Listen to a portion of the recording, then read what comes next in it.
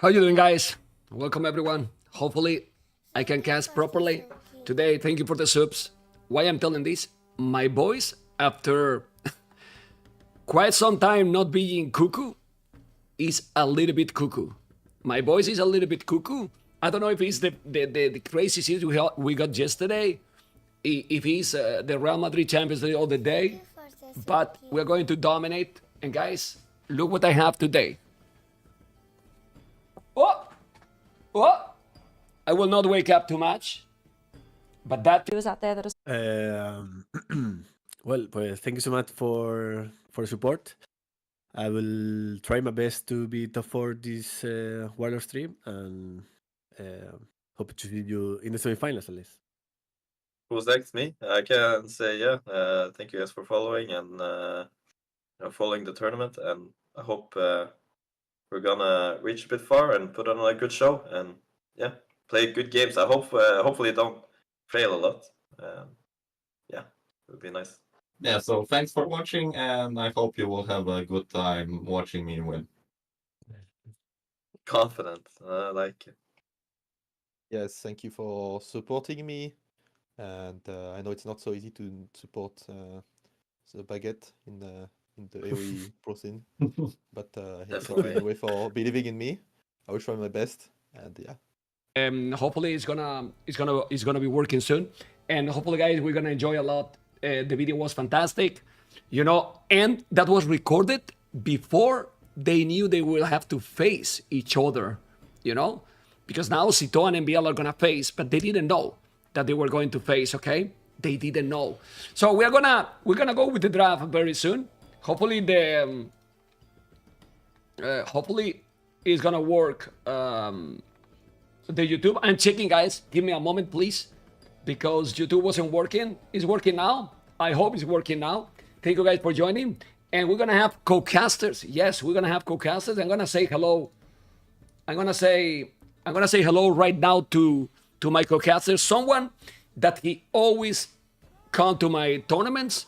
I invite him every single tournament because I think he deserves it, because he's great and because he's part of the community.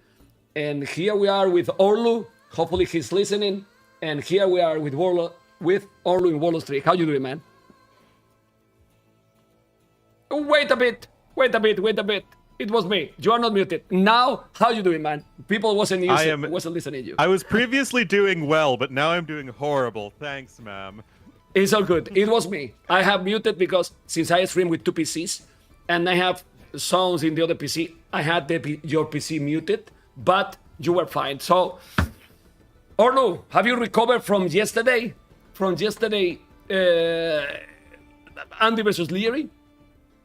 Oh yeah, that was a lot of fun. It was a little sad at the end with the Blight Cav Janissary all in, but you know what? Leary made it happen. He won Arena, moved on. Feels good, man. You think that should be another strategy in the last game? What strategies you have done, Andy, to counter that all in from Leary? I was looking for something because I have never seen it not work from the Turks player. It's just you get the map control and then it's just so tough to make something happen. But I mean, the only way that I can imagine it working is a faster Imperial Age, but that's tough. Okay, don't worry, guys. It's the first time that we're co-casting. Remember that everyone has their own and different microphones. And now your volume is perfect because I have increased you on Discord. Fantastic. And now we're going to go for the series that we're going to cast. It can be one of the most, let's say, unpredictable. Or like, who is the favorite here? That's a good question. They both went through in the first qualifier. They both looked pretty strong doing it. Sitaux did almost lose to TaToH, but TaToH can sometimes put on really stellar performances.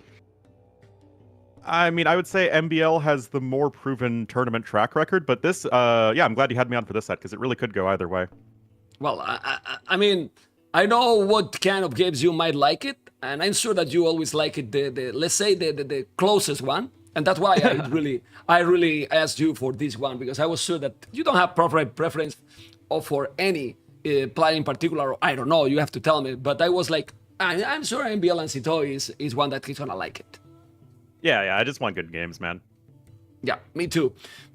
Well, they can start the draft when they want, and hopefully they are going to start in a moment because they are eating, they are having fun, they are talking. Do you think they are going to smile as much in few minutes?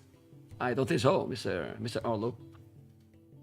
Drafts are serious business. Can't be smiling around for it. You can't be having fun. Gaming isn't about having fun. Come on. Nah, it's to kill.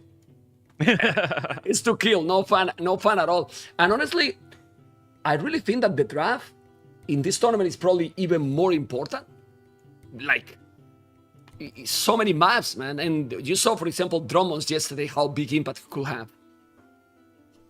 Oh yeah, it is. That chip is insane, especially for Byzantines because they have that fast Imperial Age option. And it's just you get the Drummonds out right away without needing to research chemistry or a separate technology.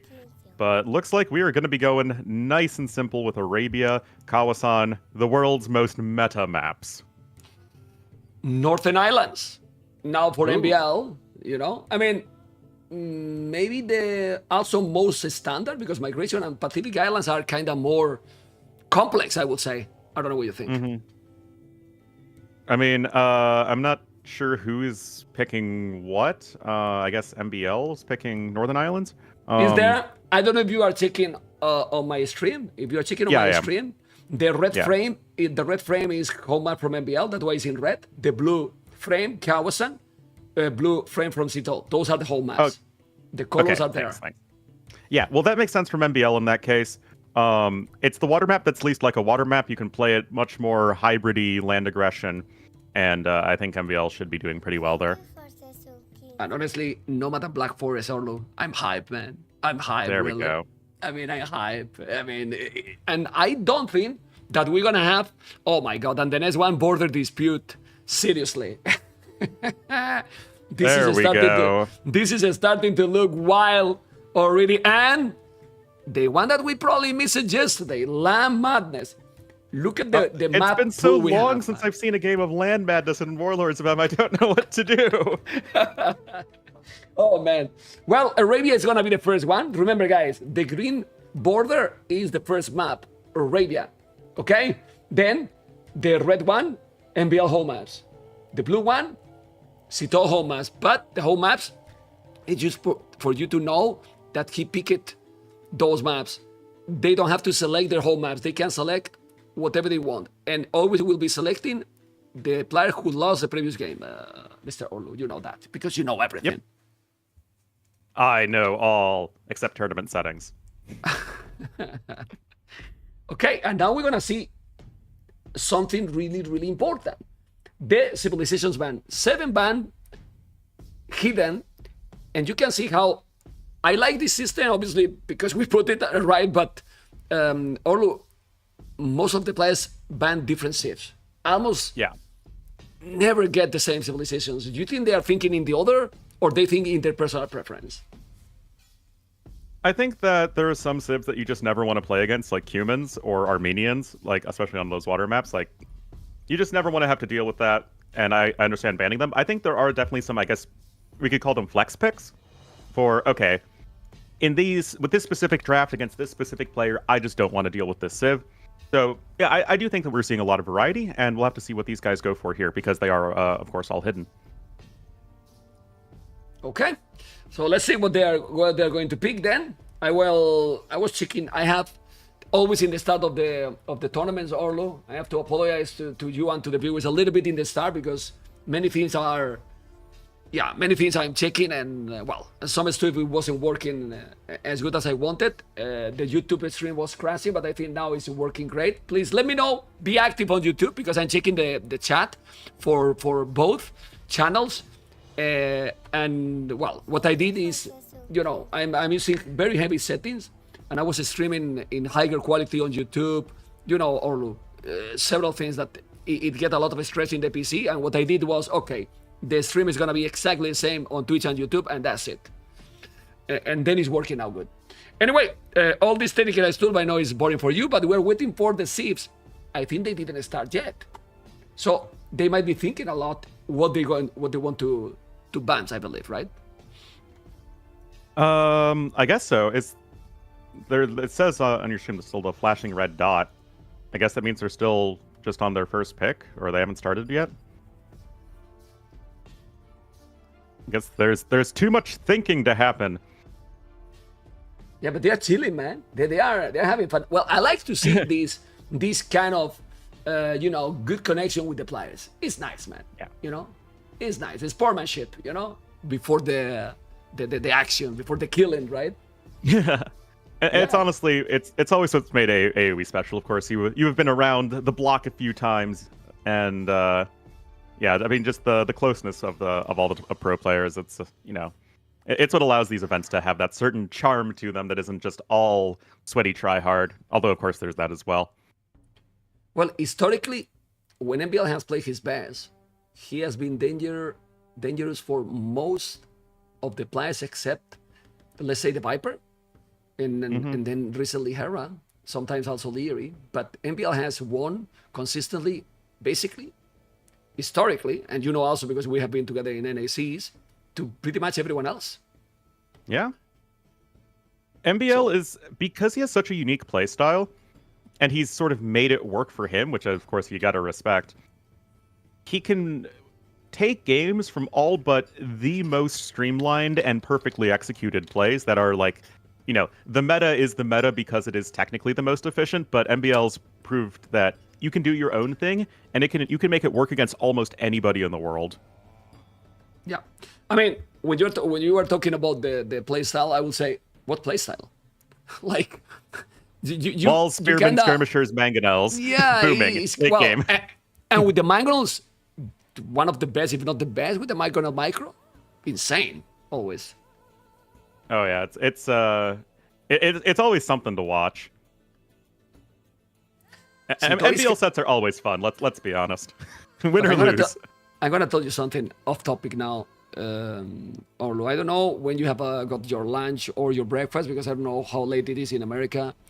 I eat a few hours ago, and Sitaux don't stop eating, and I'm gonna be here for 6-7 hours. I don't like this.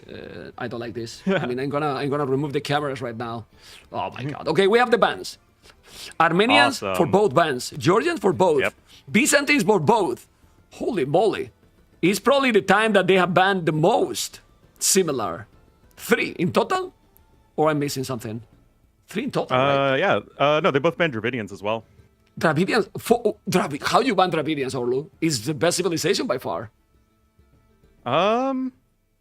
Yeah, I guess it's for Northern Isles. I don't know where else. I mean, maybe Border Dispute. They are pretty good in like the early aggressive Trash War stuff. But yeah, this is, I think, the most similar set of bans we've seen so far. We have, let's see, a Franks and Magyars ban for Sitaux. So he just doesn't want to deal with the meta land madness civs, which is pretty interesting. And then MbL banning Spanish and Malay, both, of course, very strong civs on Nomad. So you can see that they're definitely targeting specific maps here. Yeah. And now let's see the two global picks. But look at this. Different completely. MbL, Vikings, and Portuguese.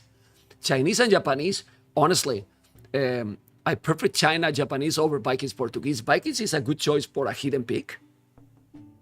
For a hidden. Remember that you can still pick later. But for a hidden one, Vikings? I don't know. In this meta, without Thumb Ring, SMH. Yeah, but I see Vikings for Northern Islands. Play Vikings. For Northern Islands. I guess Northern Islands, but it feels like there's a slew of better civs. I mean, if you wanted to go with like the pure water map civ, like Vikings, you would have picked Pacific Islands or Migration. Yeah. Well, I don't know if you guys that you were talking about the nationalities. Yesterday, during the stream, we didn't have the flags in the draft. Why? Because I forgot. Because I have millions of things to do it. And I have just noticed before today, because my graphic editor told me, ma'am, you forgot to put the flags. And I said, and you are right. Nobody noticed. But now we have here the flags. La Baguette, Sitaux, and MbL from Norway. And now we have Persians and Lithuanians, Malians, Koreans. I see some clear civilizations here. I don't know what you think. Persians for probably Kawasan. And Lithuanians, Korea for Nomad. Yeah, could be Nomad also. Persians. Go on, Malians I like a lot on Nomad as well. I mean, we have a lot of hybridy maps. We have Nomad, we have Kawasan, and Border Dispute. Kind of, you can pick your hybrid civs like a Japanese or Lithuanian, Dravidian. So there's definitely a lot of flexibility there. Gurjaras for MbL, not something we see as often, but I think with Land Madness in the pool, it's and with Franks and Magyars banned, it seems like a pretty reasonable bet. Okay. And for Black Forest, what civilization we can see? Because for now, we don't see yet any Black Forest civ, right? Well, Korea could be Black Forest, now that I'm thinking.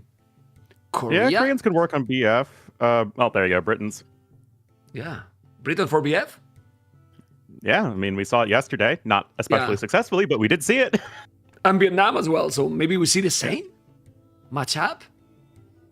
But I don't know if you remember the old meta MbF with Aztecs, Celts, siege on civilizations, and now they pick Britons and Vietnam in Black Forest.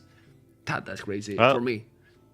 The meta Nice. is obviously just so much more aggressive, and onager cuts and walling nerfs and all that stuff definitely leads to more aggressive BF gameplay. You also have a BF script that's pretty open for your tournament, so that also matters. Yeah, a bit more open than what is the standard, but still, it is a gap. I mean, you need to wall a little bit more, but you can wall it. MbL can wall anything if he believes hard enough. Yeah. Oh, Bohemians could be for VF 100%. It could be Celts. Woo! Okay. And Turks. Okay. Okay. Now this is There we and go. Sicilians. Oh man. I mean, this is There gonna we be. go. This is starting to be some wild meta. You know that we might see here some several nice stuff here. I'm starting to get hype. How you feel, Mr. Orlu? Come on, because it's not that early, right? What time is it? It's 10:18, so it's Come fine. on, perfect time for you, man. Oh yeah. No, Previous this tournament? is Previous tournaments, I invite you and you tell me maybe it's 7 a.m., 8 a.m., you know. Now we are starting in a nice time because previous tournaments, guys, we were doing, remember, also you know, Orlu, 4 series per day. And now this time, only 2 series per day. A lot smoother to cast, right? absolutely, and it's just as a streamer, because obviously I'm casting the whole tournament as well. Nice. It's good so you can sort of be at your best throughout the entire tournament, and you're not like 10-hour day, 10-hour day, 10-hour day, 10-hour day. Yeah, because actually, what we saw yesterday, it was a very long stream for what it should be. Because the first series was crazy long, really long. Guys, if you miss it, you should watch it. You should go and watch it because Andy versus Leary. You know what? I was telling today to my team that maybe we saw the best series or one of the best series of the tournament already. It's definitely possible that that enclosed game definitely is going to live on in the memory of this tournament overall. It's definitely one of the games of the entire event. Yeah, but not only that. I mean, then the crazy castles battle in Socotra. I'm not going to say why it's going to live on because Faderia's. But, it's definitely memorable. Yeah, but till get there, so much micro involved there because it was looking that Andy was going to get the 3-0 there, and that was wild, really, really wild. Anyway, they're hosting already the lobby. We are getting super hype. I mean, I'm hype already. Right. And I guess Mem is busy doing stuff right now, guys, so I'm sure that we'll be getting into the game soon enough. Got the matches here today. TaToH and Hearttt will be after this. I'm here. And I'm here. should be a lot of fun. Don't know who Mem's going to have on for that. You didn't hear me? Okay, I think you didn't hear me. There you are. Okay. Yeah, there's some problem with the... One moment. Hello? Yeah. Up. No, you didn't hear me, but people hear me in the stream. There's some problem. I do not hear you. Yeah. One moment. Yeah, I know that you hear me. It's just Orlu. One moment. Oh, okay. There we are. I hear you now. Orlu, it's just some problem with the microphone. One moment. You hear me now? No. Okay, I'm gonna make a change. Maybe? Wait Maybe? a moment. Tell him to wait a bit. He's reading the chat, guys. I'm gonna make a change. Nah, the screen didn't freeze. Thank you for the subscription. Okay. Let me just see. Do you hear me now? I do hear you now, and you sound lovely. Now I sound better because I have changed the microphone for you because, I had some problem in the other microphone and I switched the microphone for you. But I was listening to you all the time. You didn't listen to me. Okay, now you might listen me better.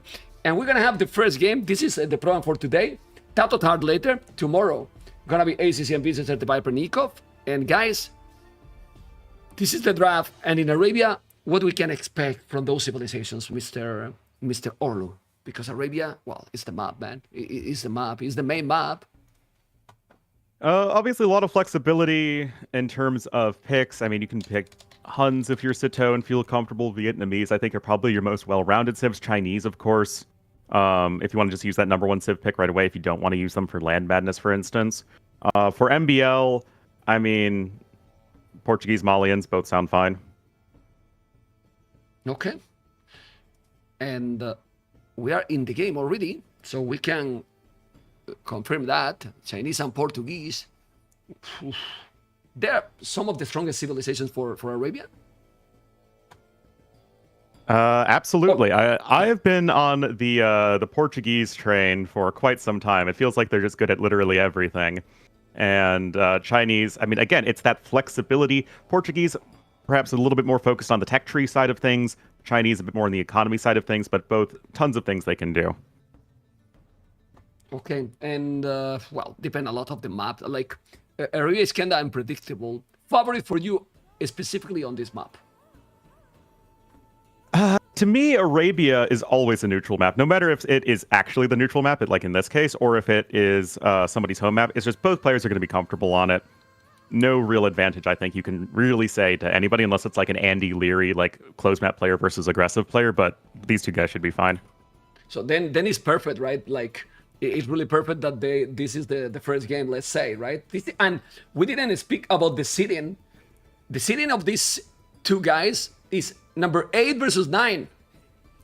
8 versus 9. So this is why we can say, like, how close this can be, right? That's amazing. And then if you're checking the stream, Orlo, and you are checking, we have a small surprise for the start, something new that we are integrating in the start. And this is going to give you some information. You're going to like it. And it's going to speak a little bit who probably can be the favorite here in this series. It's not really, the most important, but you're going to know in a moment what I mean. Guys, we are starting with game number 1. And you can notice how they focus. MbL as a red, Sitaux as a blue, in the south Portuguese MbL, in the north Chinese blue Sitaux. And well, we can analyze everything here and the maps, but this is the time that they have encounter in all time. MbL won 2 cities to 1 to Sitaux. As I told you, Orlo, he looks strong, man. He really looks strong against most of the players. Yeah, but KOTD was, it feels like a while ago, so these guys really haven't been meeting a ton in tournaments recently. So this could be, I think, a pretty interesting point for either of their careers, as they both did have to come through the qualifiers naturally, and we'll have to see how deep they can run in the tournament. Because it's like, if the day is right, if the settings are right, I think either of these guys can make a top 4 finish. Okay, and what about the maps? For example, Sitaux map, Mr. Orlo. Let's see, Sitaux's map. Stone in the back is fine. You got wood lines in the back. That's all fine. Forward gold on a hill and forward forage bushes are pretty ugly, though. Especially as Chinese, you don't want to have forage bushes interrupted as possible. But I mean, it's an Arabia map. It's fine. Yeah. MbL map. Oh my God! It takes the berries. Yeah, it's a map perfect for what he's doing already, man. Look at the map he has with the berries forward, but goal at the back, stone at the back. Not so complicated to wall. Yeah, that is a good MbL map right here. He's already walling, 15 pop. He's sending out the villager to go build some palisades. Even though you're against Chinese, the civ that is probably least likely to do any sort of early aggression. Yeah. But you know what? I love it. I love walling. You are a waller boy. You love arena, so you have to love the walls. Thank you guys for the support. Thank you for the gifts. Remember also that, well, support is going to be as well for the prize. And, we're going to make the tournament be absolutely amazing. In a best of 7, how important you think can be the first game for the confidence of the players? With some players, I would say it matters more than others. But this is Arabia game number 1. These guys are both tournament veterans. I think they're just going to play it like any other game in this set. Okay. Not going to be that important, but MbL, man. This is what we don't know about MbL. I mean, MbL is walling like crazy. And then there is sometimes that he just doesn't wall at all anything. I never know why the players just decide for going that way or another. Because sometimes I've seen MbL going with the maps that are a lot more open than this, and then he's not walling. This one is easy to wall. Like, you don't need to wall that early. You can wall later with army. But now, he seems to be going for a fast cast. What do you think? Well, we're going to be... Nope, 22 pop up here by the looks of things. MbL doesn't usually fast castle. Usually it's something much safer than that.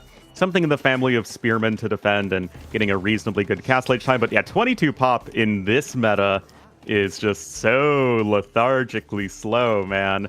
But you know what? You need to go up a little bit later if you're spending this much villager time walling early on. Sitaux, for his part, has a very strong start, 7 seconds idle TC time. With Chinese, the auto drop-off feature that was added, the extra pop space in your town centers, it just leads Chinese here to have such streamlined gameplay. Yeah, well, it helps a lot for sure. We have seen even some players with 0 idle TC, but definitely 7 is very solid. You still have the advantage having the 3 villages extra with China, and with the 7 seconds, well, you're gonna keep them. And now it's stable, or if you see all the walls, it's still going stable for the mobility. So, do you think he's gonna go aggressive, Sitaux, or seeing these walls, he's gonna say, okay, I'm gonna go use a little bit of army and see what MbL is going to do? I think that Sitaux especially isn't really the type of guy to go super heavy aggression forward. I mean, he definitely can go for the very hamster-like uptimes, you know, fast builds, quick archers, scouts, applying pressure like that, but not in terms of like forward buildings and towers and all of those sorts of plays. I would say that Sitaux can just chill and probably get a very good castle age time and have the confidence knowing that his eco is going to be a lot better than his opponents. And watching this game, you understand also why we put Arabia in the semi-open category? I mean, yeah, Arabia is, in my mind, Arabia is the quintessential semi-open map. It is, You right? play it not because it's the most aggressive map, but because it has the most variety. Yeah. Yeah, I mean, we were thinking a lot about that. I think we put Arabia on the open category in Warlords 1, and we thought that that was not right.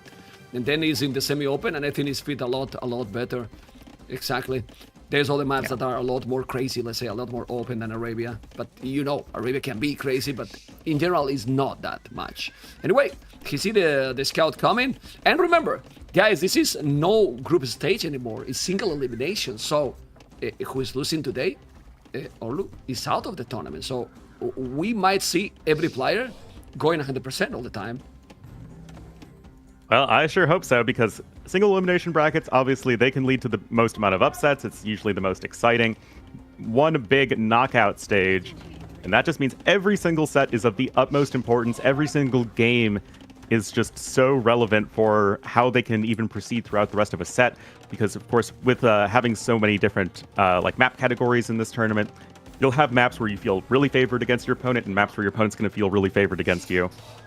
Okay, we see now a first scout that is about to be dead, not really, but well, he's almost dead. He took so much HP, he's doing the archery range, while MbL is farming a lot. He's trying to take the palisade down, but I'm gonna focus on the goal. And, well, one villager fighting against the 2 spearmen. He's gonna have the archers there. The good thing here, Orlu, right, that even if you are not walled, China economy is just brutal. It's amazing. He should save that villager. So, he shouldn't be in a problem, Sitaux, right? I doubt it. He's got 1 archer out. He's going to have more on the way. As in traditional MbL fashion, all he has are some spearmen right here. He's going to be more focused on getting up to the castle age, so just a couple archers coming out. Yeah, it's a little bit annoying for your economy, but Sitaux is a casual 300 resources collected ahead of his opponent so far, so he is doing just fine. Yeah, I mean, we forgot to mention that we say about all these walls, because when you are walling with 3 villages, it's 3 villages that you are not using, and your opponent has also 2, 3 villages more because of China. So it's time that you are having idle. Yeah, not idle in the sense of your TC, but just villagers not working, not growing your economy. Exactly. Not working. Loom just not coming in for MbL. Oh, man, I didn't even realize he skipped Loom. Oh, my goodness. That's the meta we live in, man. Who needs Loom on Arabia? That's crazy, really. That's really crazy. Well, usually most of the times in Arabia, when the players going for this approach, the big battles is gonna happen in Castle Age, right? Or is to happen in Castle Age. Oh, I like how you went from like peak confidence, like, yeah, the big battles happen in Castle Age too. Well, maybe the big battles are happening in Castle Age. No, you never know with how passive these guys can be. I'm telling this actually because look at Sitaux army, and he's investing on fletching that maybe I didn't expect. So I didn't mean that maybe it's not happening in Castle. Maybe it's happening now, because if you do fletching, maybe you're gonna try to break the palisade and go in. I think this is what he's trying, Sitaux, and I don't know if it's the right decision, to be honest. I don't love this from Sitaux. I mean, MbL has shown that he is all ready to set up defensively. I don't think you're ever going to see MbL going like really greedy up to Castle Age. It's not like we're watching Viper or Hera, who might try and get away with that. No, MbL is just going to play safe and passive and just try and absorb all of the pressure that's being thrown at him. And Sitaux is just playing a very, I would say, meta-oriented game. You start with going scouts, you mix in archers later on, you sort of get to that ideal feudal age army composition, and then trying to take things from there. But this is still a lot of investment relative to what MbL's doing, and he's going to get a much faster Castle Age time. Well, and that's normal, because Sitaux is doing a lot more army, and that also have fletching. And if you have China, look at now resources collected. It's getting closer now for MbL, and MbL is on the way to Castle Age. For now, without a stable, all these skirmishers, Sitaux is gonna do the market, and maybe he's gonna use it to go up, but it's gonna be slower for at least Orlu a minute. Yes, somewhere thereabouts. Now, it's again, you're Chinese, it's not the end of the world, and at the very least, you are developing a good army composition, whereas MbL isn't really, just a bunch of skirmishers, can't really use those to attack too well. But, I mean, we could see MbL just add 2 TCs as soon as he hits Castle Age, but the skirmishers are going to pop right out of the base. Sitaux not prepared for that, and that's going to be a lot of dead units. Okay, and this is, as you say, well, all the units killed for MbL was in that move, and now Sitaux is up. But as we were talking, it's not a minute, it's a minute and almost 20 seconds. Obviously, this army is not the strongest army, but is MbL gonna go forward? Or is he gonna do something else? I see 2 villages going forward. No. Oh, man. Mangon is coming. Mauling. It's a very, I would say, obvious that Portuguese, a civ known for their gold discount, MbL using 0 gold units whatsoever, just go forward with the skirmishers and spearmen. And you know what? This timing, it is going to be pretty darn strong. Siege Workshop can come forward. That's a forward gold from Sitaux, and he's going to be in a rough spot to try and defend this. It's gonna be difficult. I mean, well, he still have the stone. He could do a tower there on that gold. He got a small hill, if I'm not mistaken, in front of the gold Sitaux, so he should definitely defend that one. And the biggest problem also now is that Sitaux need to find the Siege Workshop. I'm going to go to his point of view, and he see it now. So would you make a tower there, or you think now just stables, double stables, and he's doing the tower? So the answer is already there. Yeah, this gold is way too important for Sitaux. He does have 2 other golds that are, like, you could say, relatively back in his base, but at the same time, it's not something you want to go because they're all both so open. But it's actually going to be a Scorpion first from MbL, not a Mangonel. So just more, I guess, light pressure, as he is still adding the TC behind it. Yeah, well, also because exactly what you say, he did the Tonsend, they didn't have the resources for the Mangonel. He has to wait maybe to make the Mangonel, but he's not waiting, he's doing the Scorpion. The gate is gonna be down in a moment, and now he's going Knights. He's doing the Crossbows as well. Well, we always say, Orlu, that Knights and Crossbows is probably the best composition, but here is some Siege, the skirmishes as well, but the tower is there. I don't think Sitaux will have a big problem now. What do you think? Okay. Well, Sitaux still has 4 scouts alive, which is really important for their ability to snipe the monks. We've got crossbowmen at the back. And as we were saying earlier, this is Sitaux ultimately developing a better army composition. That said, MbL, he's got Bowsaw in, he's now grabbing Elite Skirmisher, he has Bodkin. So his units will at least be pretty well upgraded, and he has the advantage. He knows his opponent made a tower, MbL has a second TC, he will just be getting further ahead going forward. It's going to be really important, the Monk conversions, as you mentioned, so let's see if he's going to be able to snipe something. Being on 1 TC for a while with China, it's okay. China is a great echo still, but MbL is getting that economy, well, it's catching up in villas, and now Will Barrow as well, so he's doing definitely really well, and being probably in his comfort zone, MbL, I think so. Absolutely. I mean, MbL, of course, known as a ladder grinder player. He just will sit there on Arabia, do the same thing over and over and over again, and just find success with it. It's why, of course, one of the reasons he's so entertaining to watch. Third TC coming down, he will just be getting even further ahead. We do have Wheelbarrow now coming in for Sitaux as well, so at least he'll be catching up in that regard, but Bowsaw is quite nice. And if you're playing Chinese versus Portuguese, and Chinese don't have a big eco advantage, Portuguese just have the better units. Yeah. Also, we have to remind the viewers that the format is the player with the higher seed, in this case Sitaux, pick the category for the first game, and then the lower seed pick the map. So Sitaux knew 100% that MbL was going to pick the Arabia, and he feel confident with that. But right now, I love it MbL position here. I don't know what you think. I think he's now with a very, very big advantage. Yeah, I mean, Sitaux needs to make something happen. He does have the Siege Workshop, but it's at his base. Which, yeah, it can defend against MbL's pressure, but MbL isn't really applying pressure. He just sent the 2 vills forward, he built the Siege Workshop and Monastery, and then he just went right back home. And now Sitaux is stuck with this army that, although pretty good, isn't exactly in a position to do a lot of damage. Well, he need a Mangonel comment, but the Mangonel, as you mentioned, is with the Siege Workshop that is at the back, so he need to put in top of that, kill that. Oh, the monks! He didn't use them! Well, he's gonna clean everything now. If he attack, okay? He clean everything now without the monks. That was a disaster move by MbL. I don't know what you think, Olu. Yeah, I think Oh losing my 2 monks God. for free at this point is bad. That is definitely a thing. Crossbowner there to help easily pick off the spearmen. That just leaves these leftover cav units. Beautifully executed engagement from Sitaux. This is exactly what we expect from him as a player. Excellent execution and unit control and choosing when to take engagements. And that is a great fight for him. Yes, but he still hasn't really dealt a damage to MbL's eco. MbL still with monks and skirms at home. He can still be okay. Yeah, but just look what the Sitaux is doing. He see it, and that's why he's doing a second Siege Workshop forward. So now he has Chambered in Armor, Bozo, and going all 1 TC in. Sitaux is not gonna feel bad with China. He can add TCs later, and if he's taking now some villages, oh boy. I mean, it's gonna be difficult to take villages. That is 2 town centers, but the army now for Sitaux is just much better. Yeah, we're looking at 2.1k army value to 660. That is a huge advantage here for our French player, Sitaux. Sniping the siege units, just dancing around the TCs that have Bodkin, by the way. He is just unconcerned, and I just love the recognition from Sitaux. You can't just play from behind at this point. You can't just add your own TCs and expect to have success. MbL will just be too far ahead of you.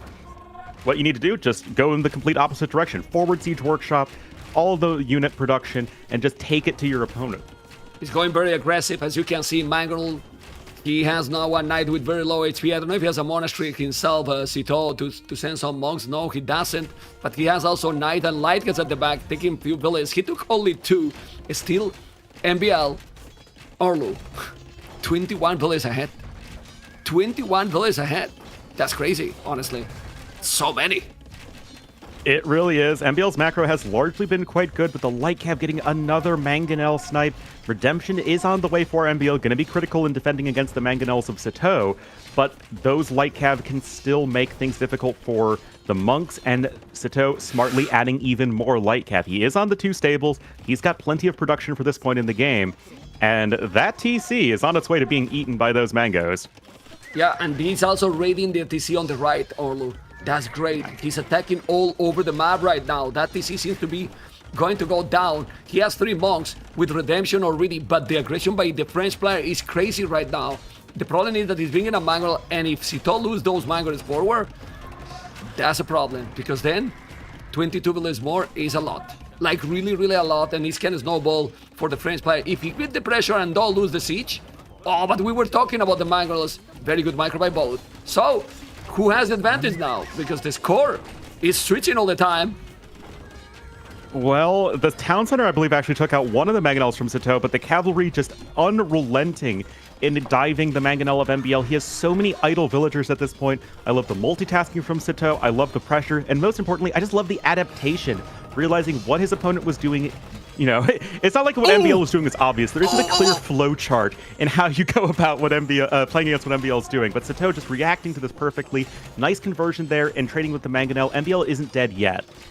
Yeah, he's definitely not dead yet. I mean, he is still having more and more villages different. It's true that many of them are not working or idle, but population, with all this aggression, 21 population more, and now MbL can drop a castle at home. And he's gonna drop a castle on that TC, I believe. There you go. Oh, he boy. is indeed. The outpost will recognize it. I love the outpost, by the way. Can see exactly what's going on. Sitaux cannot let this happen. MbL is way too far ahead economically. Good quick walls there. It's amazing quick walls. But now, how you make that castle? Well, with the monks, you got redemption. You need to take those monks down. The lighters are coming. He's gonna wall again and again and again. I hate it. I hate these quick wallers. Orlu. Oh, the quick walls are killing the players of the game. Oh my goodness. The monks can jump into the TC. There's a conversion over on one of the mangonels. Oh my it god. even gets another one. MbL is going to make this work, guys. That castle's going to go up. The monk TC quick wall defense was sufficient. He just adds a fourth TC because why the heck not? Although, you remember what I told you about the crazy aggression in Castle Age? It was a crazy aggression in Castle Age. He take 11 billions to MbL. He has 50 kills, 38, but it's still 96 billions Sitaux, 64 only. Now he has 3 TCs, but just made it now, the 3 tone center. He still have Sitaux chances if he move now his aggression to the right side. Yeah, I mean, there are still angles that you can attack, right? It's Arabia. It's still fundamentally an open map, especially as the game develops. You can attack at either the right or left side. More quick walls are coming in. Looks like the knight is about to be converted. The knight's showing some fine DE pathfinding. They're just derping around back and forth, but still, at the end of the day, MbL will be losing villagers, and as you said, Sitaux's on 3 TCs. So long as he's getting some value, whether that be villager kills, ideally, or at least idle time, he can make this work. Yeah, but he needs to keep attacking. Getting those monks is crucial. Now he's gonna have the organ guns there, which, honestly, if you have siege, it's okay, but you need to save your mangonels. If MbL is taking mangonels, and he didn't this time, okay. This is exactly what Sitaux need. Those trade and the value. If he keep attacking all the time, he will catch up. Well, maybe, but check MbL resources. How is this even possible? How is this even possible, Orlu, that he's gonna go up to Imperial in a moment?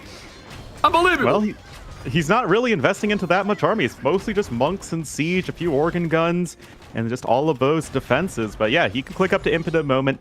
That said, I'm not really sure what Imp gives you. I guess block printing for the monks would be the biggest thing.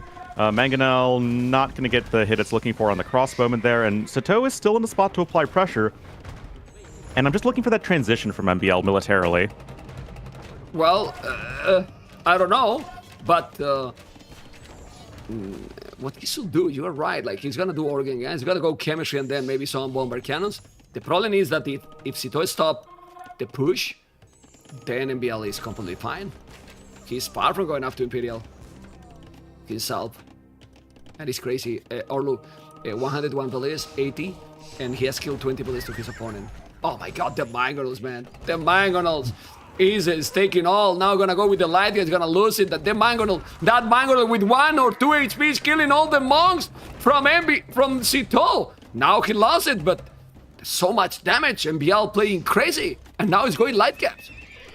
He's doing or cavalry. Well, doesn't have the resources, but stables from MbL. What the hell? As we've seen multiple times in this tournament already, organ guns can be a crazy good unit, especially if they have a meat shield in front of them.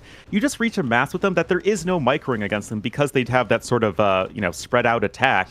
And, I mean, Sitaux, if he's not able to close the gap on the organ guns, it is going to be horrible for him. But it's actually going to be knights from MbL, which I actually like because he has a lot of gold income right now. Yeah. By the way, Orlu, Sitaux with this situation didn't make devotion when his opponent has redemption and all this army. Devotion is crucial nowadays to really nerf the monks, let's say, right? And he didn't make it. That's crazy. Yeah, that's really something you need to prioritize in this current situation. Castle coming here in the middle, though. It's just going to be so difficult to defend. Yeah, Sitaux is creeping towards clicking up to him, but he's going to be over an entire Imperial Age research time behind. Yeah, well, he's going to go up to Imperial. He's up to Imperial already, as you can see, but his opponent has already Cavaliers. And now is where the semi-open map category is more open, right? Because now you can get raided all over with the Cavaliers, Mr. Orlu, and that can be painful for our French player, as you say it. Oh, man. Yeah, I mean, the map is so open. You got some organ guns being annoying on the right side. You got a castle that's coming up on the left. MbL able to just completely crack open Sitaux's map. He just doesn't have enough units left over. His push just eventually ran out of steam. He didn't quite have the eco behind. I mean, it was close. Like, this is in a very close game, but now MbL should be absolutely on cruise control to victory. He should do it for sure. He doesn't have ballistics, so those cavaliers that are going to go through the castle might go away and not take so much damage. He went away because there was some monk, and he's gonna try to make what can be the definitive castle, because that castle is getting so close to Sitaux economy. And now, with 1 minute 30 seconds still far away from Imperial, it is a problem. It's a real problem. There's also organ guns on the right side. Cavalry is ready. Now he's not wall. And population, MbL, I don't know even how. 140 population, Sitaux 115, but the most important, timing and momentum, Olo. I hear those things are pretty important these days, as Cavalier are running amok. I would, of course, like to see plate parting armor be prioritized, just to really help those Cavalier stand up to the arrow fire. The Camel switch is incoming, and I feel like MbL, obviously, he's going to need to have something to deal with that, whether that be a pikeman switch or even some organ guns, because Camels have no pierce armor. Again, just look at the enclosed game yesterday. And, yeah, I mean, Sitaux, he can try to find a composition here, but he feels like he's just too far behind. Yeah, it's 30 villages behind. 30 villages behind right now. No army at all. 0 villages on wood. No resources. He's gonna call it. It's gonna be the first game. I don't know. Heavy camels already, but he has only 7 camels, while his opponent, 20 cavaliers right now. He's walling this area, and it's crazy how one player has been going aggressive the whole game, and the other player defending and controlling his macro is dominating the game. So his defensive gameplay most of the times success to the aggression? I'm asking you. I mean, I would say that, especially in early game in the current meta, it's so difficult to defend most of the time that you'd rather just not defend if you can help it, by which I mean attack. So normally I'd say that defender's advantage is not really much of a thing in the early game, but as we get to the later stages of the game, you just have the closer reinforcement points. You can sort of figure out exactly where your opponent's going to attack a bit more easily.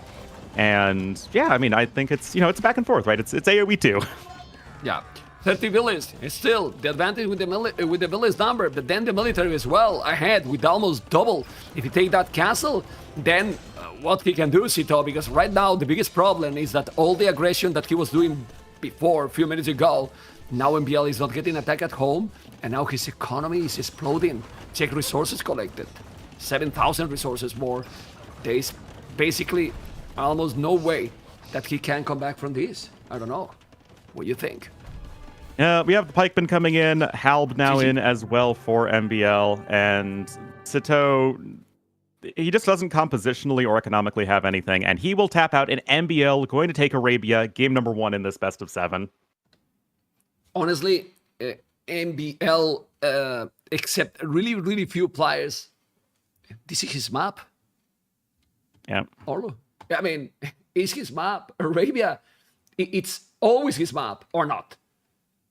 Like, I mean, MbL will play Arabia every opportunity he can, and looking incredibly good on it, doing what he needs to do. And it was still a close game, though. Like, Sitaux almost broke MbL, but MbL just a little too good with his defense. So, really compelling game number 1, and I think it sets us up well for the rest of the set.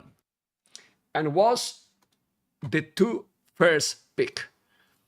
One of the 2 first pick from the player is Sitaux the first pick and MbL the second. Well, the same. He's the first pick because he's the hidden one, He's the hidden one. So we're going to start with the game number 2. That is going to be what? By the way, I will play an ad, guys, so you don't get ads in the middle of the games.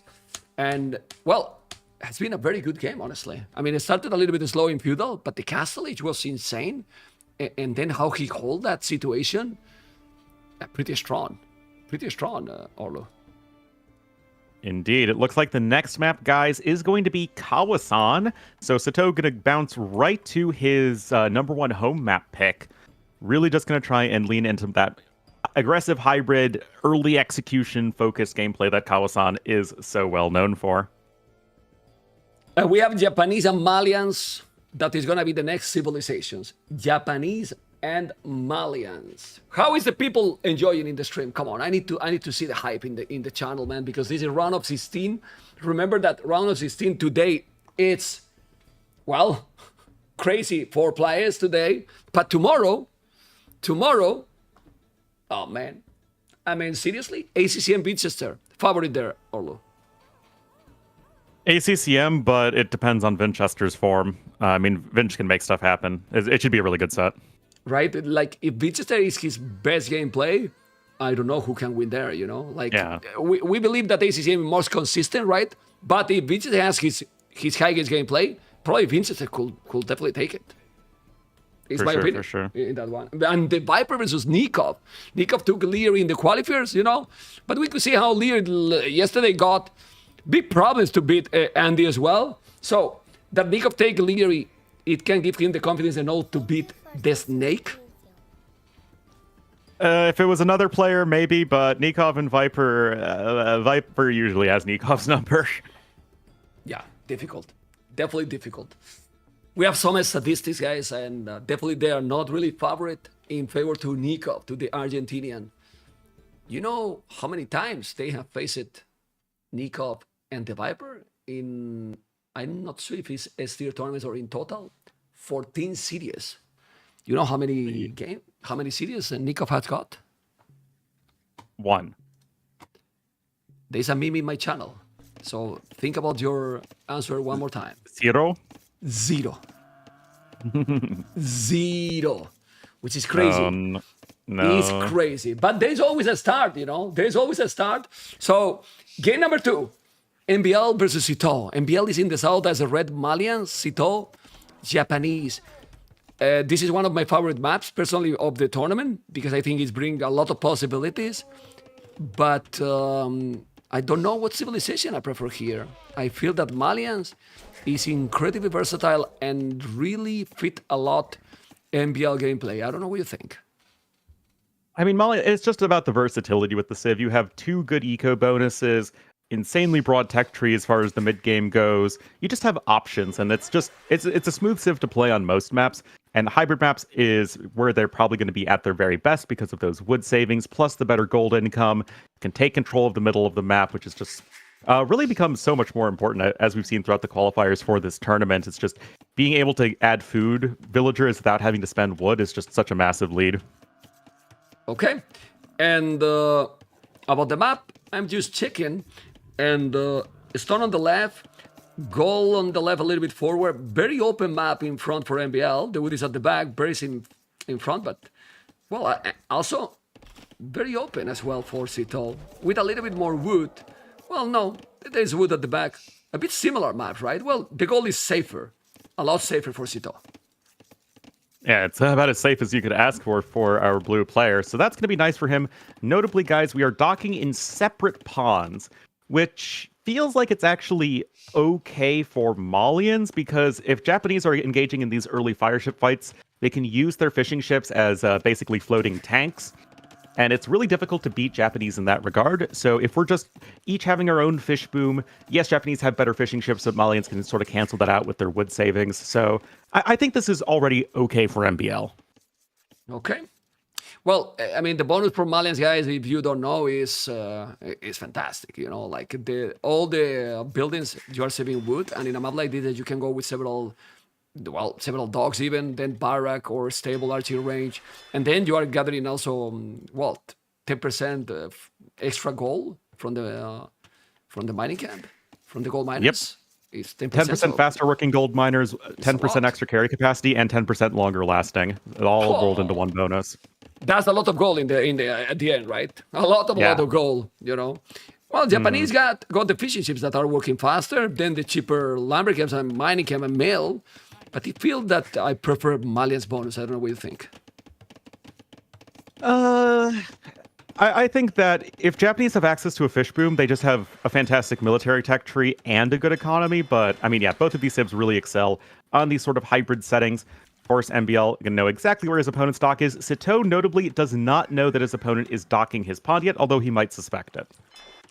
Yeah, but that's the thing. Like, to keep the bonus with Japanese, you need to keep those fishing ships alive. For MbL, all the bonus you have is just basically economy bonus that doesn't depend on any other units. It's yourself, you know, all the buildings that you're doing, the gold that you're getting. So it's a lot more risky, the economy bonus for Japan. And you can see that he's going to be up quicker, MbL, than Sitaux, and might be able to take the fish there. Yeah, we've seen so many times that how on these aggressive hybrid maps, uptime is king. TaToH, for his part, is actually going to be going with the French drush, one of the strategies he popularized himself. 2 militia on the way up to feudal age, use that to apply pressure. I don't know about you, Mem. I am always highly skeptical of these openings because you just have to get so much damage done to make up for the fact that you're going to have a bad time on water. Yeah, and just look what MbL can do. He can just wall those gold miners, right? Palace it a little bit, and there would some quick walls, and then what you do with those militias, right? Not much more. Nope, not a whole lot you can do. And this was Sitaux's #1 home map, guys, so clearly this is something he has practiced and he has planned for, but is going to have a rough time defending those fishing ships. He's going to be not able to apply any pressure to MbL's fishing ships, as MbL is still scouting the shoreline of his own pond, making sure that there is not a dock incoming. And, well, let's see what these militia can do. Well, a good reaction by MbL. He went back right away, and now he will still do some palisade. He's gonna make it, I believe. And the problem obviously for MbL is that he doesn't have any wood to make any barrack or anything, so he's still without any military building. And then if the following is archers, then MbL can be in a problem. But we know MbL. He's good with those sim cities, right? And look what he's doing on his base. A tower in the goal and one in his wood line. He's fine. Yeah, just walling right to the TC, playing as safe as possible. Notably, first fishing ship now going down for Sitaux. Just not really able to keep up in the production, only 1 dock to 2. And looks like Sitaux was able to Alcatraz that villager, keeping it safe from the enemy scout cavalry, but still, he's not applying pressure to MbL right now. Okay, he's doing now. The militias are inside. He's taking some. Oh my god. He's taking some damage with the TC. Maybe kill a villager. In the best scenario, right? Yeah. And it's not happening. It's not happening. I mean, that's what I was saying. Like, you have to get so much damage done with these guys for them to justify their cost relative to the fact that you're not going to be able to be very successful on water. And, I mean, the militia are just going to... I mean, yeah, they've caused some disruption, so it's not like they haven't done anything. But it's still not really sufficient, it feels like. Yeah, now he bring a villager to the dock, so try to repair the guy. Well, it's not repairing. He sent the villager, but now he's going to repair late, and he's going to lose all the pond. At least, Sitaux is going for the other pond, but MbL is ready, and he's going with the fire galley. Well, I like to see how MbL, that we always say, now he play only Arabia. He's playing perfect this map right now. Yeah, it's perfectly fine approach. I mean, MbL's always been pretty solid on hybrid maps. I think that just because he likes Arabia, I mean, he's still a tournament veteran. He knows how to play maps that are not called, you know, islands. So, yeah, he's going to be totally fine here. Good execution so far. I think smart strategy, good defense, really all you need at this point. Yeah, well, he still have the fishing ships alive, so that's his economy advantage for sure. He's going to be able to defend both ponds probably. In the long run, the fish movement there can be crazy. But remember that very important as well, that hill with those berries. So, let's see what is going to happen. Archie reigns now from MbL. He will need to do some skirmisher, I believe. Otherwise, those archers can do damage, but the archers are without fletching, Olu. Yeah. Well, they're going to have fletching in a second. It's at least coming in. Yeah. I think MbL actually sniped a water buffalo under Sitaux's DC, which, I mean, that's just classic MbL moves. Some quick balls coming in. Nothing really that exciting there. But yeah, I mean, it's still going to be a tough situation. MbL's actually going to be going with archers and not skirmishers, so he's just going to be behind in the archer numbers. We'll have to see how that works out for him.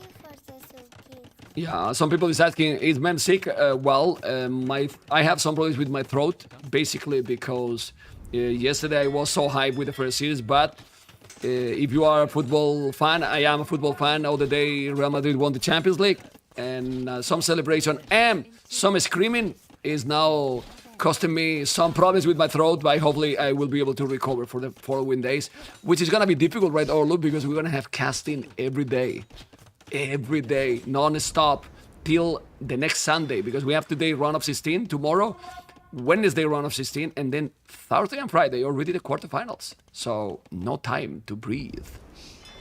Nope, it is all casting all day this week for the AoE2 streamers out there, but you guys are going to be getting tons of fantastic content, and it is just going to be a very fun event. And it has already delivered so far, and right now, MbL 5 villagers ahead of Sitaux. Yeah, he lost 1 vill on the other side at home to the archers. It's not the end of the world when you have the pawns. Yeah, well, definitely what is behind is in terms. Okay, almost killing the other, didn't take it in the north. Like, the difference here is basically the fish. Like, Village is even ahead for Sitaux. but you can see the economy, at least the resources in the bank right now. MbL is floating resources to probably go up. I don't know if he's going to be able to go up quicker than his opponent. It looks like this. He's doing now the market Sitaux with already 4 farmers while his opponent 0 farms. Yes, MbL Who has needs the advantage, farms when I you have believe. fish? Exactly. MbL has the advantage, right?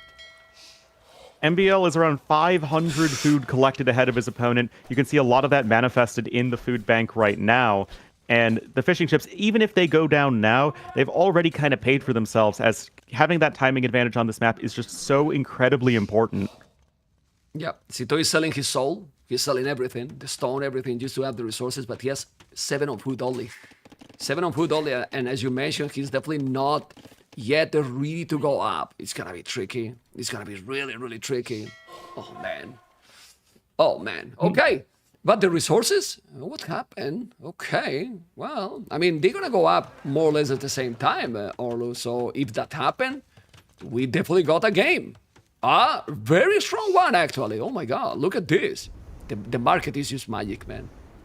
Yeah, look at the market. The market is indeed magic, but MbL lost some food income, right? Eventually, those fishing ships on the northwestern pond did go down. TaToH, with his double docks, able to make that happen. He's able to add in some fish of his own, and he actually clicks up to Castle Age faster. Both players with some market usage, but TaToH doing so first. And you know what? Once we start getting into Castle Age, oh, wait, Archer's coming in. Look at the wood, Oh, look, boy. because there the villages are going to go down, and he's taking out 3 villages down. He's moving all those, and definitely this move is changing completely the game. Population is almost the same, but now he's taking so many villages, Arnold. He took everything. Everything. Holy He moly. did Man. indeed. The archers should be able to escape for the most part from shooting down the palisade walls, and that was just so beautifully timed there from TaToH. And MbL, he had the full egg walls, as we say, in the back of his base, but he needed another wood line. He only had 1 safe, and obviously his map is not very good with wood lines, so TaToH hitting him right where he's exposed. The archers, though, running right into the skirms. Even the tiger getting in on the fun. Do you know that we have to get hyped because right now on a Monday time yet with a lot of people working, we have only my channel almost with Twitch and YouTube. Ooh, there's a good demo, a very good demo. And that's because of the viewer numbers, 4,000 viewers only in the channel on a Monday, and it's only the 2nd game. Thank you guys for joining. That means you are enjoying a lot, really, really a lot, the tournament. Hopefully you are also enjoying Orlu and everyone that is watching and tuning in, because we want that this game keep going, Orlu, forever, right? Forever, man. And it's very good when you have tournaments that we get a lot of exposure, because it means that people keep interested. Yeah, and I mean, that's the big thing, right? It's just The purpose. people are still hungry for tournaments, and I know I'm not getting bored of casting, so I don't think you are either. So No, able to not really. show our passion just for AoE2, the game, and I think it's just, you know, bringing everyone together for it. But Castle Age now in, Crossbow and Bodkin are about to be in, but not that many units. Yeah, but look at the MbL. How he recovered. It's still 59 population, 8 population more. He lost there like 7 villages, and now who's losing the villages is Sitaux. What's happening? There is a knight, okay, but not enough crossbows, as you mentioned. 20 army, a lot of army from MbL. What the hell? How is come here from nowhere, and now 11 archers to 4 archers? There's no army. This is Sitaux is not doing this siege workshop.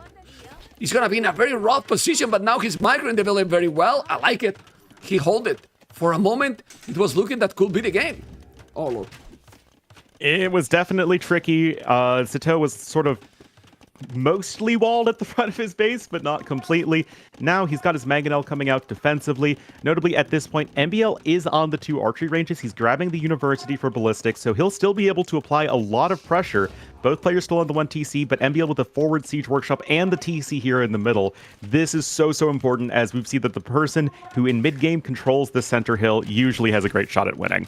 Yeah, but I'm not sure. I mean, it's good TC for sure, but he has 5 on foot. So right now, he doesn't have really food to keep production from 2 town centers. And then he did university and not gonna be able to do ballistic because he's investing in siege workshop, Mangonel, TC. So basically, he's investing in everything right now, but he doesn't have resources to get the upgrades and even to make villages. So maybe he should have done one at a time, not everything at the same time. I don't know. Let's see. But Mem, he's Malians. He's saved a lot of wood True. on all of those buildings. True, I mean, true. between the Siege Workshop, University, and TC, that's what 675 wood that you're getting 15% off of. That's probably halfway to ballistics already.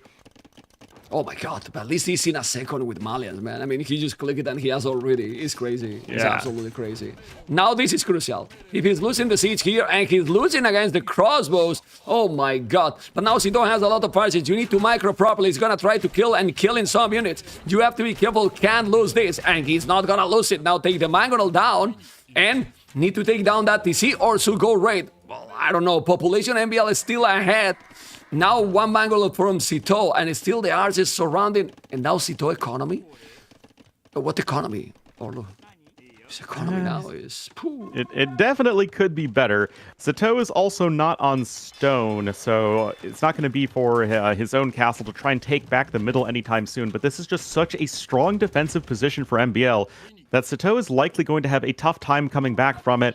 There's a mangonel about to pop out, but the ballistics to no ballistics issue is also quite prevalent here, as MbL is continuing to take good fights with a plus 13 KD advantage. Wow. Now he's trying to buy the resources to make ballistic. He's still going with archers forward, so maybe he's gonna be able to raid in the same woodline that he did a lot of damage before. He's trying, but I think MbL is spotted, and MbL is still ahead with right now 2 villages more. And that with Sitaux killing more villages than his opponent. This series, as we expected, the first 2 games very close. But with the same lead, right? MbL is special, man. Look at the tower he's doing close to the pond. That's a cute tower. You know? I like it. Yeah, but it you don't needs see to be this. like one tile further back so it's on the hill, but like it's a fun idea. Helps just protect the dock, make sure that you can go for your own fishing ships, make sure that the Japanese player just does not have access to that fish boom, because without a fish boom, Japanese in the mid game have no economy bonus. Now, Sitaux has taken the opportunity here. He knew where his opponent's archers were, so he's now going to try and take the hill. But just having these buildings in the way makes things a lot more difficult for Sitaux to actually take good engagements. Yeah, but this is not only that. I mean, well, let's see what is gonna happen. He's in the arches, but he still has a mangle at home. That tower is taking the deep fish that is there also. So he might be able to take the fish and then probably use the fish himself. Anyway, he's coming. Now going to the berries area with the mangle, with crossbows. Population, 4 villages more for MbL only. And military more, only 4 as well. So at the end, the game is still really close, and now... Man, oh, that crossbowmen, TC with the crossbows! Damn it! He's not that close anymore. That's disaster, man. Seriously, disaster.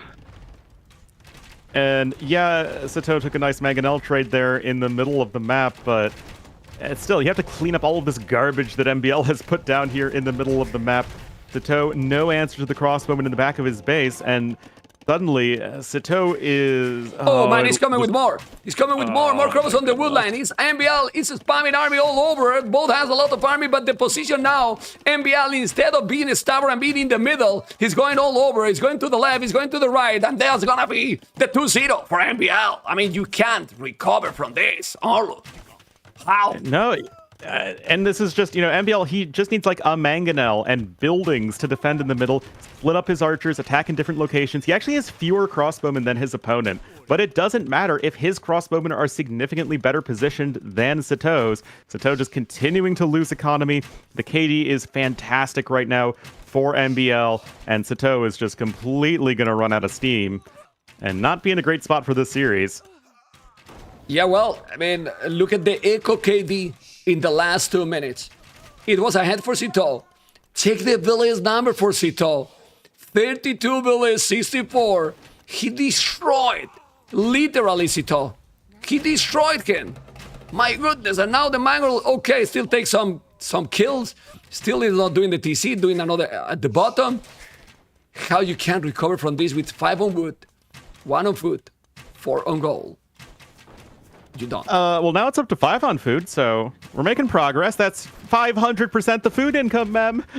Yeah, man, it's crazy. It's crazy. Well, a great move by MbL. Like, going all over with the arts. He's not going to lose some in the north.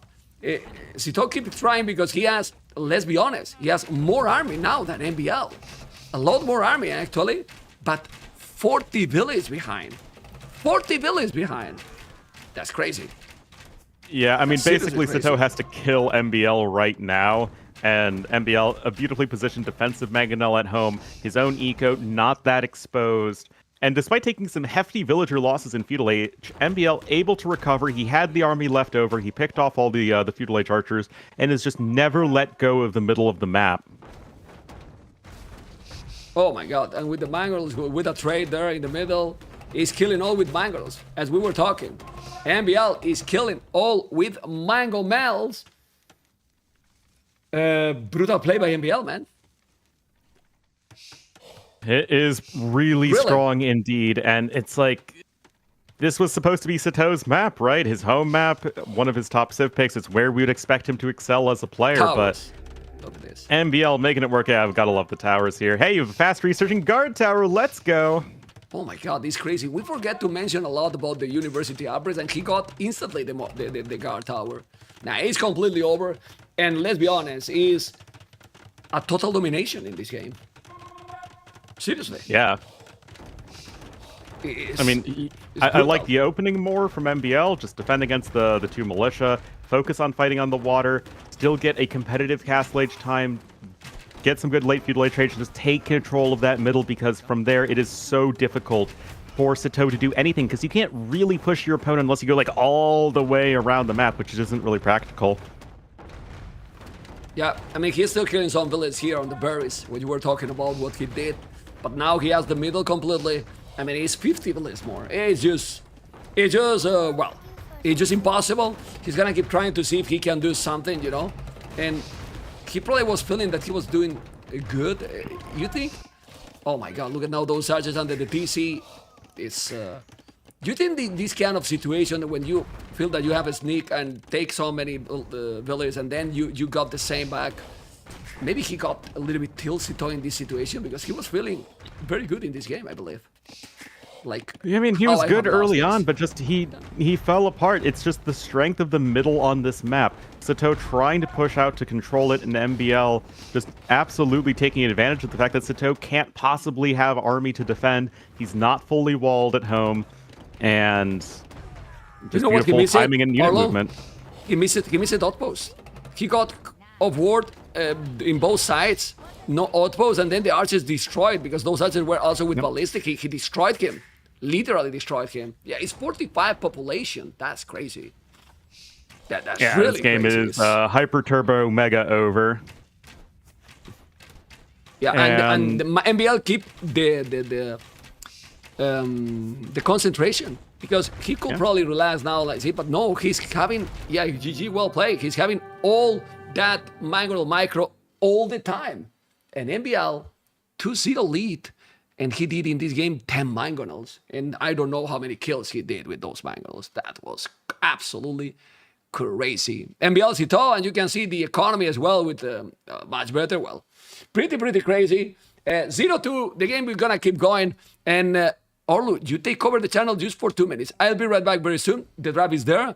They're gonna keep going with game number 3, that is going to be Northern Islands. I'll be right back very soon, Orlu. No problem. All right, Mem stream. I am in command. I am the alpha. I hope you guys are having a good time.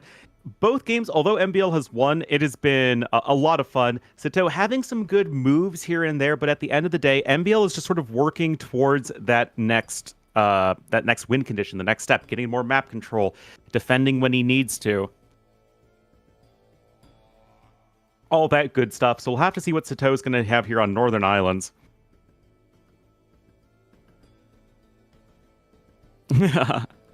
I want to see Black Forest too, man. But Northern Isles is fine. I like me some water maps here and there. Tell us about yourself. Well, I'm a caster. I've been doing it for 6.5 years now. Jeez. Yeah, I stream all the time. I have a YouTube channel. Do videos. Do a lot of campaign stuff. Tier lists. Game mechanics. Done a lot of casting in tournaments in the past. And Mem always has me on, which is always nice of him. Can I be 140? Absolutely. Still 26 years old? Yeah. Exactly.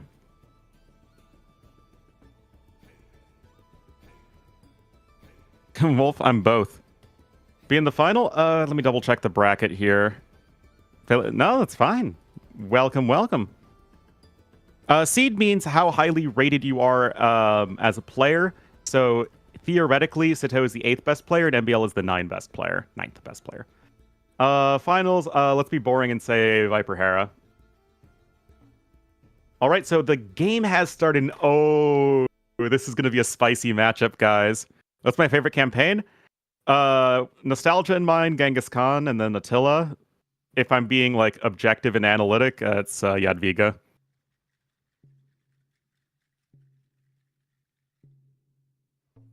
Okay, I'm back, guys. All right, man. We got ourselves a spicy matchup. What? Sicilians or Northern Islands? Sicilians. Sicilians in Northern Islands. I will be back because here we are on the screen, Orlu and me. How are you enjoying, guys, with the series? I mean, 2-0 for MbL. Did you expect, Orlu, that he was playing this solid? Because he has played the first 2 games very, very solid. I thought MbL looked to be in pretty good form in the qualifiers. He definitely, has that hunger back in him, looking to get some strong tournament results. And I think that this is sort of what I expected from MbL. Sitaux, pretty close as well. Nice little merch sellout right there. You notice, Orlu? No, I'm just thirsty, man. I want to take some water. I mean, let me just lean over here. Oh yeah. Come on. If I don't logo there in the background. let me remove it. Let me remove the camera. But if I don't bring the camera sometimes, how we sell out the merch? Exactly. It's impossible, man. It's impossible. Good stuff. No, there's water, man. There's water. You can see it's water. You see it's water. Oh. Water, not sangria. Anyway, we have boring. already the game. The game number is boring. Game number 3, guys. Sitaux MbL. And here we are. By the way, we have to remind, if you just joined the channel, what is the statistics, right, between these players?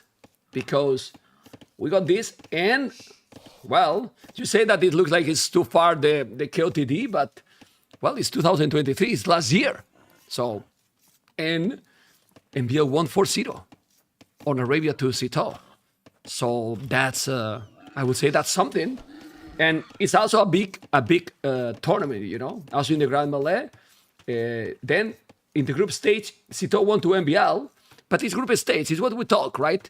Group stage, main event, completely different also mindset, right, Orlu, when you are facing those series. For sure. I mean, this is... like, they're just trying to get all the points and map wins you can. Here, you need to win the entire set. You have to sort of look at the whole as far as each individual set goes a little bit more. But, we are on Northern Islands, and we have Sicilians picked in a tournament setting. Who would have thought? Well, and you start with a transport ship, so that means that it may be a mind game. Maybe it's going to make him think, hey, I'm going to land you, and then maybe he's not doing anything and not landing at all. It can happen. What do you think? It can. Or we could have Sitaux play the most passive style in the world. Get rush crop rotation in early Imperial Age and spam Lightcap because his farms have like almost 1,000 food on it. Yeah, that's how I would play it. But what Sicilian has on the water? Are they good on water? You have everything except Elite Cannon Galleon. Well, so they're fine. They're fine, yeah, but they don't have bonus on water. You have the cheap transport ships with the extra line of sight, which is nice. Donjons are also really nice at securing water. But yeah, beyond that, nothing. Obviously, Vikings are the much more traditionally strong water civ. I mean, he should do something. He should do some wild strategy, and we are hoping for that. Honestly, we are hoping for some Donjon Raz, right? Like, I don't know, but in this map, I mean, I couldn't expect that he was doing the... He's doing the loom. He's going. He's just gonna try to go a wild strategy, but MbL defending in these kind of weird games, not the worst player defending. Not the worst. He's not going though. He got loom, but he's left with the transport ship. All it has is a scout in it, and he's just going to be going up to feudal age at a pretty quick time. He's got a back dock. Both players have back docks, but you'd expect that from Vikings who want to sit back and build up galley or longboat numbers. So I am quite perplexed as to what Sitaux has in store. No, he's gonna go forward. I mean, he's in the village already. 5. But he's going. I mean, you have to do it. I mean, against the Vikings also with better economy, cheaper dogs, then the longboats, you have to do it. I mean, and the player, the opponent is gonna probably be expecting, but still a dungeon rush can it still be very dangerous? No? I mean, I guess so. Mem, why did he land on the middle island?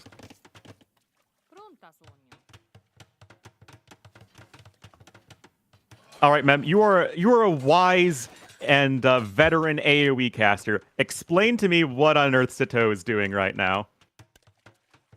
I put the camera so the people see my face right now, and that's my explanation. That's my explanation. Nothing to say, guys.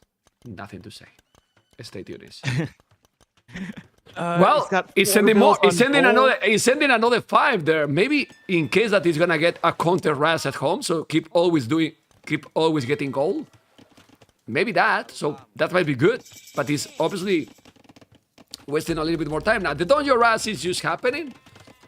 And let's see how you're gonna stop this. But I don't know if it's gonna work. But I love it, Arlo. I love it to see this kind of a strategy on Northern Ireland. Really, I really like it. I mean, it is annoying to deal with because you've got the sergeants and... Oh. No, wait! What? No stone for MbL. This is what he did, Sitaux. He explored the stone, and now MbL has no stone. Well, MbL himself could just land on his opponent's island if worst case scenario. Looks like we have a bit of a pause. Okay. Why the pause? What is Sitaux needs a moment to emotionally grapple with the fact that he sent 5 vills forward to mine gold on the center island. Sorry, go. He's living... Well, it's normal to give the living because you don't need those villages anymore there. You know? Because the sergeants are there and you can make dungeons with sergeants, so you don't need the villages there. You go home and then you don't waste economy. Only 1 village to make a dock. I like the strategy. Orlo. Yeah, you can just have the vills over on the stone. And then, as you're saying, the sergeants themselves can build more donjons. The scouts, I don't think, are actually going to be for defending against the sergeants, because scouts aren't very good against sergeants. Sergeants have lots of HP, and they've got that 2 melee armor that makes them so annoying to deal with. And of course, some forward fire ships can kill the fishing ships. The scouts are to send forward and kill at home, and kill to Sitaux at home. Because at home, he's having nothing. No barrack, no spear, no nothing. So he wants to make a counterattack. What is the best defense? A counterattack. But he's now doing a tower on the berries. And he's gonna find the gold. And if he's taking that gold, then he will have no gold and no stone. That's crazy. Oh, let's see. Yeah, something that you guys might not know is that although sergeants can build donjons, if you garrison the sergeants, they don't fire arrows. They're not Teutons with crenellation. So it's actually not that great to engage in if we're engaging in a tower war. So you're going to have to just position the donjon to be at the back of the wood line. But yeah, that's already some nice kills. Ooh, 2 kills. Yeah, because, I mean, if the dungeon was getting arrows also from the sergeant, for the dungeon, then it's OP. Like, it's unstoppable. He is really unstoppable. It's already very hard, but let's see how many scouts he go. Oh, but he sees 4 scouts. Now Sitaux needs to make a dungeon at home. And it's exactly what he's doing. I love it. And remember, you can make spearmen from donjons now. So it's not just the sergeants. Yeah. So it's a fairly flexible building, all things considered. Oh, man. This is a great strategy here. Sitaux is 4 or 5 population ahead. And now, when he get the wood... How much would it need it? 75 now? Didn't they just drop it? They just dropped it, I think, because of the tower decrease. Now it's only 35 wood. I think the donjons are 50 wood now. Okay. I don't remember exactly. Don't remember, but imagine if he's doing a dungeon there, then no gold. Also, few farmers scout at home. The scouts are now coming. He's not on the berries. He's gonna make some spear at home. Well, he doesn't have the resources. He see the scout. He should do the spearman from the dungeon. He's not doing. Population is not super ahead, and this is the water map. What happened yesterday? Did you notice? I said also to Hearttt in the second series yesterday in the 4-hour series between Andy and Leary, 0 pauses. 0 pauses. you know? Well, to be fair, I think one of the patches messed up the donjon hotkeys. So Okay. maybe that's something he has to change, because I noticed that myself when I was donjon rushing. So I actually don't blame Sitaux if his hotkeys got screwed up. Let me guess, you don't have a hotkey for a spear in your dungeon. I have. Okay? They're talking that. That's why I bring the game now to see. But Paz removed it. But Paz removed it. And Orlu is a pro, guys. He knows everything, guys. Orlu knows everything except where Scarlet is. Can you tell me where Scarlet is, Orlu? I'm trying to find Scarlet. Scarlet. You don't know who is Scarlet? I will explain you later. Anyway, the Sicilians, the Vikings. He doesn't know where Scarlet is, but that's not good, Orlu. I don't know. Are you talking about Scarlett Johansson? Finally, man. Finally, you have seen the light, Orlu. Yes, that Scarlet is what I need, you know? Yeah, yes. I'll go over and get her for you. See, look, I told you, Mem. The patch removed the donjon hotkey. But I was talking about that 2 minutes ago. I was showing in the stream as well, and you didn't listen. You ignored me. You put me on muted, guys. Always trolling me, guys. Always trolling me. But now, who is getting trolled is Sitaux, because he's getting losses village at home because he still have no spear. Why he's not doing some spear? I don't understand this. Make some spear, man. Now he's doing. But this dungeon is great. He's doing now another mining camp on the goal. Population though is Sitaux still ahead. Who has the advantage for you here? I still like Sitaux's position. He can basically surround MbL's base with donjons, and those are going to become a lot stronger the second you hit Castle Age. Excuse me. No problem. You're going to get another 250 HP on those guys, and they're going to fire an extra arrow. The sergeants themselves are going to get immediately buffed up. And yeah, I know Castle Age is a little ways off right now, but we have to imagine the game is eventually going to get there. But honestly, even before that, just go fletching right now, and even some armor now in feudal age, it can be definitive. And you remember that you cannot wall completely because this area, this area is on rocks, so you cannot wall completely. So he's gonna lose probably another village. This is the dungeons again, 5 there. That village is gonna go down. Then with fletching, he has no gold and no stone. Oh, but he took the dungeon in the other side. I can't believe it. Yeah, he didn't wall. That was really bad for Sitaux losing that dungeon. Now MbL is okay, I would say, or not, because here on the gold and the wood is doing a disaster. His fishing ships are being interrupted. There are still sergeants. Bills just cannot fight sergeants. They have 5 more HP than men-at-arms, and they have that super important 2 melee armor. And Sitaux's just going to keep on running around. Like, yeah, losing the donjon's a little annoying, but just make another one, man. You've got the sergeants. It's not idling your eco whatsoever to be building these tower equivalents. I love these strategies, man. Seriously. I really love these strategies. Come on. Okay, crazy. Anyway, here's the FTPs that you mentioned. The resources for MbL are looking good. Vikings economy. He has few farmers, wheelbarrow for free. And it's crazy because Sitaux has a lot better population right now, but MbL is about to go up. What do you think? If he's going up and drop a castle? Because look at how much stone he's mining. Yeah, man. He can do that. What the hell? He's up to castles, man, and he will drop a castle at home. I think that's the idea, but if Sitaux just walks back around and continues with more donjons, MbL might have to start investing some stone into that.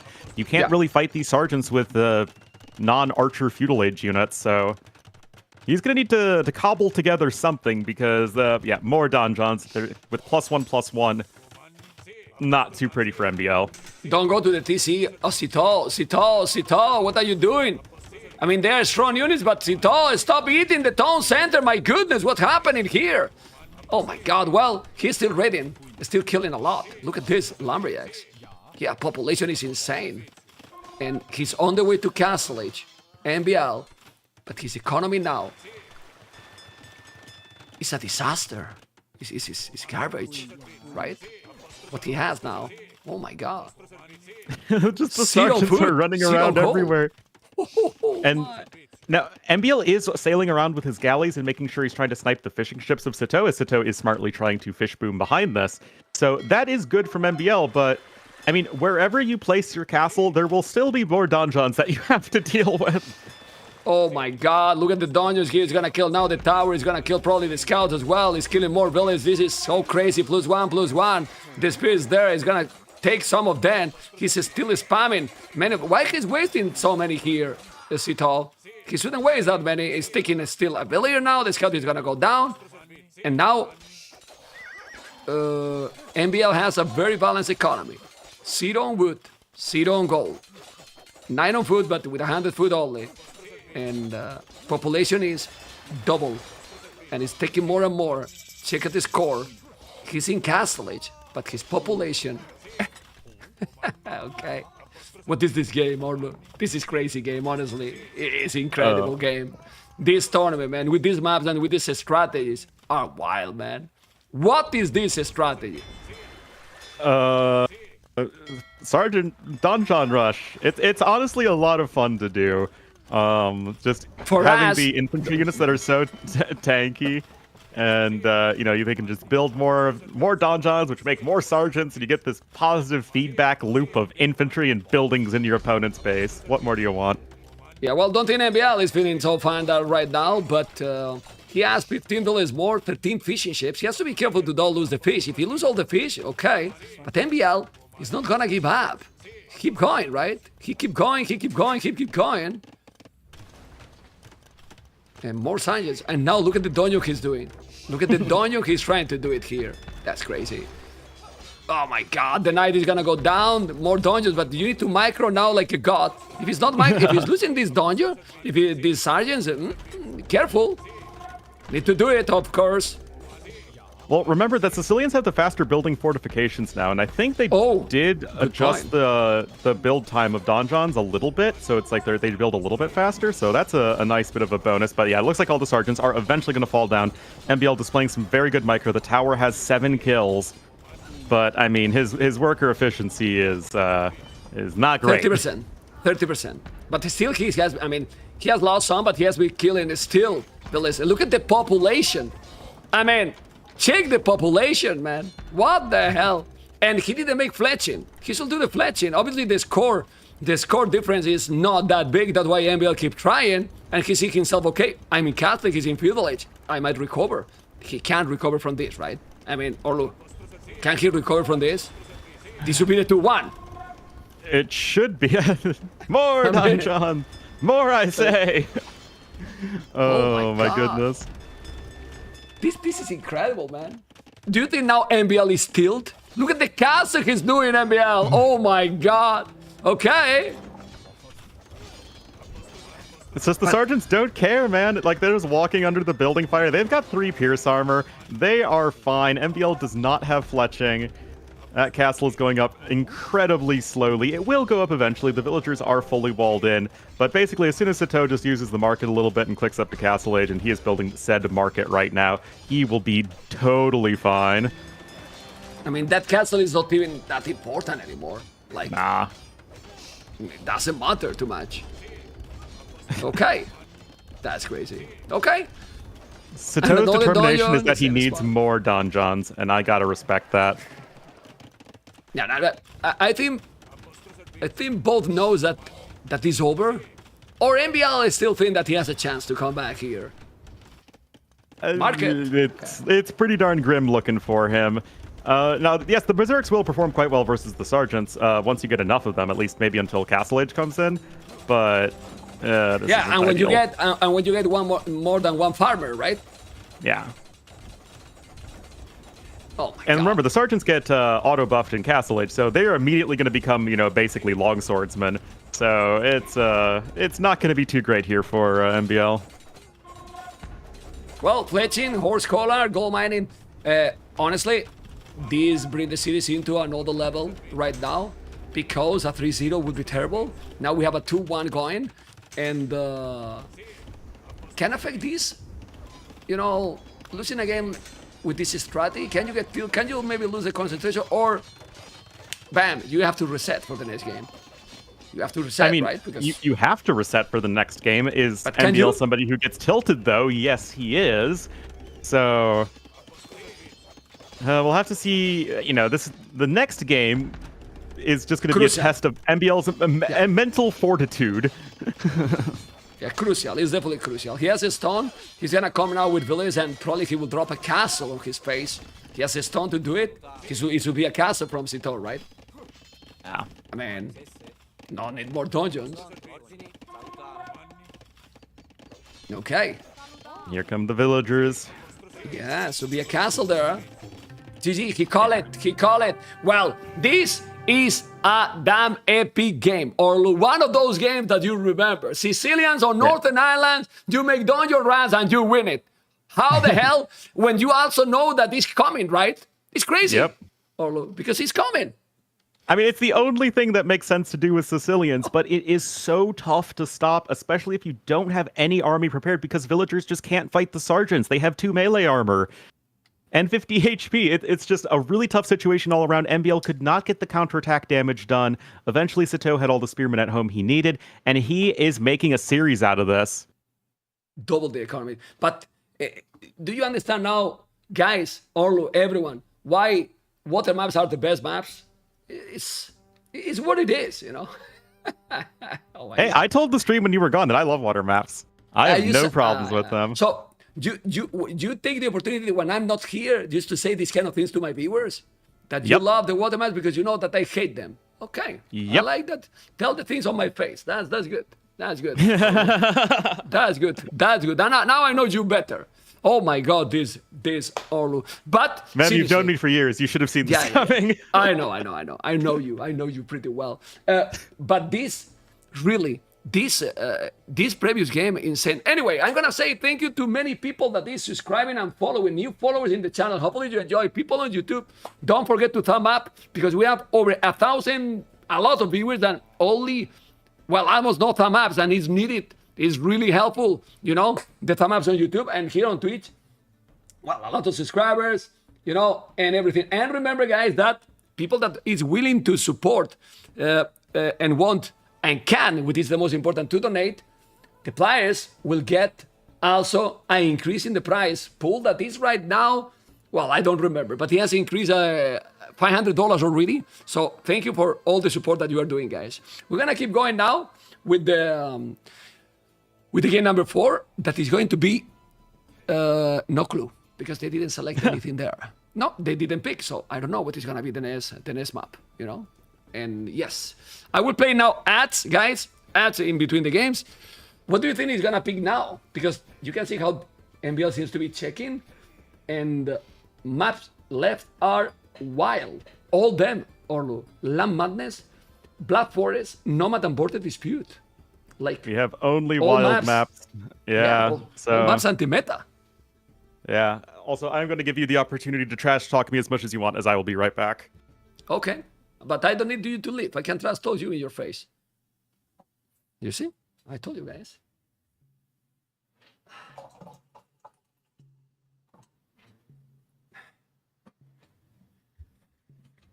Now finally I'm alone, guys. I can speak about what I want, you know.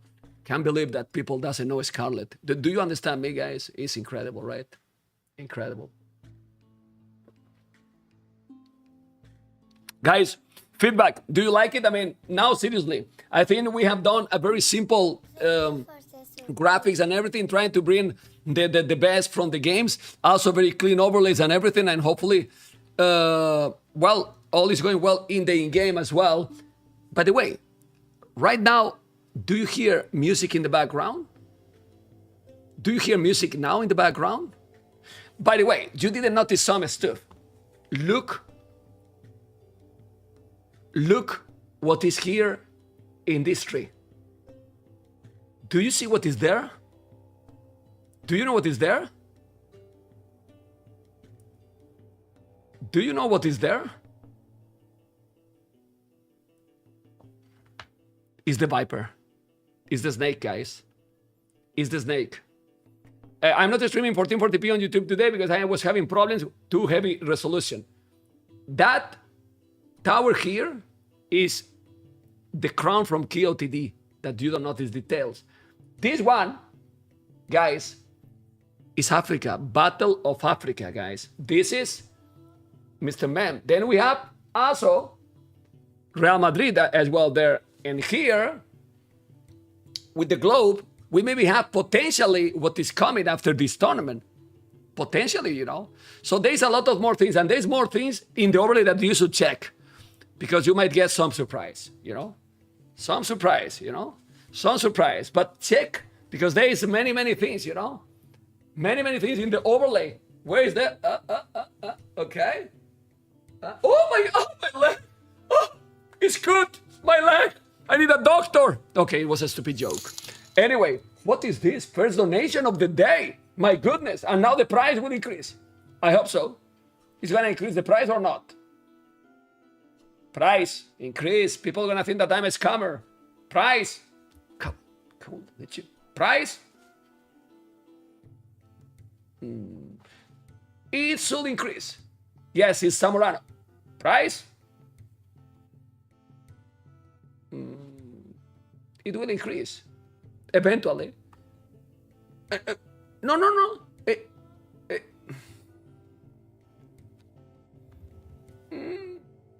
It's there, man. It's increasing. It's increasing. No. It's increasing. It's there. It's increased. Okay? It's increased. It's increased, man. It's increased. 50%, remember. And now, guys, we're going to keep going. Game number 4. I'm hype. And we have Sitaux Vietnam, MbL with Turks. If it's Vietnam and Turks, what map do you think it is, guys? What map is it do you think beefy? it is? Oh, yes. It is Black Forest, guys. It is Black Forest.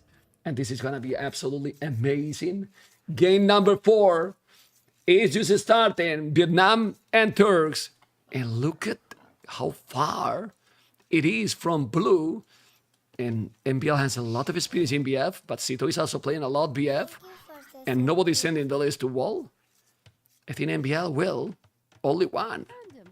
Sitaux, 0. Well, Hera yesterday sent 0 bills to wall himself. He just went for a straight 4TC boom. So let's see what Sitaux has in store. Okay. East and West. Nice city, Krasini. East and West. There we go. Okay. Is Turks better than Vietnam for this map? I like them more. But they fit the more campy playstyle, and we've seen games on Black Forest, both in 1v1s and team games recently, just be a lot more aggressively oriented, and Vietnamese certainly have the better economy to make early Imperial Age pressure happen. I hope Sitaux is going to go 18, 19 population up and aggressive. Because if you go this fast up and you have these walls, the houses has -2 melee armor. They just melt. They go down really quick. And then if you create the chaos and get the aggression here, what you don't want with the Turks is, like you mentioned, oh, look at this. Okay, it's doing a barrack already in minute 2. So, in theory, this is good. But, well, it's the building to go up. So it's going to go up exactly as I said, super fast and going aggressive. I love it. I really love it. Oh, a gate. Gates are so bad also. Really bad.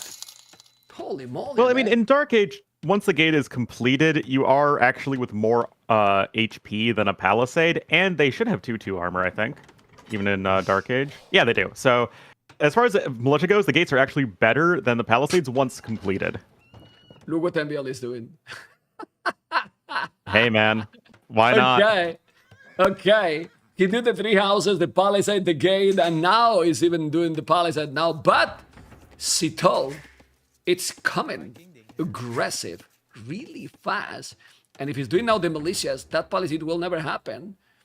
And MbL might be in trouble, but Sitaux need to go forward right now. Is that correct? He has no loom. Oh, yeah. That's good for Sitaux. If he find it, he need to go, man. He need to go, and he's going. That really is in danger right now, Orlo. Absolutely. But if you're just going to go with your basic French Drush, which appears to be the case here, and you do not have time to wall that. Oh, you got the gate there. Yeah, but the gate is weak. Yeah, it's the really gate. Weak. It is very weak. Remember, gates have no armor when being built. That said, MbL might be fine, actually. Because the 2 militia and the scout just is not enough damage to counteract the but it's villager now smacking the ground with a hammer. sending villages. It's now sending villages, and then militias as well. So he should be able to break this easily, and he's still not tapped, you know? And it's still not tapped. He should just do a tower, man. He's bringing more villages. If he's not doing a tower, Sitaux is gonna die very early. Oh, archers and meta times. He should be able to break. If he's not breaking, it will be a very big surprise to me. I don't know what you think. Yeah, I mean, this is where having that contingency layer of walls is helpful, though. It just gives MbL time. He clicks up on 25 pop, he sends more villagers forward. Notably, he was not able to lure in any of his deer or get the extra boars that are hanging around on the map, so it's not like his eco is as insane as, like, Harrow's was yesterday. But even for now, MbL is okay. The issue, though, is going to be Sitaux's follow-up, because the archers are going to prevent the rewalling. Exactly. And as you mentioned, he's going to go up 25 population, and he's not going to go up to castle. He's not going to have a great economy if he didn't get any of those resources, as you said. And the archers are going to be there in a moment. Archers are there, so we will start to kill the villagers now. Yeah. And the archers just do a lot of damage. Yeah. No. He's gonna get in, and that's so weak, as you say. He's gonna break in really quick, and I will go, oh my god, villager down, MbL playing. Oh, he's no loom! Yeah. Nope. No loom, my Loom is for goodness. Well, chumps. MbL is in a big problem right now. No loom, 2 villagers down, the house is gonna go down, and Sitaux, crazy, going aggressive, and MbL giving all the map to his opponent. All the map control to his opponent. Not the best strategy, man, for MbL. Nah, I mean, although MbL does have resources safe in the back of his base, you're still giving more to your opponent. Map control is absolutely critical on Black Forest, as evidenced by the past, how long has this game been out? Yeah. 25 years? Yeah, no, I mean, and it's not only that, also. You give it one relic, you get gold, stone. Yep. And, well, he's not gonna make the loom. I mean, eventually he's still gonna go inside. And if he's not going inside, he can come, I don't know, maybe with another tower. Oh, Sitaux is walling now this area. Okay. Yeah, but MbL is not I don't hate this. Yeah. Okay. For who? For Sitaux. The walling behind it. You still prevent MbL from sneaking around with any units or like running around if he like goes for like some feudal age scouts to just loop around his opponent. But yeah, for the time being, MbL is stuck in feudal age. He doesn't have any military options. He's not close to castle age, and he's being pushed. So all around, not so great here for MB. Yeah, well, Sitaux will make also exactly double attacks. Remember that he's 100% quicker, doesn't cost any wood, and oh, that house is almost going down. Imagine if he had the fletching here, which is not the case. He's doing another tower there. Sitaux now mines some, well, he's mining stone, so the answer is there. Mine stone and make some towers as well. Or maybe used to wall. MbL is gonna try to go castles and make a castle himself, probably, and go Janissars. But is MbL gonna go much quicker than Sitaux to the castle age? I'm not sure, even if he has 400 food in the bank.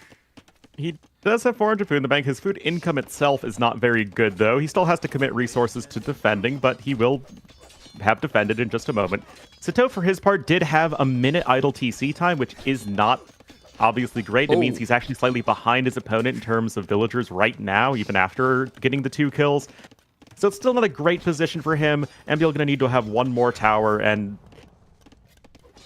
as wild as this has been so far, it seems like we're still in a relatively even spot. Well, if Sitaux go in with that army, it's gonna make a disaster. And he could.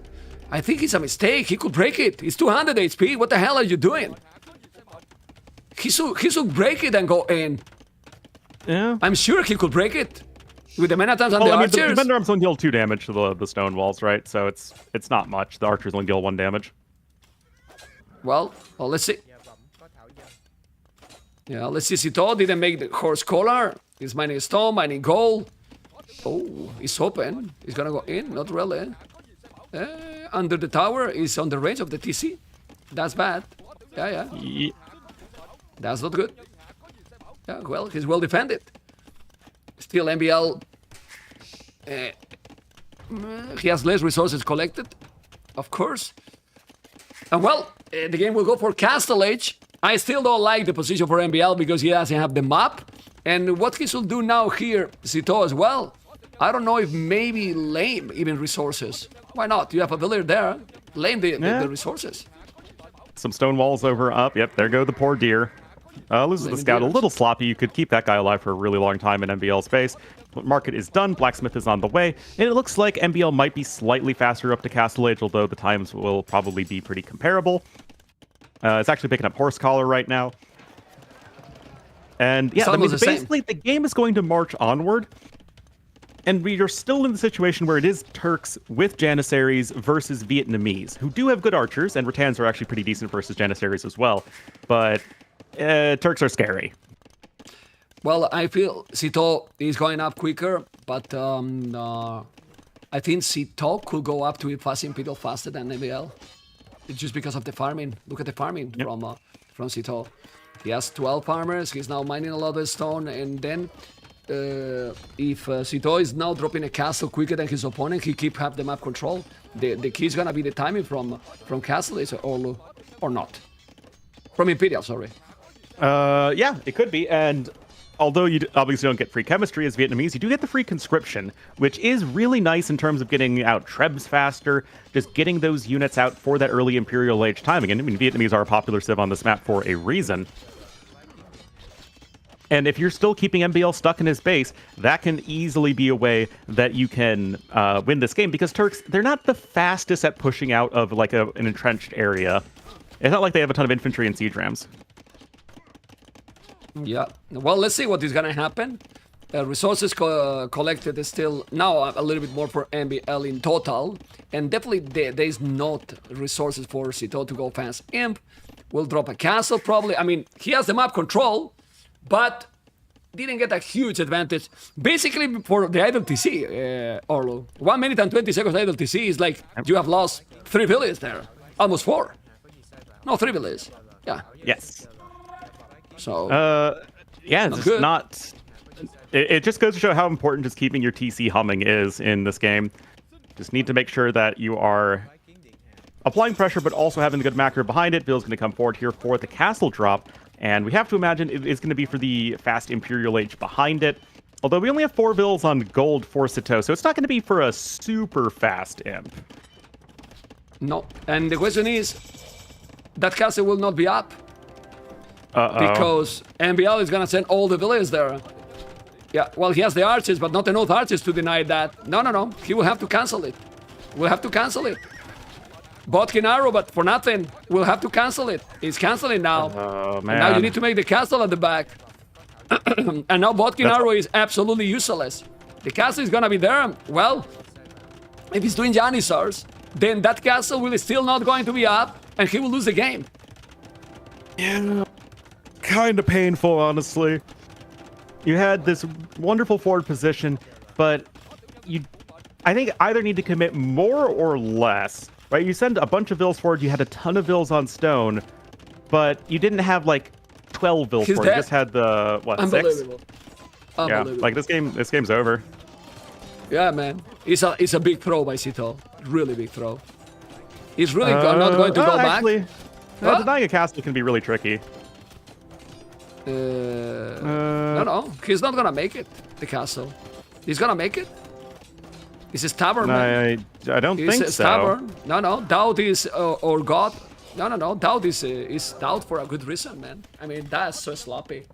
Really crazy. Oh, really crazy. No. And now he's sending more villages against Janissars. Oh, but he didn't say it. Okay, he's gonna make it because now MbL let him make it. No, he will. He will do it now. No, the castle. What the hell are you doing? Don't be ridiculous, man. I mean, seriously, man. What's going on, man? Oh, come on, man. Like, for real? This is I'm sorry, but that's not a good play by Sitaux. The same that he did great in the previous one. This is disaster, man. Seriously. Yeah. I mean, all you need to do is either send more villagers forward or just build the castle in a safer location. This sort of half reaction, half aggression, it just is not going to get you anywhere.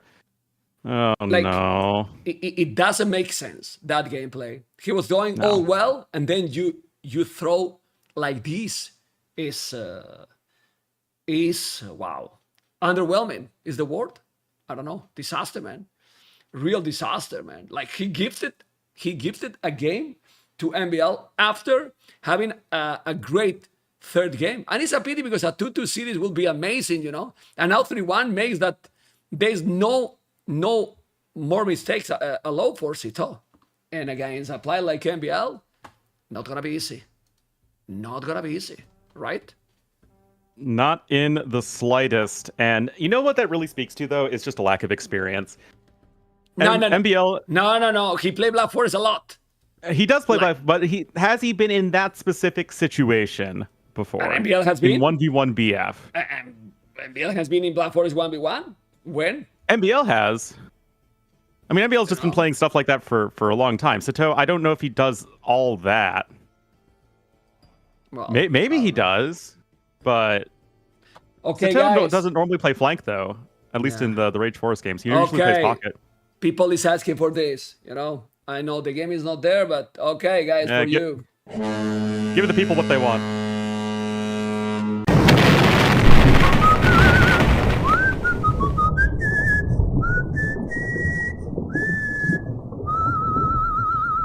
Are you happy now? Are you happy? Okay, you are happy. I'm not. I mean, I'm not because when the games are potentially going to be amazing and then you see the kind of throw, ouch, you know, it's kind of disappointing or not. Yep. Yeah. Anyway, we have now Nomad that is gonna be game number 5, and in Nomad, anything can happen. Absolutely. That said, we typically see it play more like an aggressive hybrid map these days in terms of, okay, it's about who can get up to feudal age fastest, who can go with the fires, and then drop the castle behind it. So there's still room for, okay, someone has a good start, someone has a bad start, but we'll have to see how close these guys are to each other. Okay. I'm playing now the ad right now because we have 2 minutes the speak delay. Well, 1 minute and 40 seconds, and that's exactly the time that I'm playing the ad. And now we have Sitaux with one civilization that has been always very strong on Nomad, Persians, and MbL with Korea. It feels that you have to play probably a lot stronger with Korea to dominate, since Persians works in this kind of map like very smooth. Indeed. Economically, Persians can just get off to such a fast start. And like I was saying, usually on Nomad these days, and we've seen this just throughout the qualifiers, for the past few weeks, is having that faster uptime, getting to disrupt your opponent's fish is just so absolutely critical, because it's hard to get a fast castle and get the castle drop in a forward position if you don't have that strong forward position with your fish. Yeah. Well, easy starting, guys, in 47 seconds. Thank you guys for the support. They're the subscribers I have put in a better position than yesterday. I've been checking everything. And this is the players waiting here now. I don't know why the camera from MbL just get black when I switch the scenes, but well, it's okay. It's all good. He's still there, and he was smiling, Orlu. MbL was smiling, you know, when that castle didn't happen, you know. He was like, okay, you gave me the game, you know, you gave me the game, and he gave him the game. Absolutely. It was definitely a gift. Yeah. Oh, we have on a Monday over 15,000 viewers, Orlu, with all the channels combined, which in my opinion, that's pretty cool. Not bad for a Monday, right? Not bad, and it's still not super late. Okay, game number 5, Persians and MbL. Koreans. Let's see where he's going to locate the tone centers. With 9 villages start, a lot changed, right? So, let's see. What is the position? And then, since you love Nomad, because you like Nomad, right, Orlu? Yes, I do. Yeah, you're gonna tell me who you think get a better spot right now. I mean, we can talk already about the spot preference already. MbL as a red. How do you like his spot? Well, MbL is rather far away from the coastline, which I'm usually a big fan of. It just gives you more room for natural resources to spawn that, isn't water. You've got gold pretty close by, you've got some deer close by, you've got forage bushes you can go to in the back, and you can very easily expand away from Sitaux, which is always really helpful if you're getting pressured. That said, on Sitaux's side, he's on a peninsula. So he doesn't have that much room to work with, but on the other hand, it is pretty easy to wall. He has both gold and stone access in his little corner over here. He also has a peninsula within the peninsula that looks like Korea, so that is clearly a good omen for MbL in this game. Okay. So let's see. And honestly, how far they are from each other benefit to who? I think it's more a matter of how close they are on the water, which is relatively close, which is good for the Persians player, who's likely going to be up faster. The longer rush distance, I mean, usually, Koreans want a castle drop if possible, but they'll send the bills for it if they need to. Okay. And now let's see the POV. Oh, man. The Korea village that is outpost with mobility, man. They see everything, man. They see everything. They do. But I'm checking if he can see everything around him, his base. He has one boar, two boars that is bringing now, is exploring. I think MbL is completely fine, for sure. And Sitaux, POV as well. He sees one boar more. He's taking already the deers. I don't think they are, these two players, they are, I don't want to say, not especially Nomad. I mean, they know to play Nomad, but I don't think it's their best map, right, for both? Or what do you think? I've seen Sitaux pick Nomad in tournaments in the past, and he's looked solid on it. But he's not a Chinese player, Vietnamese player, or Finnish player. I mean, those are the guys who love Nomad And play all the time. They play all the time. Okay. Well, the dog for Sitaux is really nice. He's in the corner. Usually the corner has really good deep fish, and that's the case as well here. It's not that the deep fish from MbL is bad. There's a lot of fish in this Nomad map. A lot. Lots and lots and lots. And you have a fairly short sailing distance to the dock for 3 or 4 deep fish for both players. Not a problem. And I really have to say, the starts so far don't feel like they're going to be too deterministic in terms of, somebody just had a really good start or a really bad start, so they're just going to immediately win or lose the game. It seems like, player agency is going to be the biggest factor, which is something I'm always a big fan of. Okay. Well, Sitaux has Persians. And Princess Echo itself, it gives you already an advantage. As you can see, MbL has 9 seconds idle TC, but that doesn't make that he's 1 player ahead. It's the TC production that is have almost 1 player and more than that. It's crazy. It's crazy Persians, and he's gonna go up already. And definitely he will go for water. I mean, this quick up time is fantastic. Really. Yeah, really well done here from Sitaux. Now, he knows where his opponent's dock is because MbL just kind of ended up docking right past his opponent's TC. Sitaux also has another boar that he can take at really any point in time if he's looking more for Castle Age. His second dock, you can see the villagers starting to make their way towards the west. And this is going to be a nice start for him. MbL might try and want to go for fast castle war wagons, but without fish, without any real food income, that could be really tricky. Yeah. Let's see. I mean, the stone is also far from the TC. Obviously, he's going to go for water, Sitaux, but do you think he's going to go only water, or he will do also a transition into some archers? I mean, you need a lot of resources for that. Oh, but he's doing the barrack. I think the answer is there already. Holy moly. Yeah. And you know what? I really like this, because as Persians, you're okay staying in feudal age a little longer, especially if you have water. You have the faster working TCs and docks. You're able to develop a nice eco, even when you're on few economic production buildings. But what you don't want is you don't want to get castle dropped by Koreans when you don't have very good monks or siege or fast imp potential to defend against that. So what you can do is you can make some archers, go out on the map, and make sure that if your opponent is going to be going for war wagons, they have to do so from the safety of their own base and not right in front of you. Ah, man, it is beautiful. He has already doing the archer range, and he is still producing galleys from both docks. From both docks, he's producing galleys. But MbL is not going for the fast castle. 3 docks. Whoa. Interesting. 3 docks. Now, Koreans on water maps are again kind of interesting because you have the cheaper warships, which is really nice. But you don't have demos, so if you fall behind in early fireship fights, you don't really have a comeback mechanism unless you can get to Castle Age. So the 3 docks are going to be absolutely necessary here for MbL to be competitive on water, and he will. I mean, he's got 3 docks right next to each other. Sitaux's docks are much further away, and he only has 2 of them. But this is clearly a huge investment.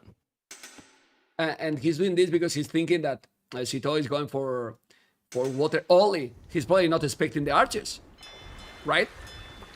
Because Yeah. the archers are coming. Thank you for the sub 15. The archers are really coming. Oh man. Oh man. Okay. Well, the PC is not gonna be down immediately because it's not galleys, it's just fire ships. Fire galleys, sorry. And the galleys are going to be there now with 3, but it's taking one fishing ship. So now going away, and MbL with that villager, Orlu that is in the house, if he moves a little bit to the north, he will see the range units. And then he can make towers to defend, because right now MbL, why he's doing the blacksmith? He's gonna go galleys now? Yeah, he's going galleys. He's going full water, only water. Is that good? Interesting.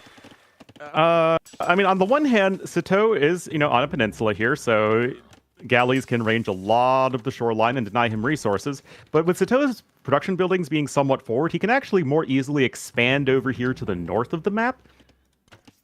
And that will give him more room, again, in case MbL is trying to lock down the map with towers and castles and war wagons and stuff.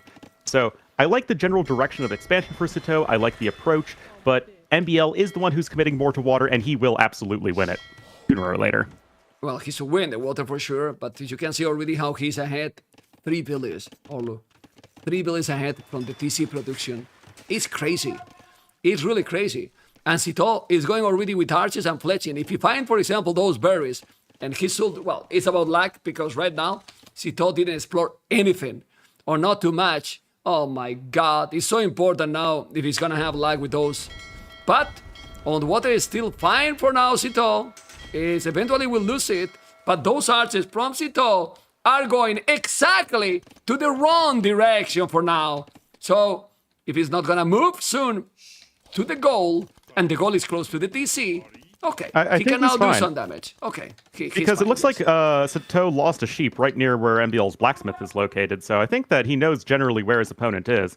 Now, my God. now he's going in the wrong direction, but Oh my god. this is what I get for trying to give players the benefit of the doubt. Oh my god. Where he's going.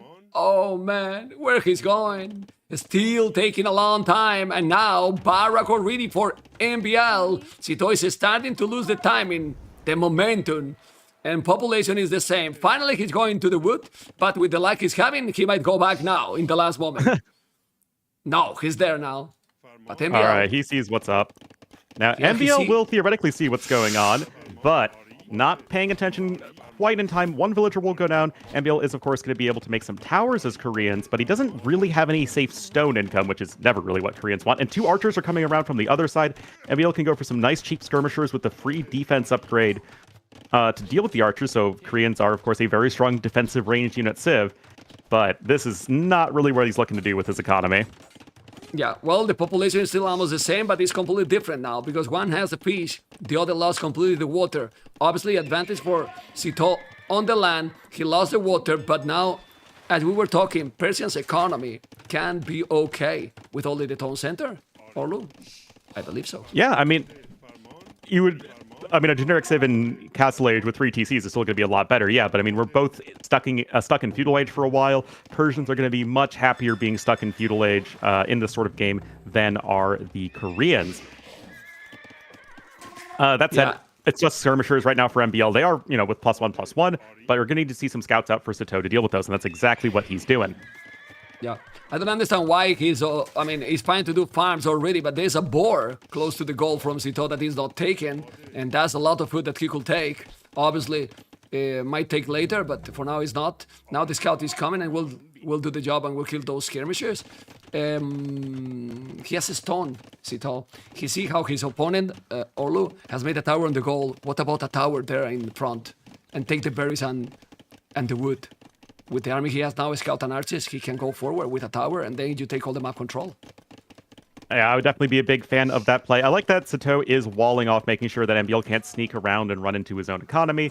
The boar is now finally being taken for Sitaux, like he wanted, so that is also quite nice as well. And notably, Sitaux isn't completely giving up on water. He's kind of past the point when he can easily fight MbL's navy, but he's still making ships, and he wants to make sure MbL cannot go for a free fish boom. Yeah, now the army numbers he has on the land in Sitaux is so scary. I think the tower is definitely needed. He will clean everything here. He's going away now with those villages. He's gonna take Well, all the archers, even those villages on the berries. But I mean, it's not killing, but it's forcing a lot of idle time. So that should be good. And as you mentioned, on water, still creating some galleys, still doing more galleys as well. Market now, a tower is needed, Orlo. A tower is needed. He will relocate everything there. The wood at the back, then the archers are floating, and he will have only saved the goal. Go on. But he didn't have the market until, right now, and he doesn't have any stone income because he just doesn't have any nearest base. I'm talking from Sitaux to make the tower forward. The tower forward, that we were talking before. I think it would be a must, but still, go on. That doesn't seem like Sitau's playstyle. I mean, he's not that type of scrappy player. I mean, for better or for worse. But right now, MbL is starting to utilize the hill quite effectively. Kill those scout cavalry, which have no upgrades. The villagers, they're being idled a bit, but at least they're not dead.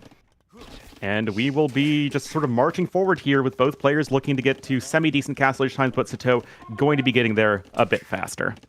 I don't like Sitaux economy. 17 villages on berries. Or 17 villages on berries. Now he's moving all those to the TC. He doesn't have the market. His economy is kinda ahead, but it's a little bit fake because that is absolutely wild now. Okay, but on water, as you mentioned, and the demos are killing, man. The demos are killing. Oh my god, that was brutal here, really. And with those fire galleys, if you take now the water, Sitaux has a huge advantage then. If you kill the water now, just look at the economy, of course. Market, man, his economy, make a villager, man. Don't stay without a villager, man. You just buy 100, but well, he's gonna make the market with 11 villagers, and the castle age time will do the job. But now MbL is bringing army because he's not playing greedy and no walls. Oh my god. Well, it's up to castles, and now a lot of archers coming. Who is winning this, Orlo? I think I still like Sitau's position more. Now, MbL has found some stone somewhere to mine. Here, way to the east of the map. So that's going to be quite nice there. And of course, getting to Castle Age, getting to War Wagons, and maybe a few monks is going to be really strong here for the Koreans. You need to make a tower, Sitaux. But make a tower. You have 200 stone. Make a tower in the gold. You got the galleys while you are moving everything. Oh my god. And also a stone on the TC. Why he's not doing a tower to defend the goal? Explain me, because I don't know. I guess Sitaux wants to save the stone for extra TCs in Castle Age, but with two it's farmers? just not going to be in a very convenient position. Yeah. That said, Sitaux is still killing the fishing ship, so he's getting value as far as that goes. MbL's food eco is not going to be very impressive at this point, but MbL, once he gets Castle Age, he's going to get the free guard tower upgrade, as Koreans, of course, and that's going to be quite helpful in defending against any sort of archer counterattack. It's going to mean Sitaux is going to be more reliant on knights to make any sort of aggressive damage happen. Well, but knights with 100 wood and 35 gold, that looks promising. 900 wood right now. He's gonna kill some village because he's sending them to death. The archers are coming. He's sending village to those army, which is make no sense. And, well, he's still more or less okay, but I feel that he's kind of throwing a little bit for now. Yeah, he has no echo. Where's the market here now? Use the market. No food. And those units, what's going on? Oh, this game is getting very messy at this point, and we know that MbL is perfectly fine in such situations. He's almost to Castle Age. His eco is so much more streamlined. He's been behind in villagers, but ahead in resources collected for a good portion of this game. Some good micro right there. And yeah, he's just going to hit Castle Age. He can do basically whatever he wants at this point. He can go for a couple turtle ships. If he really wants to lock down water, he can add TCs. He can just add a siege workshop. The world is his proverbial oyster. Well, he has a Mangrel coming Sitaux. He has also a extra Dawn Center, but as you mentioned, an extra TC as well from MbL, who has already a couple of towers, and one of those is defending the stone. So, MbL is going to keep going for the economy. And Presence Eco is great, but to make a great Presence economy, all you need to make villages, right? If not... Well, that is how most economies work in AoE too. Sometimes you can just do fishing ships. Most of the times you do need villagers. And what can I say? What can I say right now? I mean, I kind of speechless, not only for what you say, but also for what Sitaux is doing in the previous game and in this one. Because in this one, he was clearly ahead, and he is absolutely throwing the game. Or just to not doing a tower or wall earlier, which is exactly what MbL did. MbL did towers, and now the archers are useless there. useless because there's towers to defend and it's guard towers. Guard towers. There is a MbL coming forward, and MbL doesn't really have anything at home to defend, and that's kind of the awkward thing with Koreans is because you don't have good monks. That was canceled. Yeah, that was canceled. But now MbL can just build a castle. Might be able to get it on top of the hill, but no, he's going to place it even safer, closer to the TC, and war wagons are such a strong unit. Yeah, well, they kind of melt against mangonels, you know? But the problem is that 4 villages more, 5 efficiency is still for MbL. There's a knight, but the knight don't have any upgrade. I think MbL is winning 4-1. We're Honestly. certainly working in that direction, and it's just about having a more streamlined economy. I'd be really interested to see the worker efficiency stat at the very end of the game, because it feels like that number is going to be significantly higher for MbL.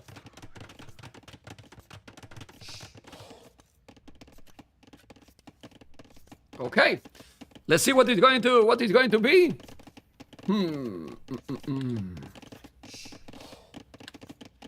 Well, How this happened, Orlu? I'm just thinking that how this happened because Sitaux was playing really well, and then one move changed completely the game. It's not that it's over, but it looks really bad now for the French player. he just doesn't have much of an eco as Persians, and if you don't have much of an eco as Persians, what are you even doing in a game? And I really think that a lot of it comes down to eco efficiency, and Sitaux not really setting himself up with the eco balance he needed going into mid-game. There weren't really a ton of logical army transitions. The war wagons are going to come forward. Remember, guys, they have 11 attack in Castle Age. That's going to be plenty to chew through the Mangonel Pierce armor. And with 5 Pierce armor of their own, the archers might as well be tickling them. GG. And there's the GG. Well played. Good luck next. And MbL with the 4-1 win over Sitaux, Wow. making it to the round of 8. Solid, right? Really, really solid victory by MbL here. Orlo, did we expect this one? I thought that MbL played to the standard that we would expect from an in-form MbL, and it was really impressive and good to see. Sitaux, I think, underperformed. I think that his decision-making wasn't as clean as usual. His execution wasn't quite as good as usual, and MbL absolutely able to punish him. Yeah, I mean, he played very solid, like really, really solid. Only lost in a game that, well, you know, those dungeons can be really, really sick and very hard to deal because we are not used to face those. But other than that, that's it, right? Yep. That's it. So, well, let's see. Okay, we're going to interview in a moment MbL. And, okay, he's there. I will be right back to you, okay? Sounds good.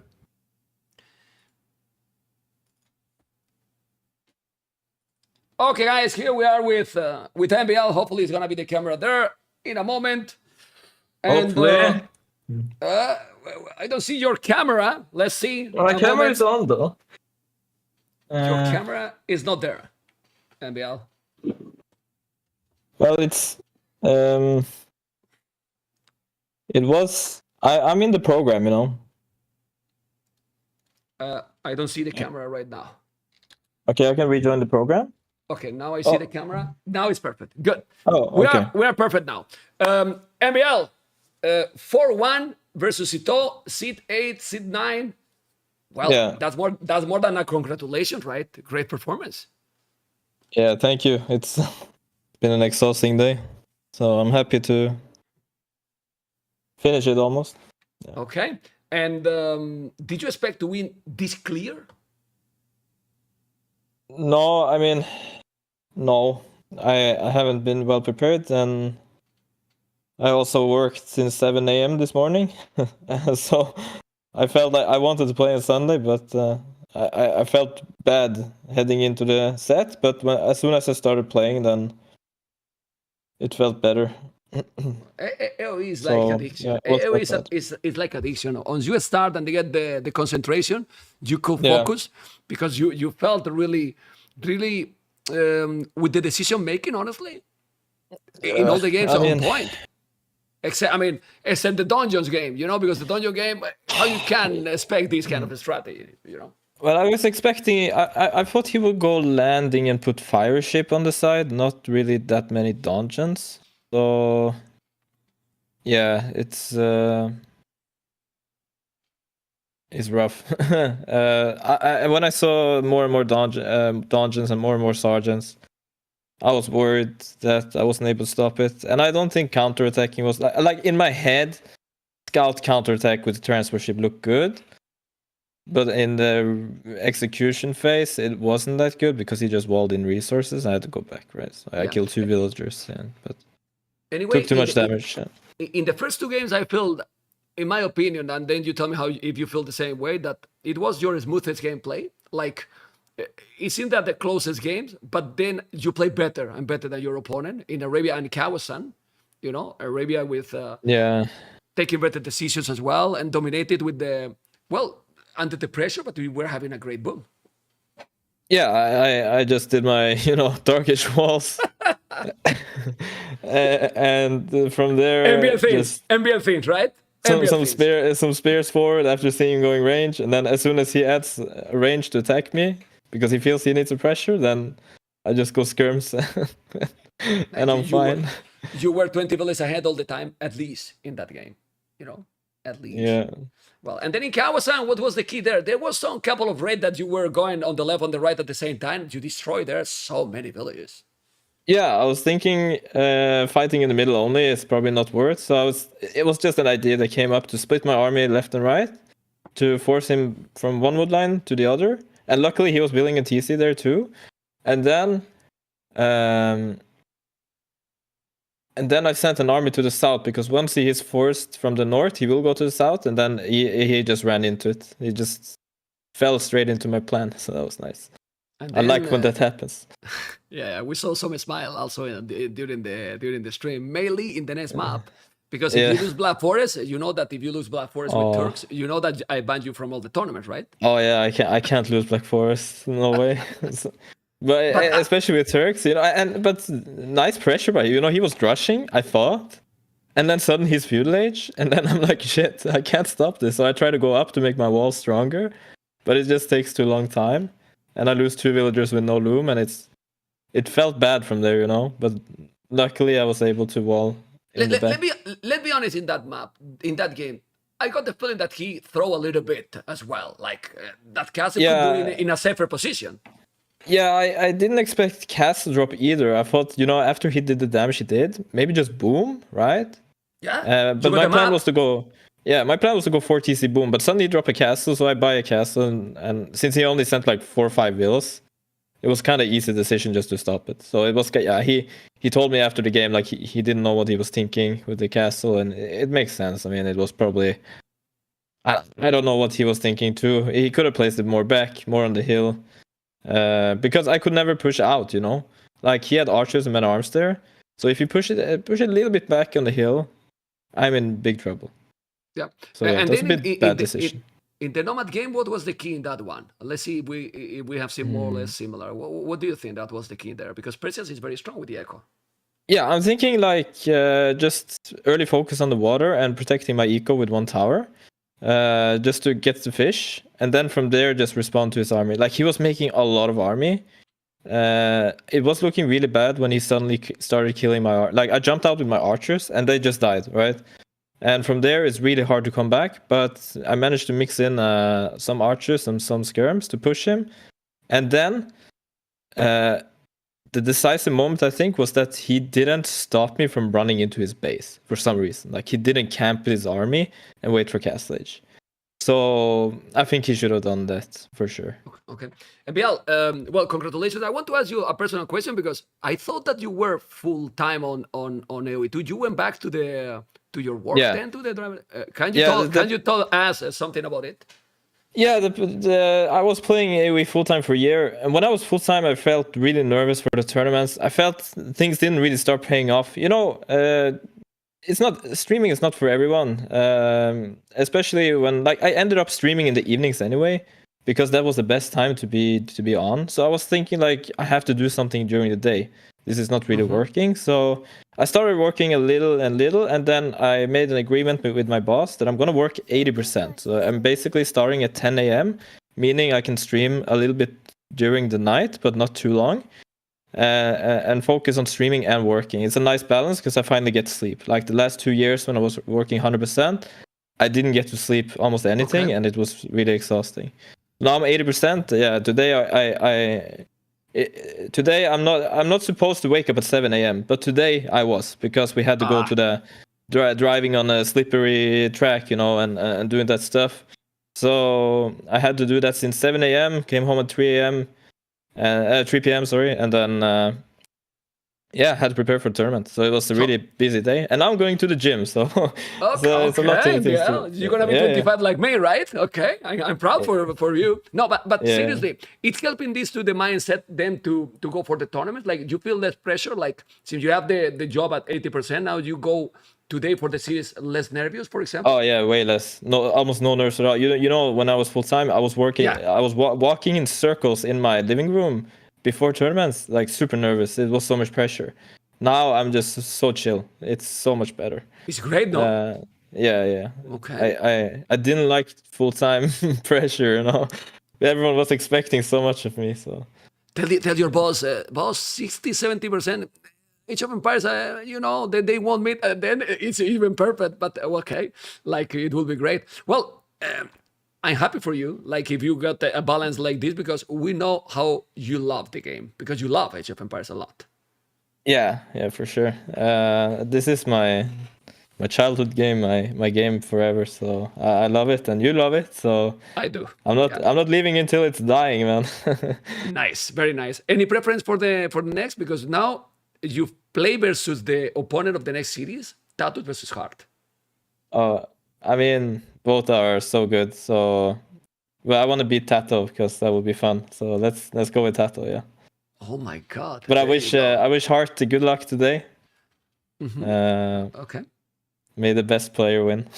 Gonna put the radio the stream in the gym to listen how it's going the series, or would you check later?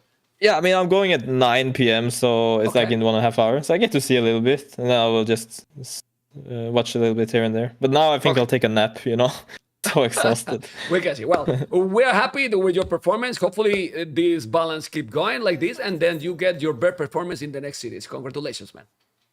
Thank you so much, and yeah, it's great. See you, man. Bye bye. Take care, man. Take care. Take care. Okay, guys, this is MbL. As you can see, very, very happy. And you could feel that he was tired. Definitely, you could see how he was tired. And Mr. Olu, MbL is finding a good balance. And you can see how he was a lot more relaxed, I will say, that in previous interviews. You know, you could feel it like, okay, I'm tired, but feeling more chill. And he can be very dangerous in the future series like this. Absolutely. Like that is just, MbL going in there, doing his best, reasonable, complete. Like this is not the younger, angry, rage, tilty MbL. No. Like this is He's growing. much more. He's growing. Yeah. He's growing. Okay. Well, Orlu, have you enjoyed? I mean, I expected a little bit closer series, but Sitaux, he didn't feel that. Maybe was nervous, or as you mentioned, didn't take.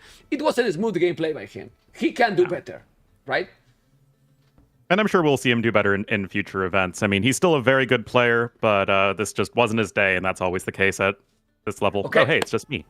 That's you, because we are going to continue and favorite and result for the next series, and then we're gonna keep going with the stream. What do you think is gonna be the next one?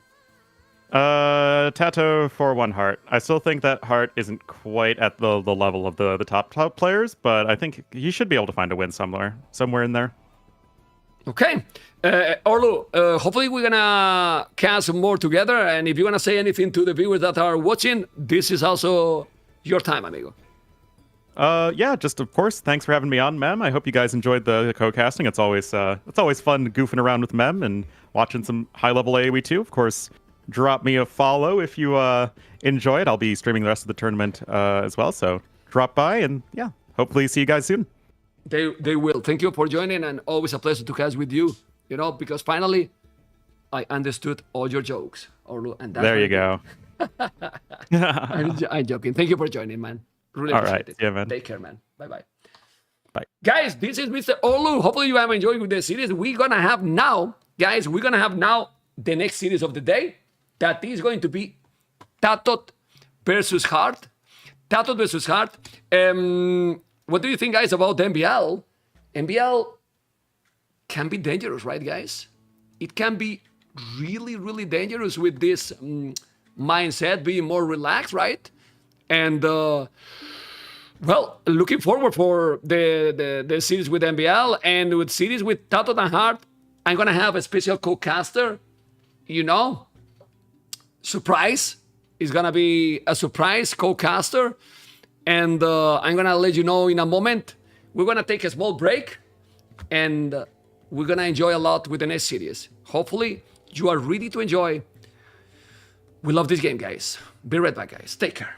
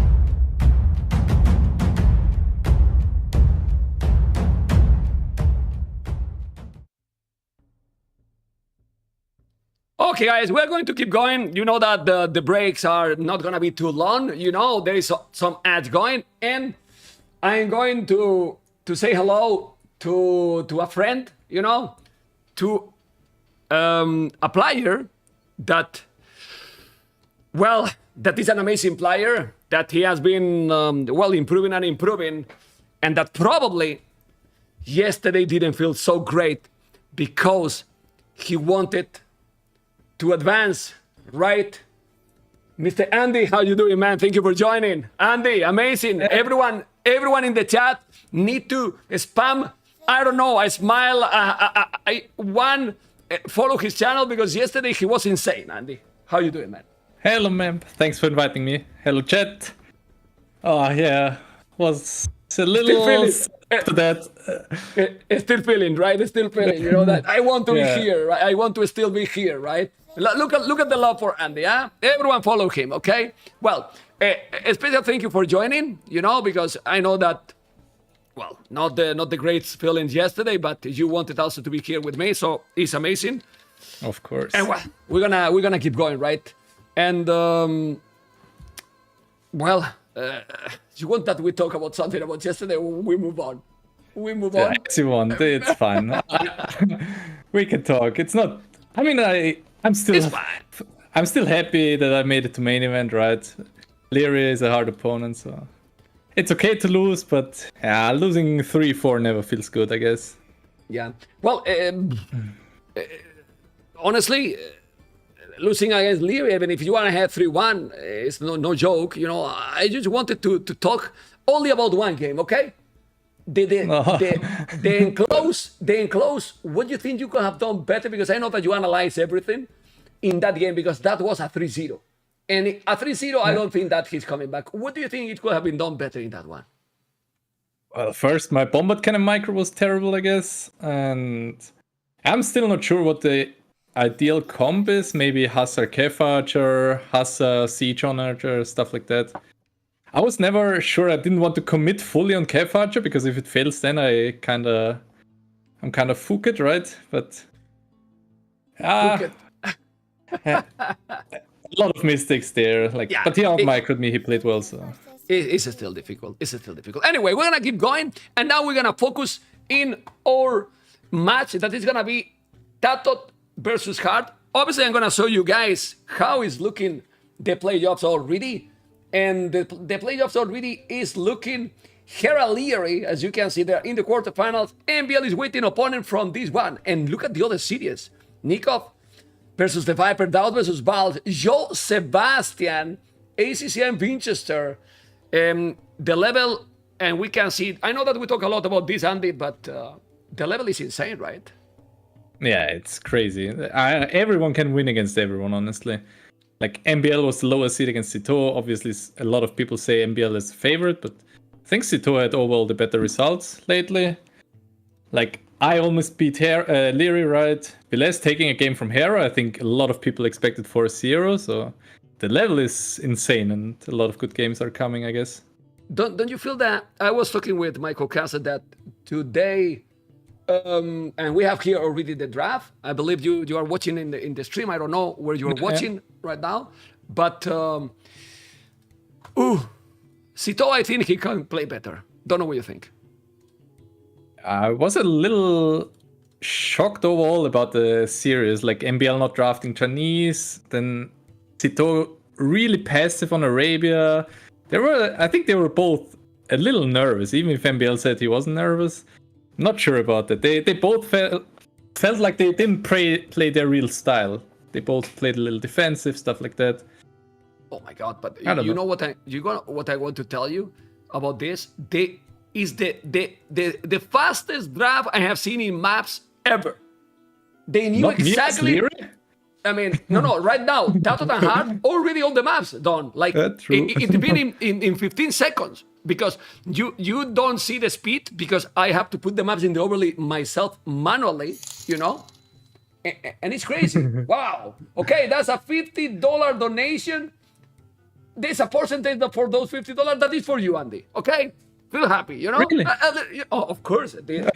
I mean, we are sharing the money with the prize pool as well. So this is how it's going right now. The prize. Thank you so much for the support, and the prize. It's going well. I don't know if it's updated already, but little by little will increase more and more. I don't think it's updated with the last donation. It's take a few seconds, But this is how it's going. $1,034 for now, and hopefully it will be more and more, and people can, make better income from the tournaments. Back into the draft. We have opening map Land Madness. We have not seen yet Land Madness. Now we're gonna see Land Madness for the first time. A map that you love it. I didn't have the worst results lately. I think I beat. Didn't I beat Gun? No, I beat. I'm not even sure. I played so many games lately, but in the past I didn't like it. Now I'm kinda okay with it. If you know how to build up once, I think it's fine. Okay. But obviously, still worse than probably a Hearttt or a TaToH. But this is the thing. For how the gameplay is for both players, in my opinion, I think Land Madness, Arabia, Alpine are very good maps for Hearttt. Don't know what you think. I mean, Alpine is still... Yeah. I agree. But then Arena, I think TaToH is the clear favorite, right? So... Nomad is kind of like a flipping a coin Nomad, right? You never know. Yeah, for sure. And you have to be on point with every decision. Like yesterday, for example, in my games, just losing the fish so early, you're instantly dead. Like you have to make a second dog if you're close to your opponent's fish. Stuff like that. Some people is asking, we .hard, we don't put the names in the cameras. The players put the names in their cameras. Is that correct, Andy? That's correct. You put yourself the name in the camera. What did you put? Let's see, what did you put in your? You see, you put Andy. He put Andy. He didn't put freaking Andy. He put Andy. So you put Andy, not me. Okay. Anyway, we are waiting for them to pick civilizations because they have to think, right? Andy, the process now is there's 7 maps, 7 bands as well hidden with 2 picks. Like you have to probably take notes or not.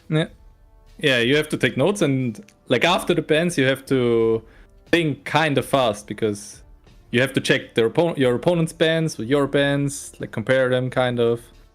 Then you have to see which top saves are open and which, let's say, which map has the, how do you say, the niche sieves available, or the least sieves available.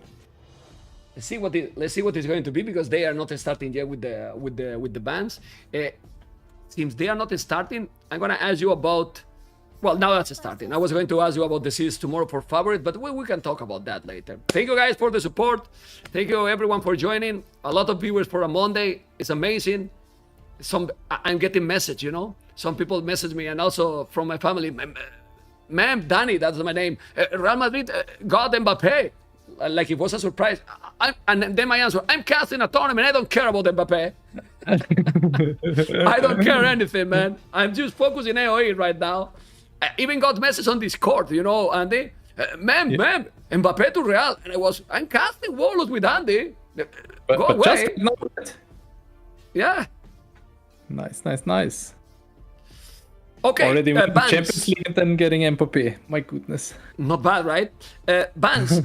Magyars, Mayans, Persians, Dravidians, Incas, Chinese, Portuguese. Oh, I clearly see all different. Some bans clearly for each good civilization for each map, right? Yeah, and all different the like, others. Oh my god. So we'll see a lot of, let's say, new sieves, because the top sieves are all gone. Like Chinese gone, Portuguese, we've seen a lot and winning a lot here. I think Portuguese is 100% win rate, right? Yeah. Leary against me against Leary. What could be the hidden pick fast? Because now the hidden pick fast, Georgians. There you go. Georgians, Byzantines, and Japanese. Damn. Yeah. Okay. Dromons. By the way, you don't like Pacific Islands? I love that map, man. I think it's so difficult, honestly. It's a good one. I think it's a very difficult map. Really difficult. And now we see Romans as the first pick. Let's call first pick after the hidden one, right? Romans first pick. That's really interesting. I'm not a big fan. And maybe Land Madness, but there are still Franks open, right? So it doesn't make too much sense. Franks better than Romans. What is still open? Turks and Burgundians still open for Arena. So no need to pick them early because there are 2 of them. Like great saves. He picked Koreans for Nomad, I guess. Italians still there as well for Pacific Islands. Potentially. Lithuanians is also there. It should be a early pick, no? Yeah. Also good for Alpine, I guess. How is the nervous when it's single elimination, Andy? Is more nervous as well? I want to ask to all the players because everyone is different, you know, but you know that there is no mistakes, right? Like if you lose, you're out, and there is no margin to error, right? Yeah, true. Well, in the qualifiers, I was more nervous because, let's say there is percentage-wise, there is way more money on the line, like qualifying or not qualifying. I was rather chill now in the main event, but obviously single elimination is always do or die. So either you perform or you're out. So it's always tricky. Thank you for Can't relax for a moment. Ooh, Khmer. Look at the first two picks. Romans and Khmer, Koreans and Hindustanis. Quite different civilization, right? Yeah, Okay. true that. And I believe Hearttt will pick Turks next rotation because, like, Hearttt, it's still in my head that Hearttt practiced with Nikov and Leary, right? And both of them had insane practice on Turks. Like, you remember the Nikov build order? Was it against Leary even in the qualifiers? Like the fast imp, hand cannon, bombard cannon? Yeah, exactly. So I believe Hearttt knows about those build orders, and especially if you're the underdog on Arena, such all-in builds or fast imp builds can work pretty well. How can someone, Andy, ask when they see the cameras here live? How can someone in the channel ask if this is live? Oh man, I mean, I want to cry. I really want to cry. Please, guys, don't kill me, please, man. It's the cameras, man. Can you guys spam the memFail in the channel, please? memFail has to be there, you know. Please, please, please, please, please, please, please. And by the way, Slavs. Now Italians, I was about to say and ask that. Like, it's always the GL guys that in the first thinking they kind of draft weird. Like, I think you can draft Slavs as the 8th pick. Like, Hearttt won't pick Slavs. So, at all, right? Yeah. So you don't need to pick them early. I'm not sure if they're not thinking that way or if they just think like, I don't know, I want that safe, so I pick it. I wouldn't pick Romans that early as well against Hearttt. Oh, Like, but now just look how is the pick process. He has to take a long time to pick Slavs, and then Bengalis and Malians in 1 second. You see, it's crazy. Okay, now Burgundians take Turks hard, and then you take so TaToH cannot take it. Also, well, TaToH wants to play Bengalis, I guess. do you like Bengalis on Arena? Well, after I've seen the Turks strategies from Lear and Nikov, I think Turks is the best civ on Arena, honestly. Like, Lear yesterday with like 24 plus 1 or 2, and you can go Scouts, Spearmen, Monks, Janissaries, and your Imp faster. It's crazy. I think it's a really good. And he didn't make even W tags, you know? He said in the interview, I don't make W tags for 4 brothers on wood.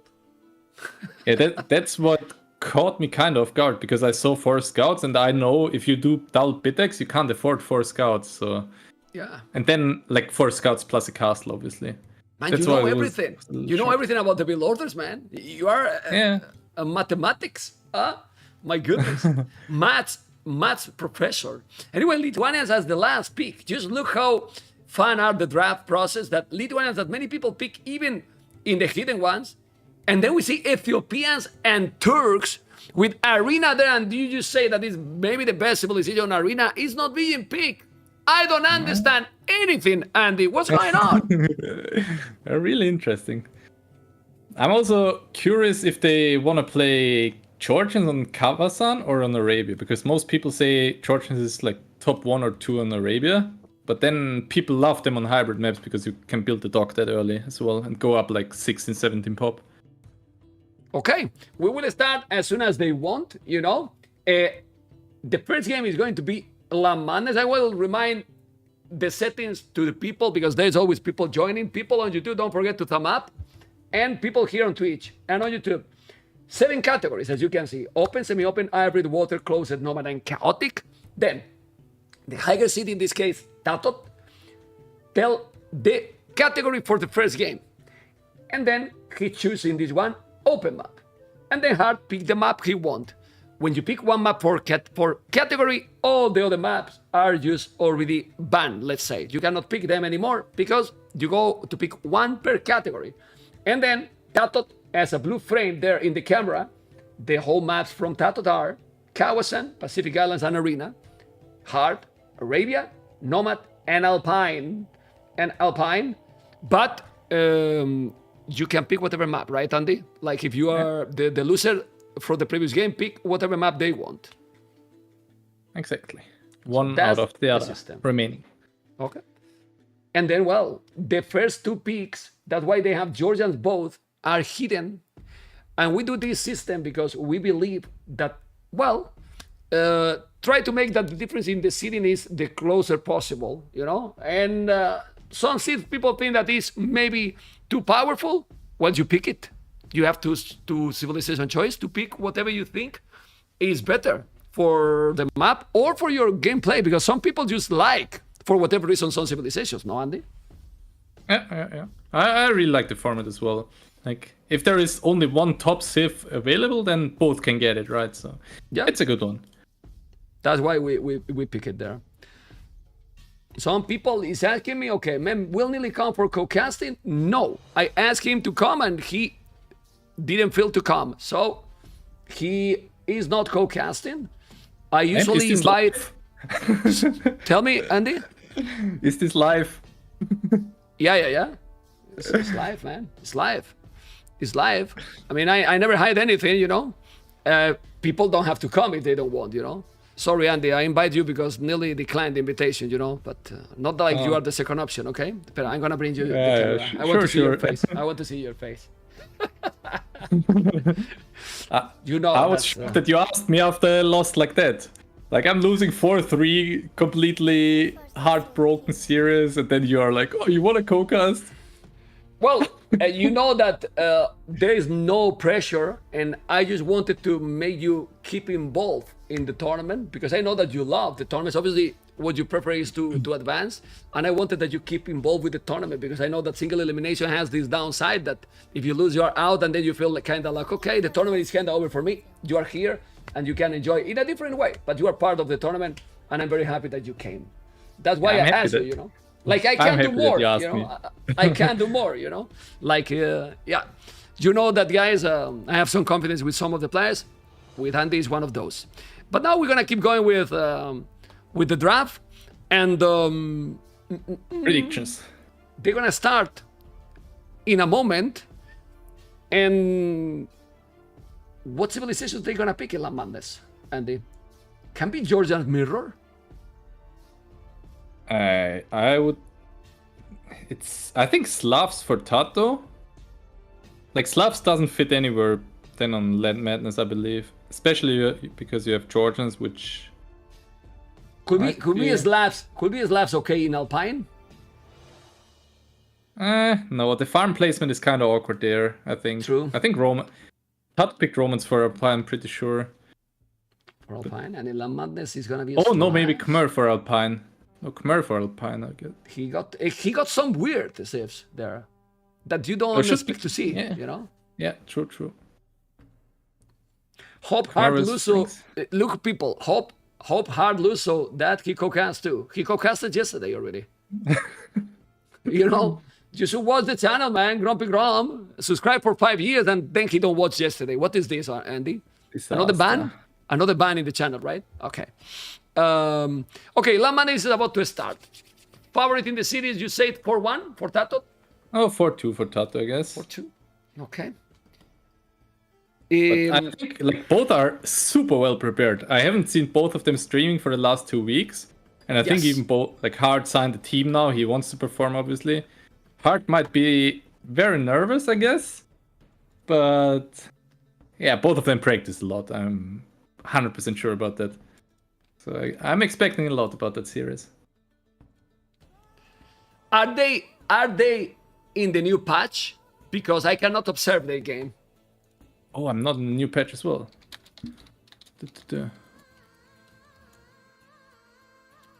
Are they starting already? I don't know. I'm talking with my admins because I cannot.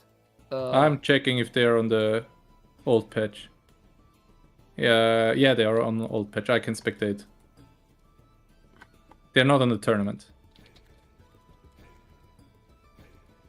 I can watch, man. Let's go. I see the civs. They are in the old patch, which is wrong. Then. So we have to wait now 5 minutes, right? Well, no, because there is we have admins connected with them. So they are already restarting. Yeah, but yes, they still have to They are restart. smiling. Yeah, but that's okay. We have to wait. I mean, it's a patch to benefit the players, you know. Because it To be fixes honest, I some didn't bugs. feel many differences or any differences, but if they say there are some, right? Maybe it's true, maybe not. We don't know. I think it's just the bug that can't be used anymore, like the clumping bug of units. Can you fast But forward? since- Fast forward to what? They are restarting the game. They are not playing right now. They use they probably were playing something else. They were probably playing. I think they have the patch, but they probably were playing. I don't know, maybe some ladder Red Bull or whatever, or what some practice game in the ladder, you know. And then to play the games in the ladder, they have to put the other patch. So they probably forgot, and they were both in the current patch. I'm sure that was probably happened. Well, same for me. Yeah, yeah, exactly. I was still on the oldest one. Now I have time at least to revert. Okay, don't forget, guys, that now we can talk about what can happen tomorrow. ACCM Winchester result.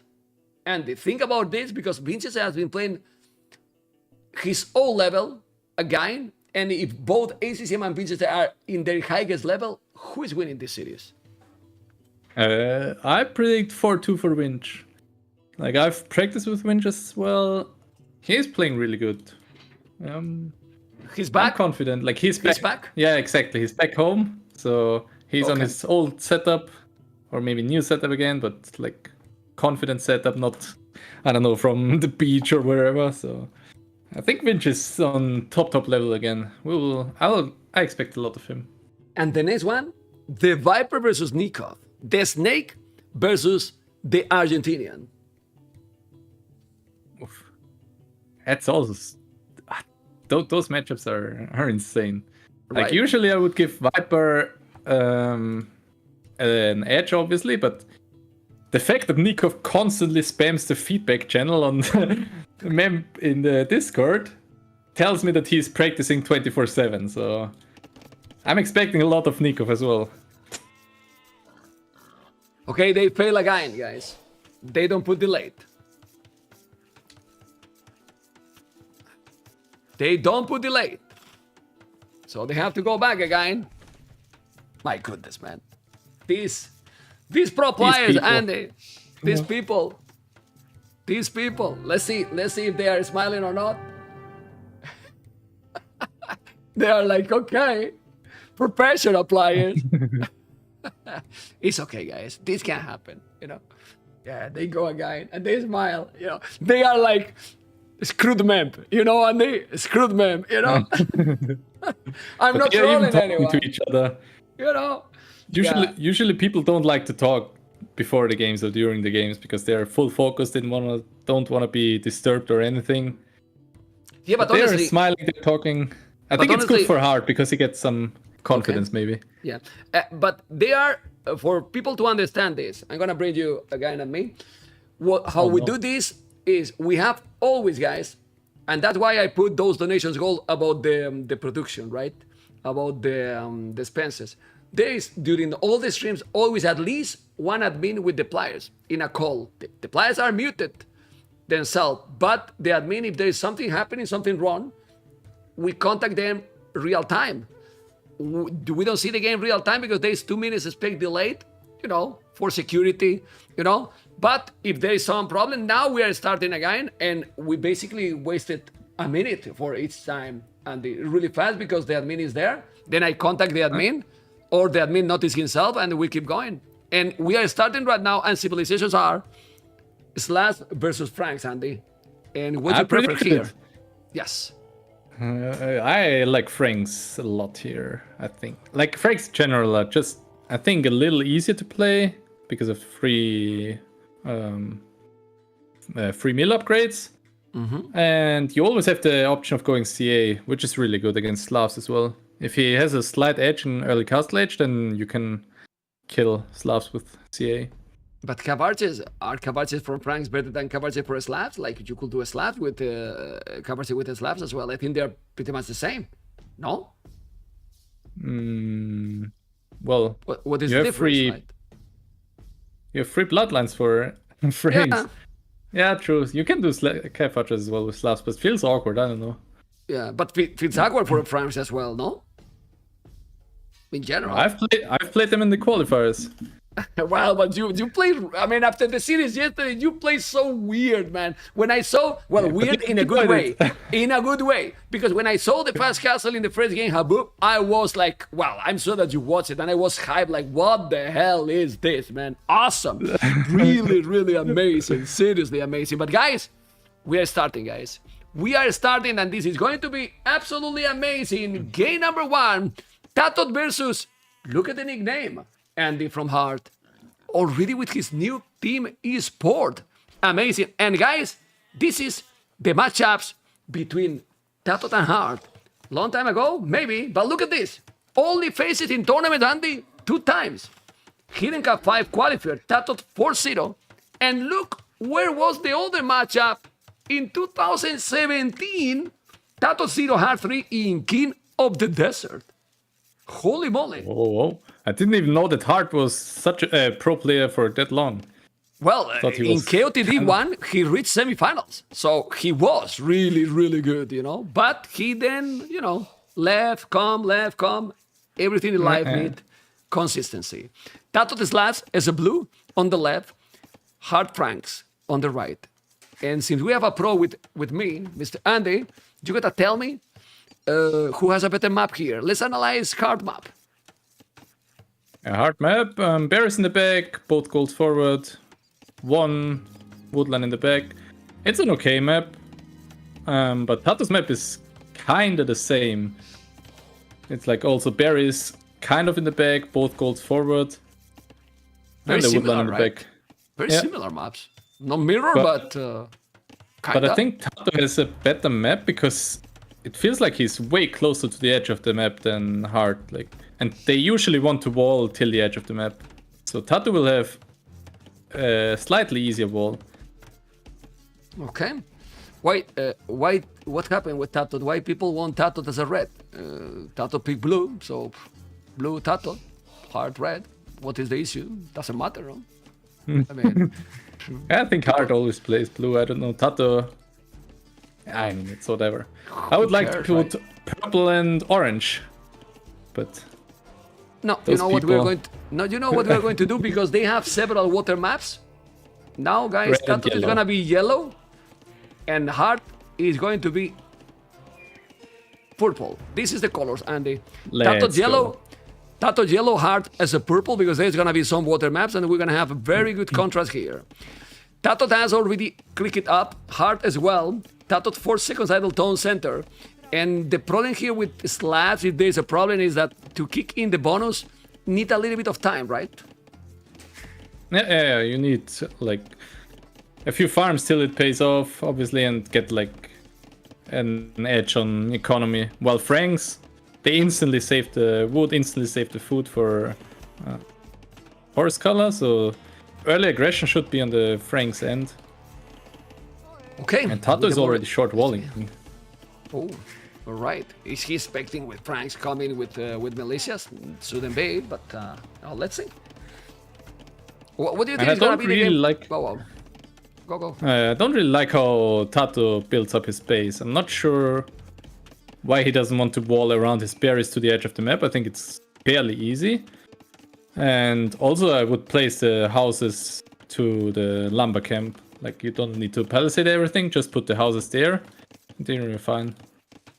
And another mistake, I think TaToH forgot that barracks get 5 pop space. So now he's on 30 pop, he only has 19 pop, right? And he will get another 5 pop with the stable. A lot of people forget that when playing Slavs. Yeah, you can save the wood and then you can make more farms also. Exactly. Now he could afford horse color, for example, instead of, because he built a house. Well, he's doing it as well. You know, he's doing the upgrades, okay. But now he has less resources to make the farms. But RCD range for Hearttt. Yeah. Very interesting. But can be good since TaToH short walled and TaToH is kind of safe from scouts, so archers might be really good here. Yeah, eventually you might go also for a stable, because we see in this map usually one of the maps with more feudal aggression. Yeah. And also Hearttt. Like Hearttt loves to play feudal wars. He's like, I've played Hearttt like 100 times in feudal wars, and he's just insane with archers plus scouts, microing 2 control groups. I think he's next to Hero one of the best. So we'll see how that one goes. Yeah, remember that Hearttt is really sick with the APM. If he gonna control the nerfs, yeah, Hearttt is a very dangerous player in this kind of map as well. Probably in those maps that are mixed maps, TaToH has a lot more experience, right? But mechanically talking, Hearttt is a very strong player, Andy. Yeah, for sure. It's super fast. If you watch his stream sometimes, he's clicking quite fast. You get grenades, right? Watching the stream like this, even you, the pro, like, what the hell is this? Dizzy, you get dizzy. But he's gonna try to get the hill, and he did already the archery range. TaToH doing a skirmisher here.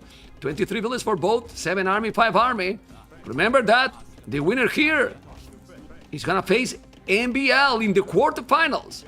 So let's see what it's gonna be. MbL said he want to face TaToH, Andy. Yeah. Sick. Well, maybe he practiced with Hearttt, right? So and he knows he loses against Hearttt, maybe. I mean, and the MbL has a better mindset, but the MbL practicing, I mean, come on, be serious, Andy, please. Yeah, of course they do. Lear is I think Lear is practicing one of the most as well. Like even saying in the interview yesterday, he played the matchup a few times and stuff like that. Like they are practicing. People is practicing, because I have noticed that the activity in the ladder in the last days is gone. Yeah. It's gone. Everyone is practicing, which is great, and it's only show how they care, and showing also a lot of respect for the tournament, which is amazing. And now we can see the KD, 1 for Hearttt, is still controlling, but the skirmish is now still dominate. The good thing is that he has pledging already, but he has a lot more army at home. Well, 3 archers more, coming with another spear. Is he doing a stable? A stable already, Andy, for Hearttt. I would have loved to see the stable a little early, honestly. And maybe also his archery reinforcement. Like, TaToH was struggling against the hill. Like I mentioned at the start, he should wall on that hill, so he avoids that. But Hearttt didn't reinforce early. He kinda sacrificed his army and just stayed at home with the next archers. So and I don't know why he's sending now. I don't know why he's sending now the archers. He need to wall. Now he's walling. The skirmishes won't do too much damage, and he's gonna bring now the scout. He has a spear. I think Hearttt will be okay. Do you think Hearttt is not in a good spot, or he is? No, I think well, he could be in a better spot, but now it's fairly even, I would say. Now with the counterattack, that can do a lot of damage. Like the archers with fletching, they're really strong. Like you can pick 2 or 3 villagers, and TaToH is not expecting it somehow. Yeah, and checking TaToH POV, he doesn't see them definitely coming. He's going to run with the scout. This is a problem now. The archers are going to be really deadly there. For archers with fletching, he's going for the best position, not anymore. Now he's going to move. The scout is coming. Might take the spearman, but he should be a little bit quicker here. Hearttt is going to take one villager down. Hearttt is in a good position. Force him to make a tower. Oh boy, with all the villages, kind of a panic tower. Well, needed, but panic doing with all the villages, so this is good for Hearttt, Andy. Yeah, and now he can sit on the hill and deny the berries as well. But TaToH already has how many farms? 17 farms, crazy. Really fast on those. Ooh. But now he struggles. He has no gold access, TaToH, and no berries, so he's only on farms and woodline, and only 1 lumber camp. So that will be disaster later as well. So Hearttt. Yeah, but Hearttt, the archers don't eat the town center. There is when you have to prove that your APM matters. To don't eat the TC at home. So he's cleaning the skirmishes. Hearttt. Yeah. So he's ahead in village and ahead in army. It seems that TaToH Dandy is going full scouts right now. Only scouts and with the scale bar and armor. Yeah, well, he didn't have gold access, so and scouts plus skirms against Hearttt, you lose if he is playing scouts archers, because scouts archers are usually better if you micro perfectly. So I can understand that. And also against Franks, like Hearttt can just do a second stable, full scouts against skirms, and then he would overrun. But now he has gold access, and now he's switching to... Oh no, he's making a second stable. Alright. Oh my god, secret stable. I mean, his lab farms are going to be that powerful? Mr. Andy? Because he's double the army. Hearttt is in a very good position right now. He's coming with the archers here. He gotta be careful, TaToH, because these army numbers are being absolutely scary, Andy. Yeah. And again, like, the houses could be in front of the gold, at least. Somewhere that you kind of force Hearttt to go around. But Hearttt can instantly go to the berries and to the gold all the time. Because everything is open. TaToH plays his houses and the buildings just kind of randomly. But Hearttt is pressuring them now. And Hearttt is in a great spot. Well, he has bloodlines now, the TaToH, but he has 7 scouts. 7 scouts as well for Hearttt. Both are far from going up. This is a scout and a spearman that is going to try to kill some scout. He didn't, he's taking some HP, but he's going to take the stable. I mean, kill the stable. The players pay attention to the score, because the score is misleading, in my opinion, right now. Yeah, I think that's why Hearttt dropped the towers at home as well, because he was kind of maybe shocked that TaToH didn't put any pressure or expect some pressure, but actually he was in a great spot and he could just keep pressuring TaToH at home, because TaToH doesn't have much. He just has those 6 scouts and nothing else, right? Do you like that he's doing even the armor for the spearman? I will go scale bar the armor for the scout. I think he's been here a little bit too. He's being scary right now. I don't. Yeah, he's scared for sure. Maybe because of the score as well. Like he expects some archer army somewhere, stuff like that. Yeah, but he never spotted archers at all, and he's out of goal, his opponent. So, except that he has another goal on the left, which is not the case. He's definitely not taken.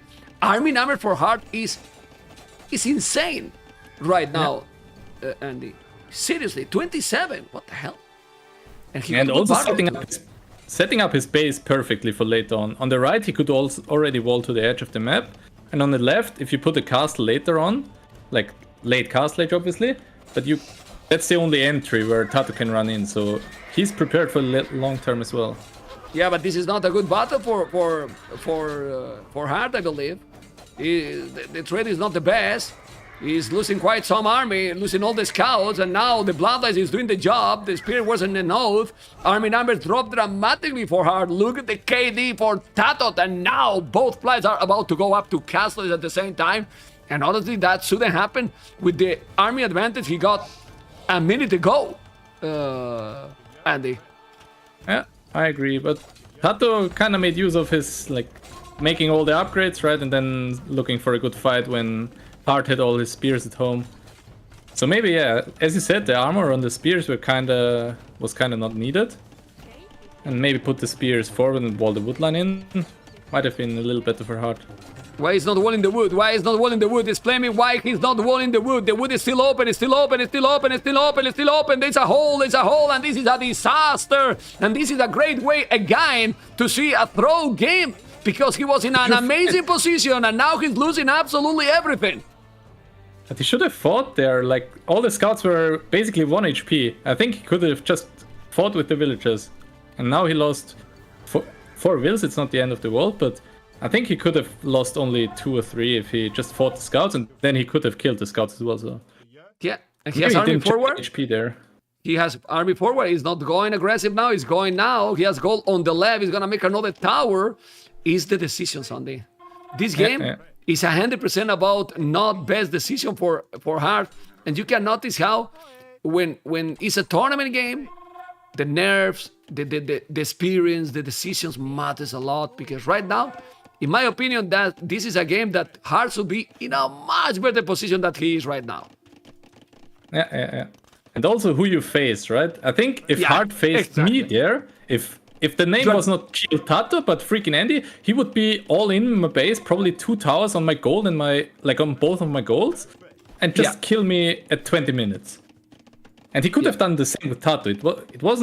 It was not impossible, but he was just a little scared because the name is TaToH, right? And I mean, I have that as well, because as an underdog, you always have that. You're kind of scared that you're weaker, but sometimes you have to be more confident. Well, but you see how you see these kind of things when you are casting? you notice, you feel it, right? That these kind of things happen when you are casting. It was a question that I usually do to some of my co-casters, and I love that you point out this because he was in a great position. He was like having 24 army and his opponent 7 scouts. Really, and he lost everything, and now he still have the crossbows and he's not committing with them at all. So now the light caps are going to do more damage and more raiding at home to Hearttt. Yeah. Okay, he's going now with the crops and knights. Still he's 7 villages behind, but he got wheelbarrow, so the difference is not that big, right, Andy? It's 3-4 villages, not that much. Yeah, it's okay, but the problem is that look at the rest collected. Like Slav's man. farms now pay off heavily. Like they are so fast. He has almost 30 farms, right? 25. So but now that's the huge archers- at one point. But now the archers can do damage in this spot. Those knights are also +1/+1, and he's covering now. I think this aggression is a very nice one by Hearttt, killing now few villages as well. And now he's ahead in village kill. Hearttt has killed 5 to 4, and all the economy from TaToH is in the damn hell right now. All the economy, it's idle completely. This game is for anyone on the... Yeah, maybe TaToH is waiting now for a few more nights, like 3 in production, and then he might clear that up. But No, Then- he's ready more. Andy, look at the gold here, and now in the woodland, he's And the killing wood now as well. a lot. The attack he didn't do before, he's doing now. yeah, true. Oh man, A very good play by Hearttt there. yes. Nice micro, Crazy. obviously. Like that's what Hearttt is known for, right? Microing his Well- crossbowmen through the towers, through the TC, blocking with the knights there. Very good job. Check the population, he might clean out those archers, but those archers did the job. Now Hearttt is ahead in village, he still have more numbers, and now he can switch and go full knights himself, right? Oh my god, he's still not- ready. Not sure if you want to. Yeah, maybe. I think I would stay on CA, honestly. Like, you have all the upgrades on archers already. Like, Botkin, you Okay. have Bloodlines for free, obviously. And now, if you check the knights, they only have 1 armor, while TaToH knights, they have 2 armor, 1 attack. No husband yet, I believe. But Yeah, And- doesn't feel that he's gonna go Kabarch. He has only 1 archer No. range. He's going knights. Still going Yeah, knights yeah. only. Well, maybe 2 just wants TCs. to play the safer way and then later go for hand cannons and bombard cannons, which is really dangerous for Slavs. Okay. Well, the advantage now seems to be on Hearttt, not by much yet. But if he keep going now with Franks, 2 TCs, he's missing Bozo, by the way. This can be tricky. Now he has monks. He has a monastery as well, monks, and devotion. That this would be definitely. I mean, devotion is killing the monks because when you make devotion, you don't convert anything, Andy. Well, it's tricky. Devotion is a pretty good tech, but now it's kind What of happened? expensive. So What happened? yeah, my game crashed as well. It's a bug split for me. I TaToH don't know. crash it, they will restore. Okay, TaToH crash, no problem. Okay. TaToH I crash, was- guys. Okay, so they will restore now the game. This is the good thing to be in the voice that when you crash, you say immediately, so you can restore quite fast. I was scared for a moment. I was, what? Who's this Yeah. players? You know, like what? My Yeah. game didn't even show that Hearttt won. My game just crashed as well. Yeah, Maybe yeah, I okay. caused the crash. Okay, guys, this is the round of 16. The Viper Nikov, Daud Val, Joe Sebastian, ACCM, Winchester, and TaToH Hearttt. The other 3 cities has already been played. And tomorrow, bam, ACCM, Winchester, the Viper Nikov. So there is 2 cities that will be left for Wednesday. And those cities, I don't know what you think about those, Andy. Mr. Joe Sebastian that has been playing crazy lately. And Daud versus Barrels. We can talk about those cities if you want. Yeah, Sebastian, I'm already looking forward to that. Like, he's playing great lately, and I think a lot of people even expect him to win against Mr. Yo, even if Mr. Yo is like constantly top 4, top 8. But I think I would even give Sebastian maybe it's a 50-50 against Yo. Oh wow! So I'm expecting a lot. And Do you think he's gonna feel the pressure because he's gonna probably knows that people think that? I'm not sure. He seems chill most of the time. Also, when I talk to him, like he's mostly relaxed.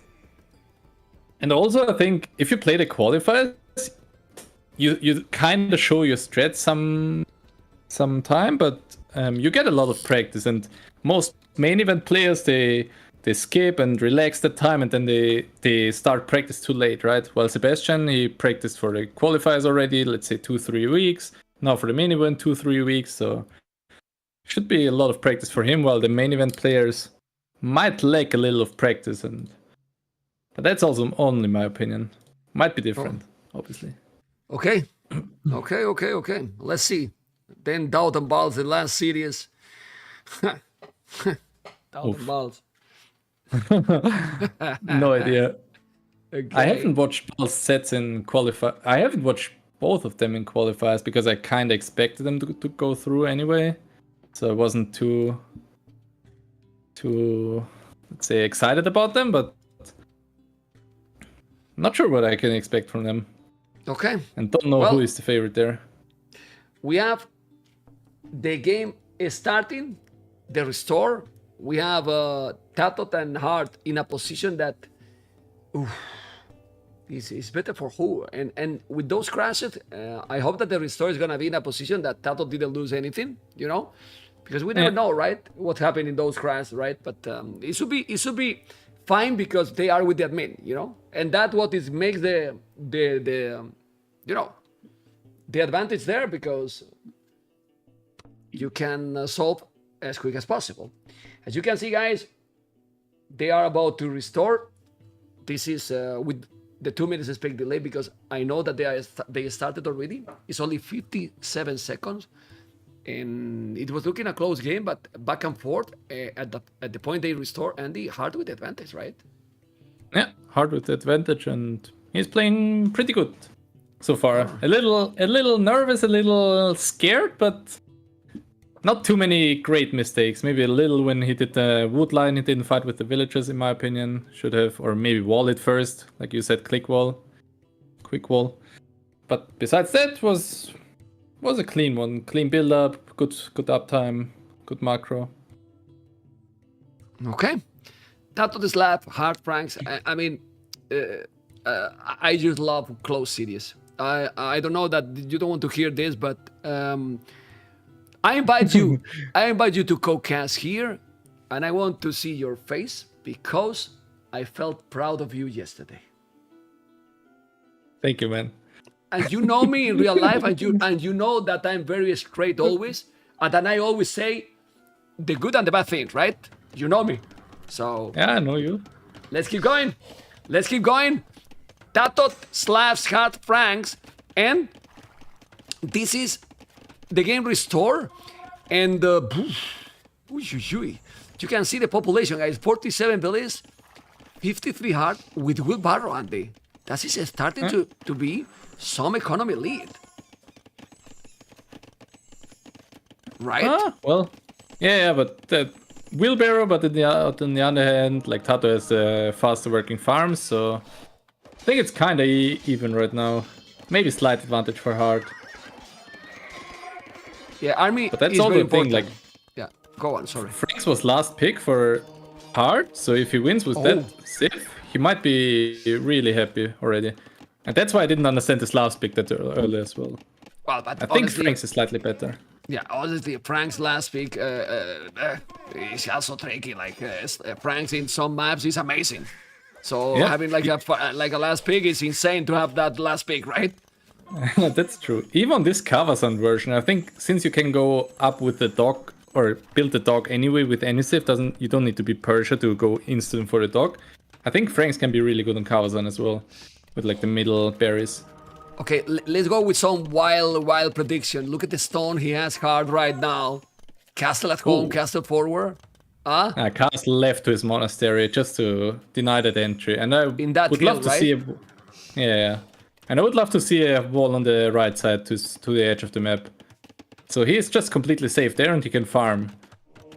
But let's see. Maybe he's also putting it forward between the two golds. Honestly, like Hearttt has now an insane advantage.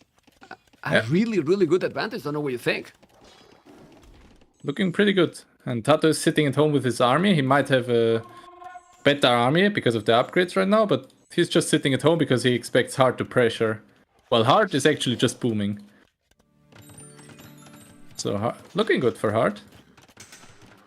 But now losing the monks at the bottom. But what I don't understand, Andy, is why he's not using the stone. Where he want to Now make the he's going. castle? He want to make it forward? 700 stone, just use it. So you avoid those raidings. He's doing And now more TC. TCs.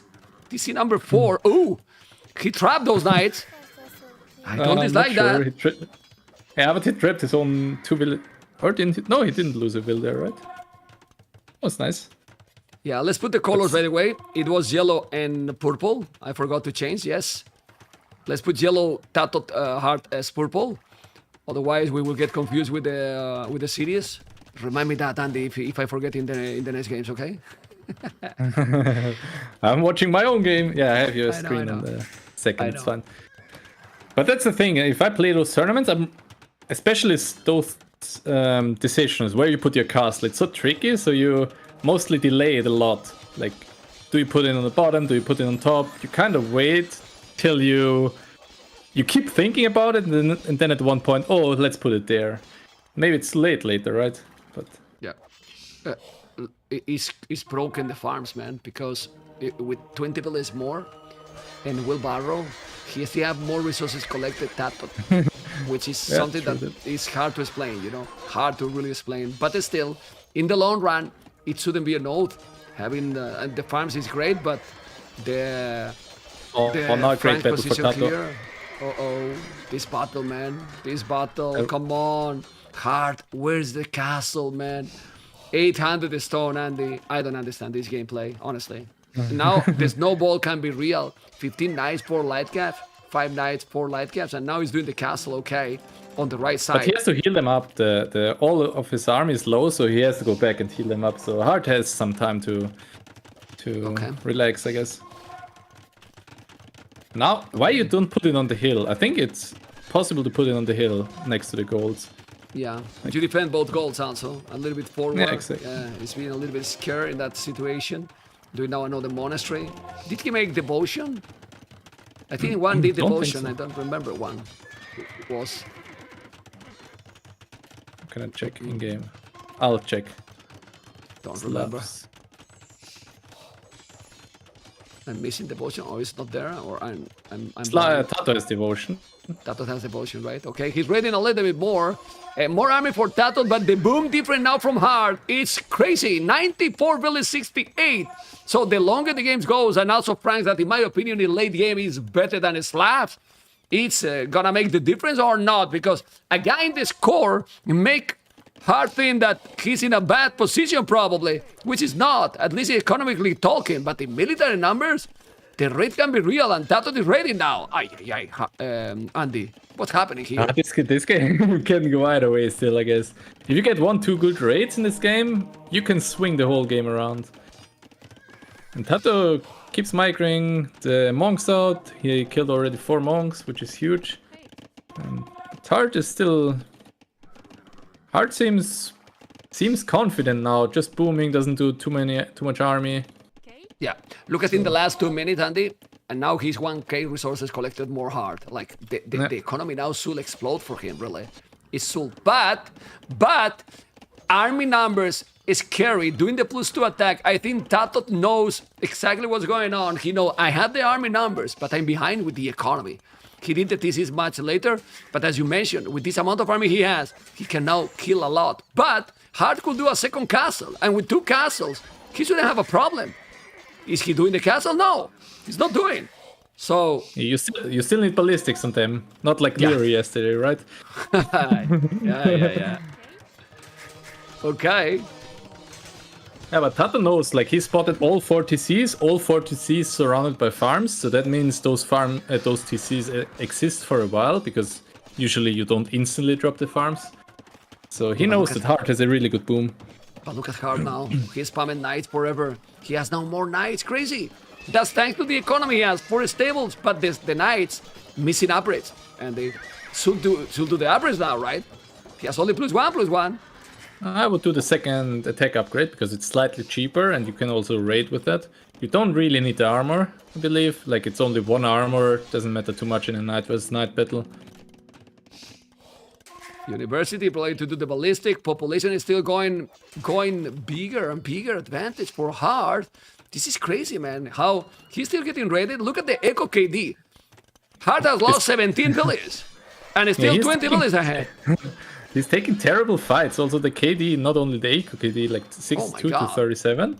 He's taking bad fights, or TaToH is taking good fights, but he's still ahead, right? So he's more focused on dropping new farms, and next to the castle again, like a new mill, 7 new farms, which is really good. Ooh, but that castle is not gonna be up. It's only 4 villages, you know. It's only 4 villages. Remind me that the castle that Sitaux was doing before. I don't know if you watch it. That was crazy with few villages on the Black Forest, and now there's more knights coming. It's not gonna happen. There's some monks. The knights are going to be back because TaToH has a lot more knights in this spot. Where's the knight now from Hearttt? As you mentioned, dying because he's taking terrible fight. I can't believe, but TaToH is coming back from the hell.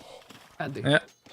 Hearttt Coming has back. all his resources that he collected more. Is kind of the wood, and he collected more, but he lost a lot of units. So TaToH should be ahead now.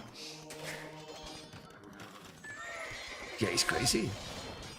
Well, knights are going with more because he's still spamming knights all the time. But the KD is crazy, really. It's crazy. Damn. Okay. And more raid. Now the population is getting closer. Well, if this is still going like this, Hearttt is dead. Yeah, maybe. And But- also, like, Hearttt has constantly 20 idle wills, right? He had more population the whole time, but all of them were garrisoned in one TC or the other TC, so... Now TaToH is in a good spot. Crazy how much raid. You just need to counter tech and forest. You have to be the aggressor in those games. You can't just sit at home and... Check the TC at Wait. the back, Andy. The TC at the back. He do not notice Oh my Hearttt God, losing oh now God. millions of villages as well. Now he's gonna lose more and more. Population now, TaToH is ahead and ahead and ahead, and this is happening. You know why is this happening? The experience, man. The experience and over respect the Spaniard, in my opinion. Yeah. What you were talking before. But Yeah, exactly that. how is possible that he has lost 42 villages right now? 42 villages. Check the score. Oh my lord. Wow. I'm not sure why he didn't... Like, why he refused to wall to the right side and put a castle in the entry on the left side. Like, he has such a good map. He set up the base perfectly in feudal age. And then in castle age, he still just refused to finish those walls. Well, I mean, Now it's a ballistics? massacre. It's a massacre. You know, yeah, he has ballistic, but this is a massacre. The amount of villages lost is insane. Now he's trying to finally attack with some knights. But now, TaToH has 1, 2, 3 castles. So, and he's not doing the attack. He's doing the armor on the knights. You were talking about the attack, but he's doing the armor. I don't know. Well, let's say because the population is still not a big difference. So if he keep going back and forth, look at now. Now resources collected out of 1k more, and grabbing the relics as well. And getting map control. Like, the castle on the bottom from TaToH is really good. You get like 3 corners of the map already with that castle, because on more to the south there is nothing, and that's the best hill he can take there. So, and Hearttt is still stuck in his one corner. Well, the biggest issue here, guys, is just the trade he's getting. It's not a good trade from Hearttt. TaToH is just killing all the time. And now Hearttt is on the way to Imperial Age. But without army, Andy. 7 army, 25 knights. And if TaToH now just unqueue all his villages, he's up to Imperial as well. Yeah. And TaToH is almost 200 pop, right? So... Wow. Oh my god. It's crazy, man. Crazy how And he you will made that see, happen. Andy, that probably Hearttt almost double APM. Yeah, for sure. But You know? I'm not a fan of these APM stats, you know that. I don't think they are reliable. No, I'm not always. Not always, for sure. And in this When map, less, you maybe... had the same APM as me in one game, I was like, come on, these stats are fake. Yeah. Maybe it's more important in Socotra map, right? Like you have to do this, you know, kind of. But in this kind of macro maps right now, because this is a lot of aggression, but there is a lot of macro involved, that will be, you know, will be brutal there. Okay. And now getting another 10 will kills. That's huge for TaToH. Check it. I mean, check the KD in total. It's crazy. Yeah. The KD in total is just crazy. No, it's game over. But is this a throw? You think? I mean, it wasn't like sure. in a like he was winning the game completely, but he was ahead, man. He was ahead like 20, 30 villages at some point. No. That's crazy. But what I realized also that map, you have to constantly raid. Doesn't matter if you have less army or more. You have to put 3-4 knights in your opponent's base, just constantly, and just run around, force some attention so your opponent can't constantly micro his army. And Hearttt should be able to do that because he is a fast player. But he was just playing at home with his knights and chasing TaToH's knights, which is not the play. And he has killed 9 villages in a map like this to his opponent. 9 villages in 50 minutes. It's not a lot. It's not a lot. Well, your opponent has killed 65, right? So it's complicated. Really complicated. Oh boy. Well, population difference is insane. It's true that Hearttt population, Andy, is solid still. 154 population, but 60 resources for TaToH. Crazy. Damn. Yeah, but TaToH forced Hearttt now to go into halbs. Like now he's taking into halbs, which is good for Slavs because Slavs want to go into halbs anyway, and Slavs have the better halbs. So I think that's an advantage for TaToH again. Yeah, well, he's doing Cavaliers and Halberdiers. Also, he has more map control. 3 relics for TaToH, only 1 for Hearttt. He's coming and raiding again. He's raiding all the time. Okay, now he's raiding a little bit Hearttt, but his opponent has 150 villages, Andy. 150 villages with 48 farmers, sorry, a lot of food in the bank. Shouldn't be a big problem right now. Yeah, but no traps yet, right? They both put kinda defensive castles, so they are not about to trap each other. They're still looking for the raids more than going for the siege all-in push, which is the play on the map most of the time. And also, in the late game now, Slavs has also Hussars. So you can go Hussars if you want it as well to raid. But he's going champions. What the hell? Okay. Yeah, because he saw the halb upgrade, I believe. So that makes sense. That's exactly what I said. If you are Franks into Slavs and you take into halbs, that is good for Slavs. Like Slavs is an infantry civilization, and you like to go infantry anyway. So I would love to see hand cannoneers and paladins from Hearttt, but obviously won't be. No echo. Yeah. No echo. No eco and no gold soon. So he only has 1 gold left, more or less. Yeah, only 1 gold left, and those are 30 bills on it. I mean, he's doing archery ranges, but I don't think he has chemistry, right? So what are you gonna do? Skirmishes? if I see skirmishes with Franks, they're one of the worst skirmishes in the game, right? Like, yeah, true. They're so bad. Okay, chemistry is cannoneers, yes. But he's coming with light caps. He is raiding now more he and won't more. afford it, because now he's off the gold. He only has the gold in front of his base or in front of his traps now. Well, he's trying to kill the siege workshop. He has trebuchet. Now he has. The halves are helping. I mean, Hearttt still have a lot of army, but it's not mobility army now. It's only halves. It's only halberdiers. So, trying to hold that position is 3,000 score difference. It's not easy to push in this map, right? When you are in this kind of approach. And that's why TaToH is not pushing, is going with the Cavaliers. You don't want to lose them. Very expensive, but champions, man. He's gonna go for champions. And with Drusinia, imagine to see Drusinia here. Oh my god, they eat everything. And one minor thing, both of them didn't scout the gold on the bottom. Which Hearttt would need a lot, this gold. Like, he could go there and TaToH wouldn't raid it because he doesn't know about it either, right? Well, he will. TaToH is coming with outposts. Look. And a castle just there. Oh my god. Okay. Andy Menstradamus. No. Andy Damus. Oh boy. Yeah, well, it's the hill. He's getting all the map. He has all the map.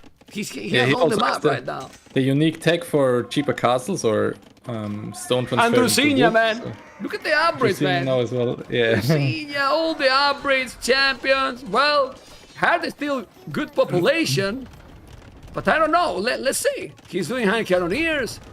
Just look how dangerous his Franks that it's difficult to finish it, right? But he lost all that advantage. 103 villains killed, Andy, by TaToH. That's crazy. Really well played by TaToH from Castle Age, I would say. In Dark Age and Feudal, he was pretty sloppy, doing some minor mistakes, but from Castle Age, he played pretty perfectly there.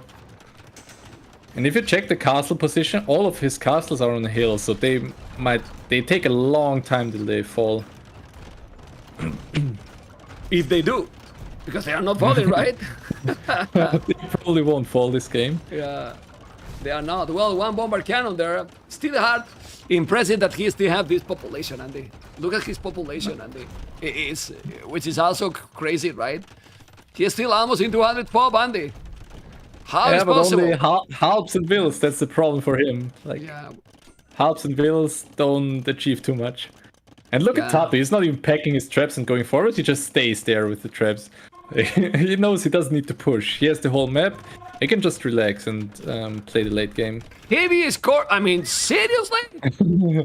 Heavy Scorpion, man. What the hell? Remember that the Slav Siege is cheaper, but Heavy Scorpions and TaToH is doing a castle with 1 village, Andy. And it's going up.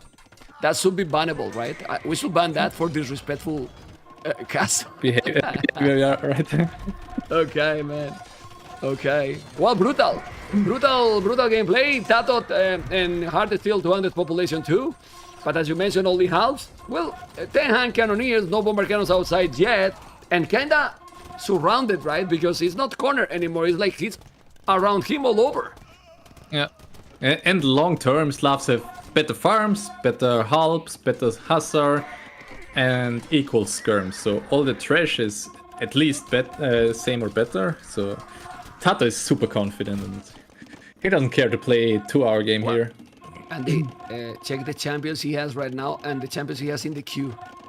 When he's coming with the champions, I mean, when he's coming with the champions and the traps, he's gonna clean all that crap army. Well, the hand cannoneers can help, but yeah, but look at on the right, he's expanding and doing buildings all over the map.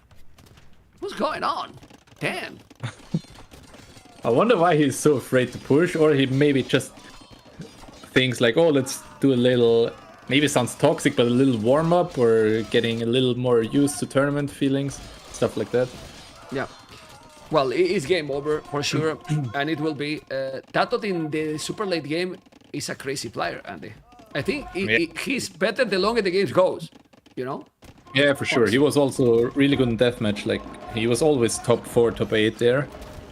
And I remember losing Deathmatch World Cup 2 against him in round of 16, I believe.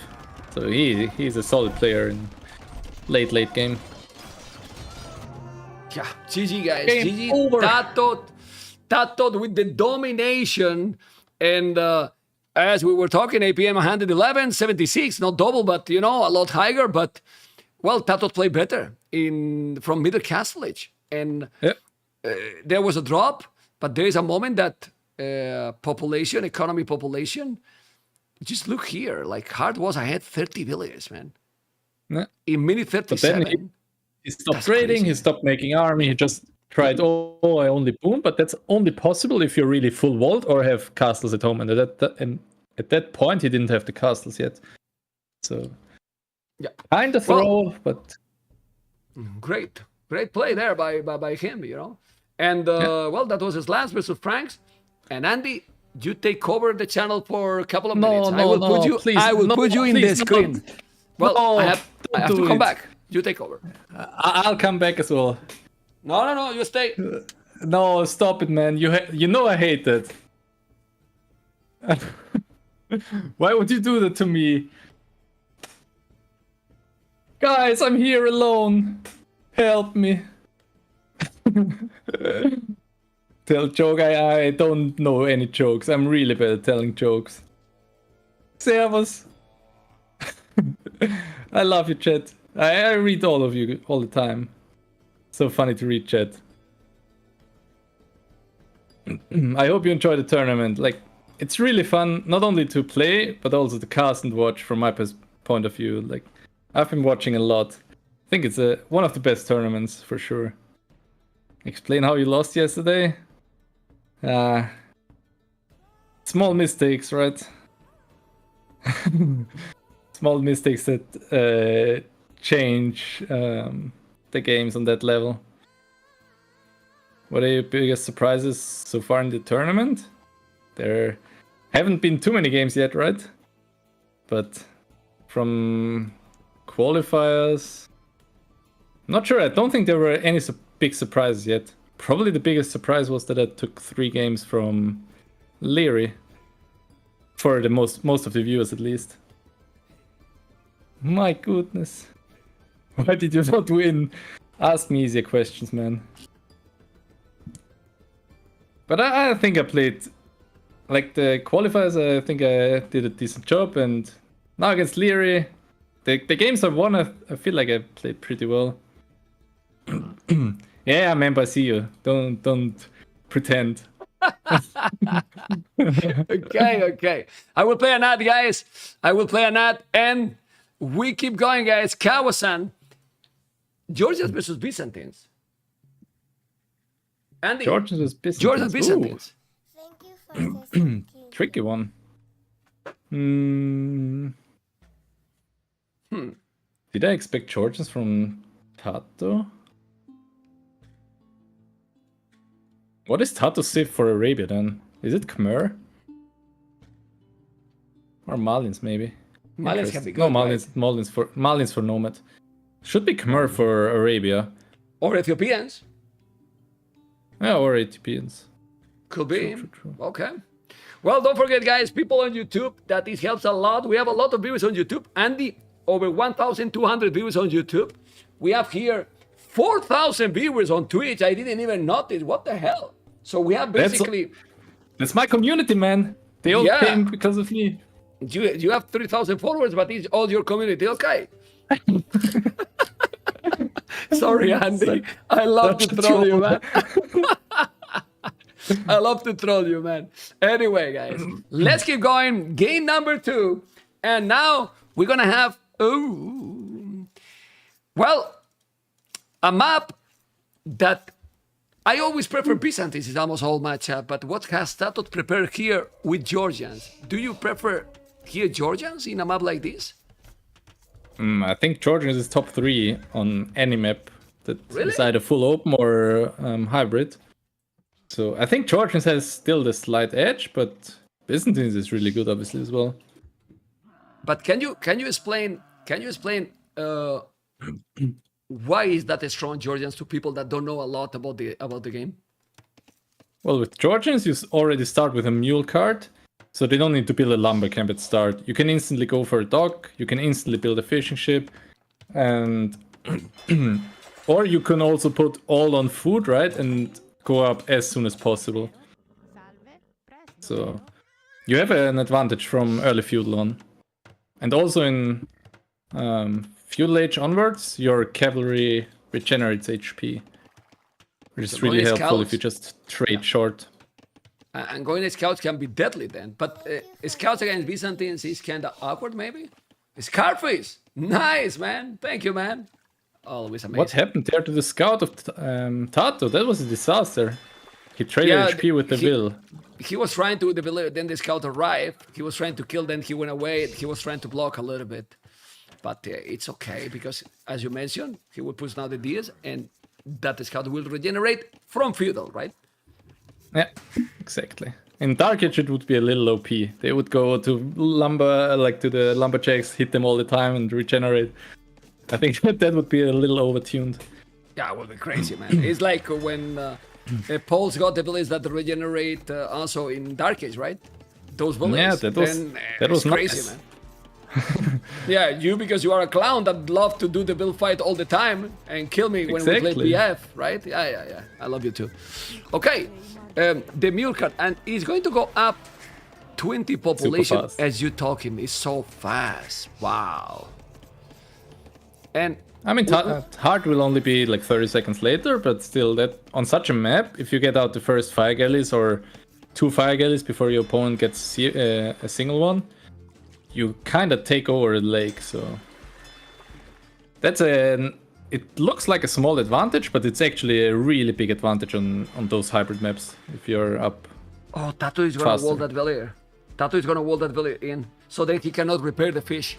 Yeah, I man. think you should do it a little later though. Like usually you want to wall it in so you can't build a second dock, right? But Yeah.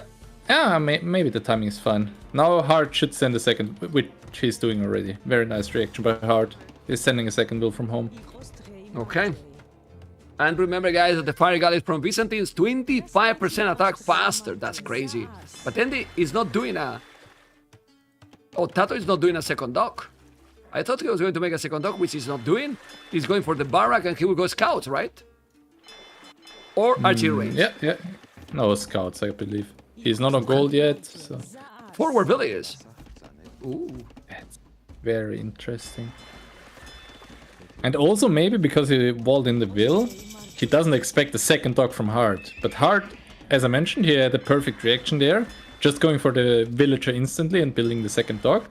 So TaToH might be surprised that he has... No, but TaToH is dock not there. going even water. He's not even doing a galley. He need only 2 fishes. He's doing hard to overinvest on water and then going all on the land. He's going to scout and sending villages forward.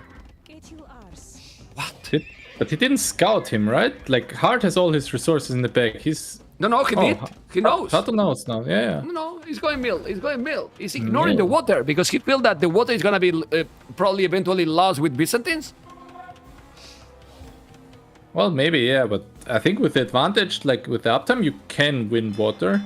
And I don't like to give up water, even if I did it yesterday myself as well. Like giving up water early on. Because Yeah, I look- saw that Lirio invests, but let's see if Hearttt Andy, invests look. more into... What he's doing. He's also doing the archery range as well. So he's going with the scout. We'll have skirmishes while Hearttt right now is not even built yet the barrack, the Obama. The scouts are already there. Those are recovering the HP, remember. And need 2 scout is kind of too little. Need another, but that's going to be a villager down. Not yet, but with 3, he might take 1. I still like how Hearttt plays. Like, he saw that TaToH doesn't do a fire galley, so he stayed on those 2. And he added another fishing ship after that. And now Byzantines, they like to do trash army anyway, like skirms and spearmen. So I believe he should be fine. He's still 2 bills ahead. A little less army, but as soon as he gets the... I shouldn't... Now he's making a mistake with queuing a fishing ship. He should do an archer range. Yeah, But I guess but he the did- problem, he didn't see. Yeah. Andy, that he has an archery range too coming. He doesn't see it. He doesn't expect the archers coming, and now he does. So he will need a tower, or this can be a problem. He's doing the tower right away, but 4 scouts already from Georgians is quite a lot, and he didn't expect this aggression. Andy, is this still good for Hearttt? I'm not sure anymore. It's a disaster now. Not this disaster yet, but maybe it's a disaster. You're right. Very good micro for TaToH. Look at him. He's microing away the 1 HP scouts, coming back in, making a hit, going back again. Very nicely done. He killed 5 villages, Andy. 5. Yeah. 5 villages, you know. Holy moly. It's true that he still have no water and Hearttt got 2 ponds.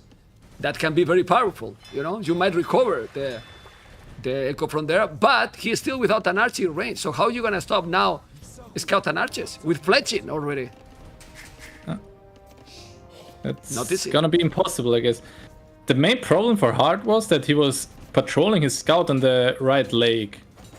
And he didn't scout the middle, obviously, because most of the time you don't expect your opponent to do buildings in the middle. So if he had the scout, at least at his woodline, right, he could fight back the scouts. Okay, he wanted to go for a dock, Andy, on the right side. Hearttt got there a galley, but I think Hearttt didn't notice. He was just shooting because he was there. Okay, he did. He did notice. I'm gonna take the villager. Got it. Okay, that's good for Hearttt. And now Pop is even, rest collected, slightly ahead for TaToH, but I don't think that's a big problem for Hearttt. And look at Hearttt resources. He might go up to feudal to castle age soon. Honestly, it's not too far away.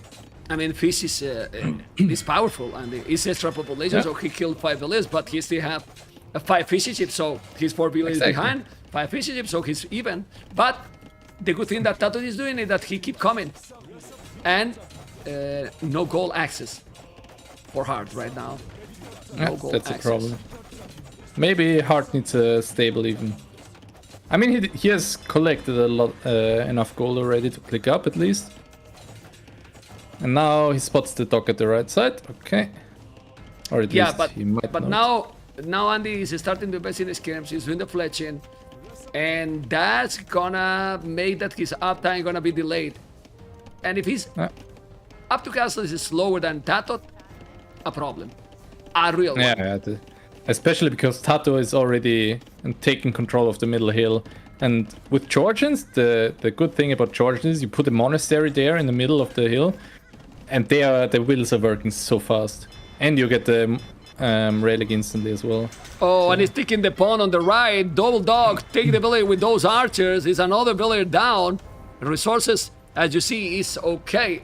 Hard now with a lot more population, but I feel that the castle age, as we're talking, TaToH is gonna be up quicker. Well, I like this game a lot, Andy, because it's completely different than what we used to see on Kawasan, honestly. Yeah, I like the approach. I mean, it's a little risky because, in my opinion, TaToH's approach relies on Hearttt not scouting it, right? If Hearttt had his scout, let's say, in the middle and run through the middle one time, then Hearttt knows, walls his wood line shortly or stuff like that, and then Hearttt is in a great position. So it's a little risky, but in that regard, like in this game, it kind of paid off for TaToH. And he's still... It was kind of the perfect execution for TaToH, but he's not far ahead. Oh, but look at TaToH now. He's on the way to Castle Andy. And as you are talking, a fortified charge will happen in the middle. And then now, I don't know what is he going to do. He has only 5 scout, 1 archer. Okay, but beating Castle is fast. He's going to take the pawn on the right. So he's going to be even in the pawns. Camp is as well. I don't know. And Hearttt is still not up. I mean, he's not going to be too far away, but... Oh, demo on the right. Demo for both. Oh, there you go. But he took the freeze also. Nah, he's getting that. Byzantine Firegallis might... Let's see who micros better. Oh, Hearttt, good micro there. Yeah, really good for Hearttt. Hearttt will kill this. Okay. Very nice. Very nice micro by Hearttt there. Okay, he's gonna prepare that one. There's one with 1 HP only. And now, not good micro anymore. Yeah, but now there is no fish anymore, right? So, and TaToH is still making Firegallis, so that's good for Hearttt. Hearttt should click up now. He's okay. Now he's up. 1 minute later, it's okay still. Yeah, but TaToH is gonna go all in. Double stable, Andy. Double stable. He's going aggressive, guy. He's going aggressive. He's going all in aggressive. Hearttt with 53 population, TaToH 41. He has wall. That's a good thing. Wall on the left.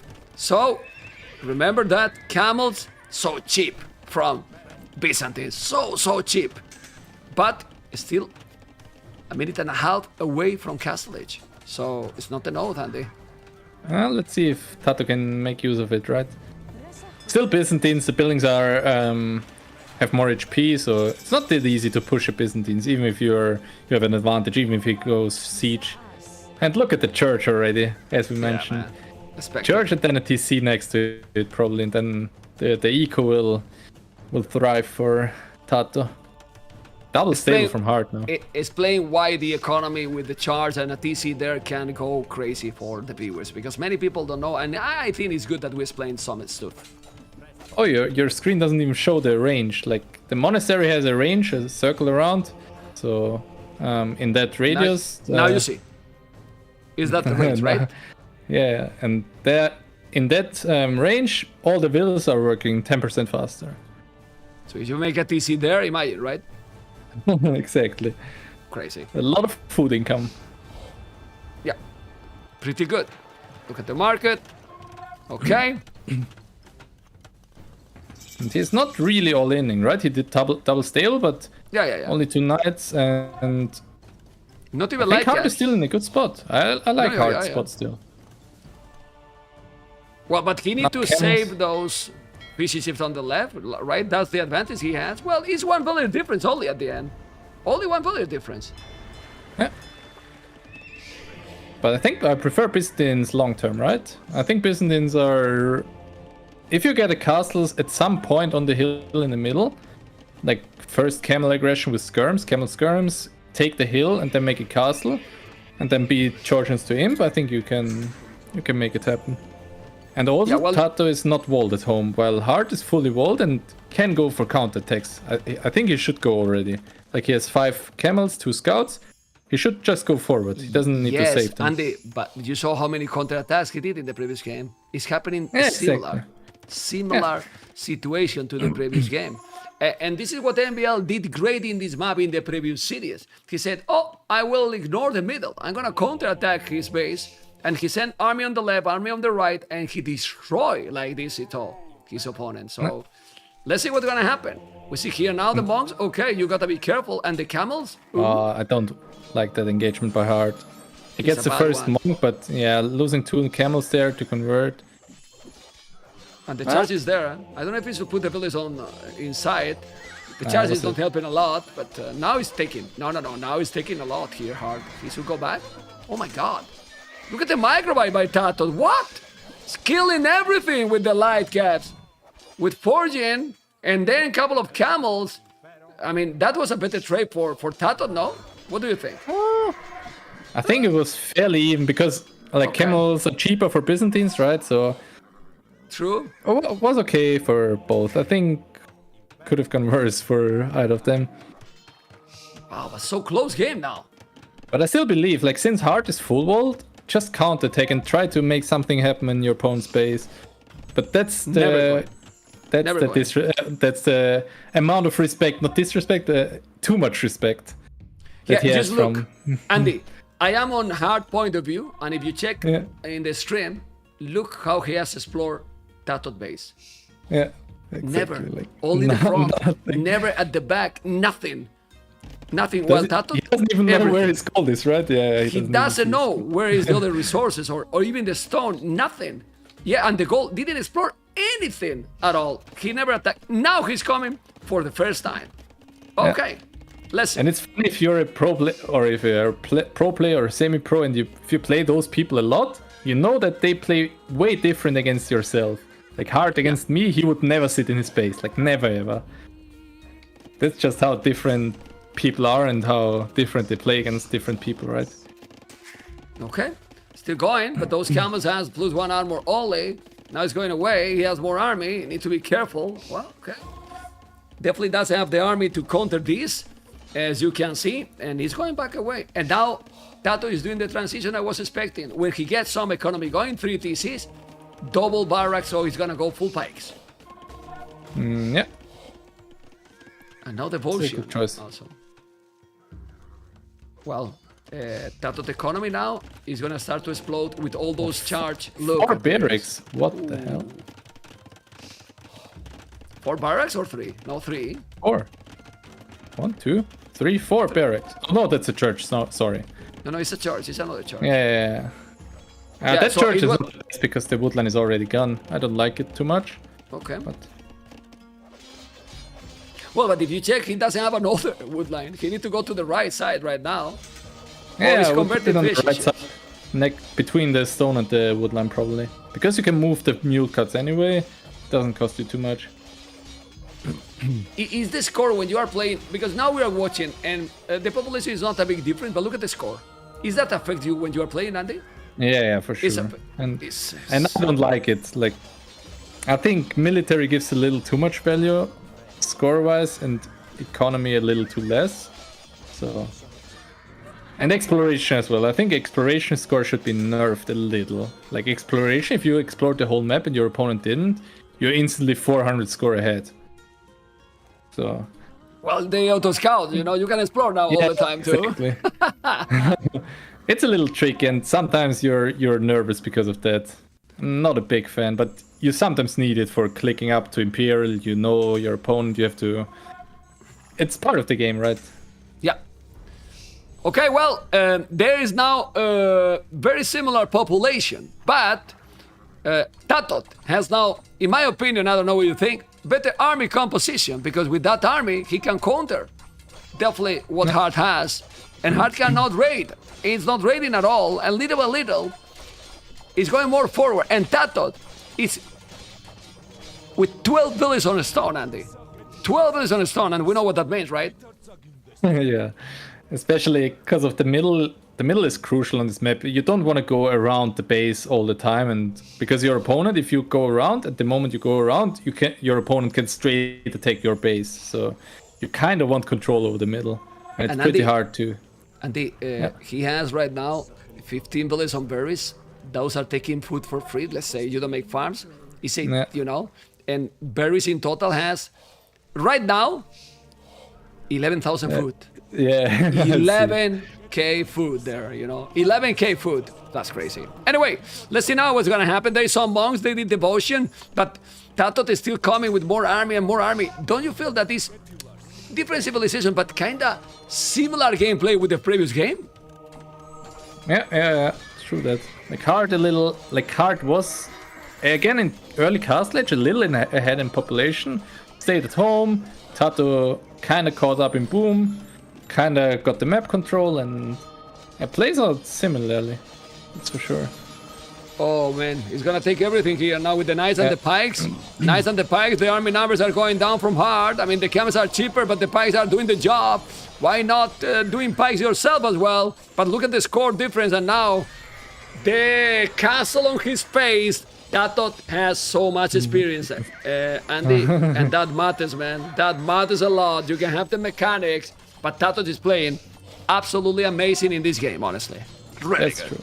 Very nice strategy. Caught Heart of God there, didn't commit on the water because Byzantines want to force the fire war. Really nice reading of the game, honestly. Yeah, look at the castle, man. He's not even in the middle. He's taking the TC, taking the farmers, going away. Population now is growing and growing. 15 villages more. He took already again 13 villages, and TaToH is definitely on fire right now. And Hearttt, well, he is the same that the previous game. Look at the wood in the bank for Hearttt right now. He could sell, make a castle. It happens the same. Now he's the lead those farmers, but well, and Byzantines that can go up to Imperial. No anymore. GG, TaToH doing an amazing play here. Amazing play. Really, really good. And the wood bank is also a result of not expanding to the map, and then you're stuck on one gold pile, and you don't want to put 40 villagers on gold, right? And then you want to put your vills somewhere, and that's why you put them on wood, and then you float wood. And the same happened last game. He didn't expand on the map, he didn't put his castles too much forward, he was stuck in his base, and then he sent all his vills to wood. Kind of similar approach. Yeah. Feels bad a little. It's like you are spamming villages from the TCs, and all got a point is on wood. You are not relocating those villages also. Yeah, because you can't. You only have you want gold camp, and that's exhausted soon. Okay.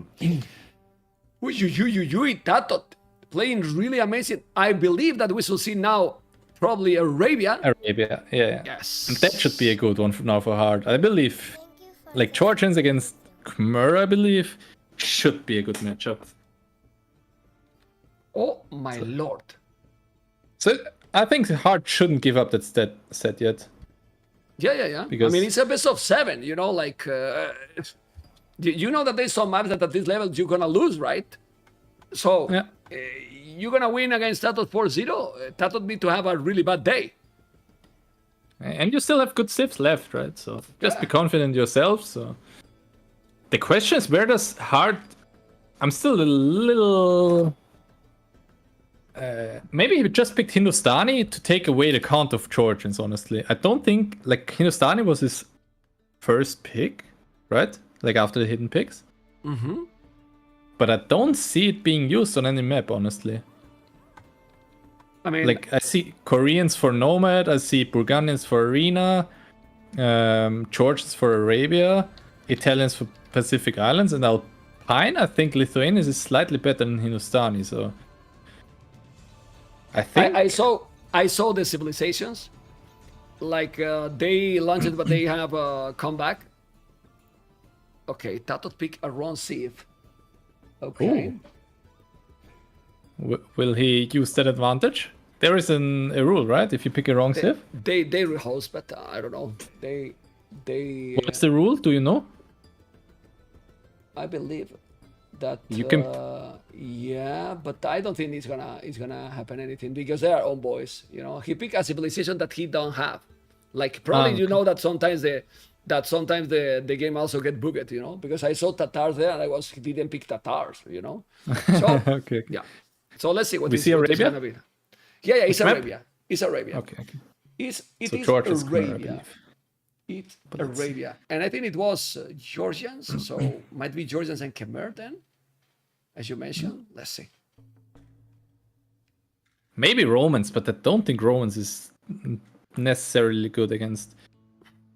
Well, Georgians, Khmer. Romans against Georgians. Romans struggle Georgians. against bombard cannons, right? Romans, That is Khmer? You see it Georgians already? and Khmer. Yeah. Georgians and Khmer. Pretty sick. Okay. Would you expect- prefer here? Well, Georgians, Still Georgians? Okay. of course. Should be good. Okay. Like okay, both okay. open scouts, but with Georgians, you're maybe one pop up faster. You still have the spearmen in addition. So I like Georgians a lot. But I hope that Hearttt gets out, like stops respecting TaToH too much. I hope he goes like aggressive as he goes against me. I think TaToH would struggle a lot against it as well. Like Heartt's aggression feudal can be really dangerous. Let's see. And he's I think he's number 1 on Arabia ladder, right? You know those. I think so. Yeah. Well, I don't check Arabia those. rating Not levels. gonna lie. Thank you for the kill. He's spamming Arabia, everyone knows, I believe. So. Thank you, guys, for the subs. Vamos, amigos. We need to reach millions of subscribers, millions of everything, you know, to keep going. Yeah. Because we want to increase the price. We want to make more tournaments. I'm sure that Andy, if we get the goal that we want, I am sure that Andy loves a team game tournament because he always tell me, "Man, team game tournaments, man, team game tournaments." So let's see. Man, 1v1 tournaments. Warlords 4 confirmed. Let's go. Warlords No 4, King you of want? the Desert, please. Okay. Well, King of Well, the Desert I'm- is a classic, man. King of the Desert is brutal, man. A lot of people love King of the Desert. You know that there's still people that don't know that I'm the host of Warlords, King of the Desert, Battle of Africa, Mangroves Hollows Cap. There's people that still think that other people is hosting these tournaments, you know, which is crazy, you know. So we need to Yeah, remind we're people. confronted. Yeah. We're confronted with the game every day, and we think that it's like natural to know everything about the tournaments and stuff But like they that don't. because we are involved. But like as you see in chat as well, like I was at NSC, right? But people still don't know me or stuff like that, and probably the same about you still. Yeah, because not everyone is tuning in at the same time, basically. Yeah, exactly. And internet is giant, you know, it's giant. Anyway, Some people let's have better focus. things to do as well. Let's focus. Also true. We have TaToH in the south as a yellow. This map is again with a lot of hills, with Kenda Crater, and then as purple Hearttt in the north. We have a map with hills all over the map from TaToH, Andy. Berries, Yeah, cold, it's wood, not all a good over. map for TaToH. Like the berries are super annoying for TaToH. He won't like you struggle a lot with quick walling those, for example, and also you can't wall them like make a big wall around it, and also the gold is kind of exposed. And for Hearttt, because the gold is forward, all the gold is exposed, kinda, it's a flat area, but difficult map, man. Difficult I mean, map as well. flat berries and flat gold, and you have the mule cut, right? So if you get off pushed off gold, you at least can move back with the mule cut. It's not a big problem. That's true. Okay. But still, if you have to move, This you house, are, you know. hard made loom. Disaster, man. he forgot the house. That's well, happens, but shouldn't happen. Yeah, because also you lose a. Well, oh my god, I love TaToH, man. 2 farms already, man. He's planning something, man. Oh, He's planning something, you know. Khmer, is you that a know. FC? Like 20 pop FC with straight knights? I could see that coming. No, he's up already. Oh, he's He's up. up Okay, already, okay. man. 18 population. As fast as Hearttt, but he's now ahead because he didn't have to make the loom. Yeah. A little bit ahead, you know. Hey, you don't Kinda. really need the loom with Khmer because you can garrison into the houses. Like the woodline builds are always safe. And from Georgians, you also don't expect man-at-arm or militia aggression. You mostly go scout with Georgians. So that makes sense to skip loom there. Yeah. And now I'm gonna make that. I'm gonna explain a little bit why he did the 2 farms. I'm gonna looks like I know something about the Oh. game. Remember, guys, that I'm curious. no, I will take the risk myself. You know. Remember, guys, that you don't need to make barrack. You know, you don't need to make buildings to go up with Khmer. So you are saving some resources, and depending what is the approach you want to do, that if he's not on goal, most likely it should be stable. Obviously, having a couple of farms that you are saving from the barrack is gonna give you a great echo because those farms are basically dropping food all the time, and even if they don't have a horse collar, well, you can see the resources already for TaToH with 300 wood and 300 food at the same time. Pretty sick, Andy. Pretty sick. Is that correct what I said or not? It's correct, but I'm not sure if he did that. I'm not sure if he did that if he had safe berries. Maybe he did that because the berries were exposed like that. Like, oh, I don't want to take the berries. Let's go for 2 farms early instead of the mill. But it's not better the farms early also, like the berries being that exposed, and berries is the slower food income in the game, you know. So you can go the mill later when you have the army and you have safe because he's still going full farms without horse collar. Are farms faster without like wheelbarrow and handcart because the wheels are moving slower? I think berries and farms it doesn't matter. Like, well, but the Khmer one, yes, because they drop instantly. Yeah, still they move on the farm, right? So, but have to ask Spirit of the Law, I believe. No. Anyway, let's see. It should be slightly better. This is a completely different approach as what we can see usually. It's stable for both players. There is a spear now. You don't want to take any damage from the spears. And what is gonna be the next building from TaToH, Andy? Archery range, the mill, because if he's doing also a lot of spears because he got 3 spearmen, you cannot compete against a spear with all the scouts. And the question is, do you need to compete, right? Your farms under TC are safe, your woodland is safe. You can make short walls like around your mining camp maybe. So maybe he doesn't feel the need of making spears himself. Interesting approach. Let's see. Okay. But the problem is you still need the mill at one point, right? Because of the horse color. You don't want to have no horse color until Imperial Age, unless he expects to win in Feudal Age. So you still want the mill.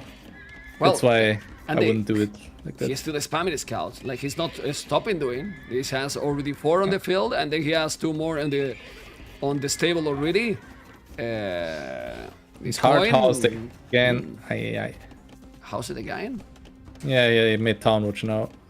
Okay. Because he was housed. The scouts are coming. They are coming. Let's see. I'm going to TaToH point of view. He didn't find yet some of the resources, but he will find now. And he has to go away. Still not on goal. But what I see now from Khmer is that TaToH has already 12 farmers in minute 9. That's a lot of food coming already for Khmer. I don't know what you think. Yeah, but still without horse color. Like the first farm is running. It's only 30 food left, so he will have to reseat them soon anyway. Let's see. Hearttt might have to full wall now because TaToH is going all in scouts. Like blacksmith now and then full upgrades, and then he might surprise Hearttt. But Hearttt, he keeps producing scouts, which is really good for him. Yeah, the houses, garrison, gathering the village on those houses and then going outside trying to kill the spear, but he couldn't. Forging or armor? Well, the answer is already there. Forging already. The attack. The same. To raid. Okay. He's coming trying to do the scouts. Isn't the woodland open? It's visual. Look, when you check both, you see that it's not open. Well, it's not open. It looks sometimes, but it's not. Okay, going back. He has to be careful. It feels like the game can snowball with one battle, Andy. And hard housed again, my goodness. 35 seconds idle TC already. That's not what you want, especially in your home map. I would call it home map for Hearttt, because he's a known Arabia lover. Well, he picked the map, so it's his home map. Yeah. Okay. Has to be careful repairing with 4 villains. You know, still without the mill. Crazy, no horse collar, now mining gold. He's gonna go bloodlines. He's gonna gonna do all the upgrades, or he's gonna try to go past castle. What do you think, Andy? I don't know, man. Vamos! Yeah, bloodlines, let's go. There you have your answer. Yeah, All bloodlines in is already, scouts. and 1 villager down. He's gonna go full scout, then maybe a second stable? Or is too much second stable? I think it's too much. I wouldn't do it. Okay, he's Maybe doing a I'm wrong. house here. Yeah, he's doing a house here. Just to protect the units when they are coming. He has 1 house on the right, 1 house on the left of the goal, so he can drop those villages and save them. As you can Nicely see, saved. no problem. All good. Saving the villages. And now, he's raiding. He's raiding at home. Oh, man, TaToH is playing amazing. 3 villages kill, more idle TC. Well, he's doing wheelbarrow. Hard, but check TaToH the score again. Is scary, Andy. Scary. And also 6 villas more, right? I mean, he has wheelbarrow hard, but still. TaToH doesn't need the wheelbarrow because of Khmer farms. Like, it's not that efficient. It's still good, but not great. So, Shall he make the scabbard in armor, or is not needed against that army? I wouldn't do it. He wants to go Castle Age, but now he's off gold, so he can't. Like, you see, TaToH wants to save res for Castle Age. I think he will build the market, so he doesn't have access to gold. Yeah, he's doing more scout now. I think he can, with that army, with bloodlines, he can clean, maybe. Oh, those villages are going down. I like this now for Hearttt. Yeah, he's gonna take it. Finally, 2 villages here. And population now Hearttt is ahead. More scout and spearmen. But the resources, as you mentioned, looking good. Oh my god! I got a good co-caster finally, man! He's doing the market then. You're right. You are right. You see, Andy, today, instead of trolling compliments, you know? My goodness, Oh, what is thank this? you, man. First time ever. Yeah, and the But now last. those battles are great for Hearttt. Like, trading HP, now he heals up, goes back again. But I feel like he has the same problem as on Land Madness. Like, why is Hearttt not walling at home and sending the spearmen forward? Like, he has such an easy wallable map. He just needs like 20 tiles of palisade walls. He's full walled, and then he can assist the scouts with spearmen in front. I did, because he's respecting TaToH all the time. A lot. Yeah, exactly. Exactly. Now a good fight for Hearttt again. Yeah, he has a lot more army, but the spears are almost all at home, except a couple of them. And the timing, the momentum, being in Castle Age is gonna be so much faster. And probably what he wants, TaToH, is to go full light caps. No, but his scouts are not full HP anymore. He has like 6 scouts full HP. It's not too scary, and he's still off gold. He needs to buy gold to get knights.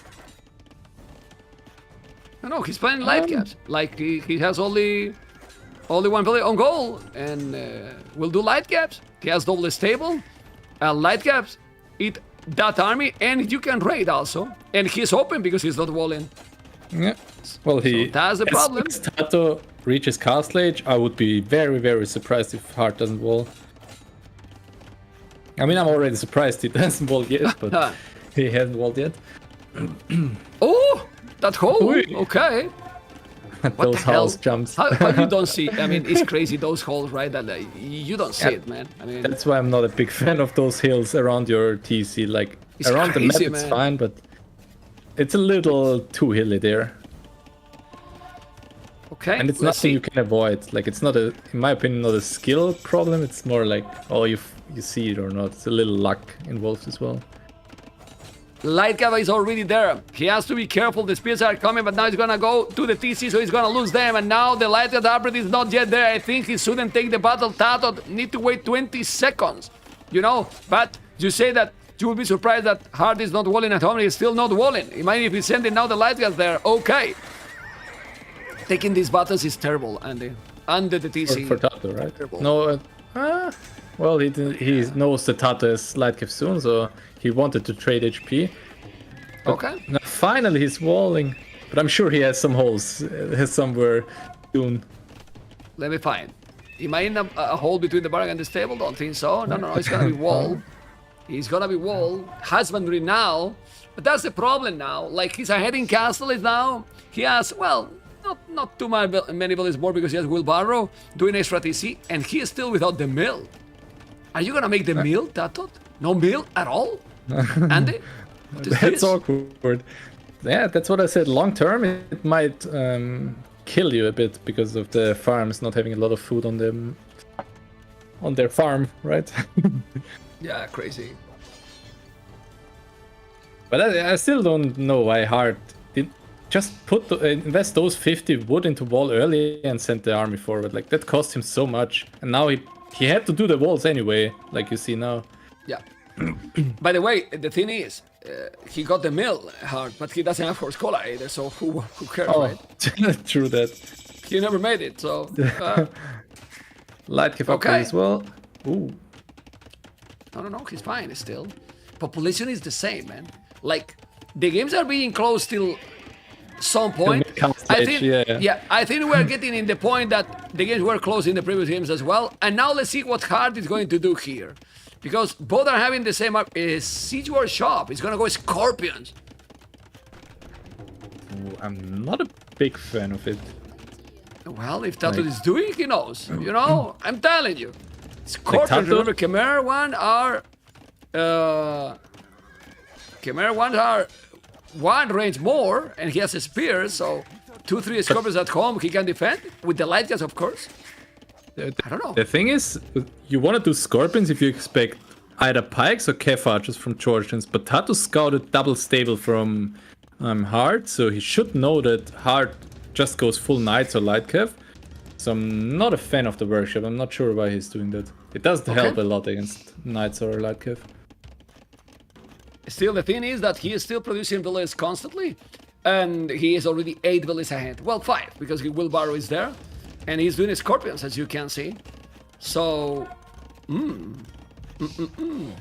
maybe he was thinking that he could do something else. I don't know.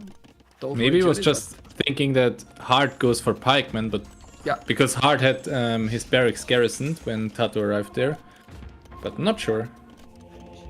And still, many spearmen. He didn't make the pikeman upgrade, but those some Scorpions going to be there.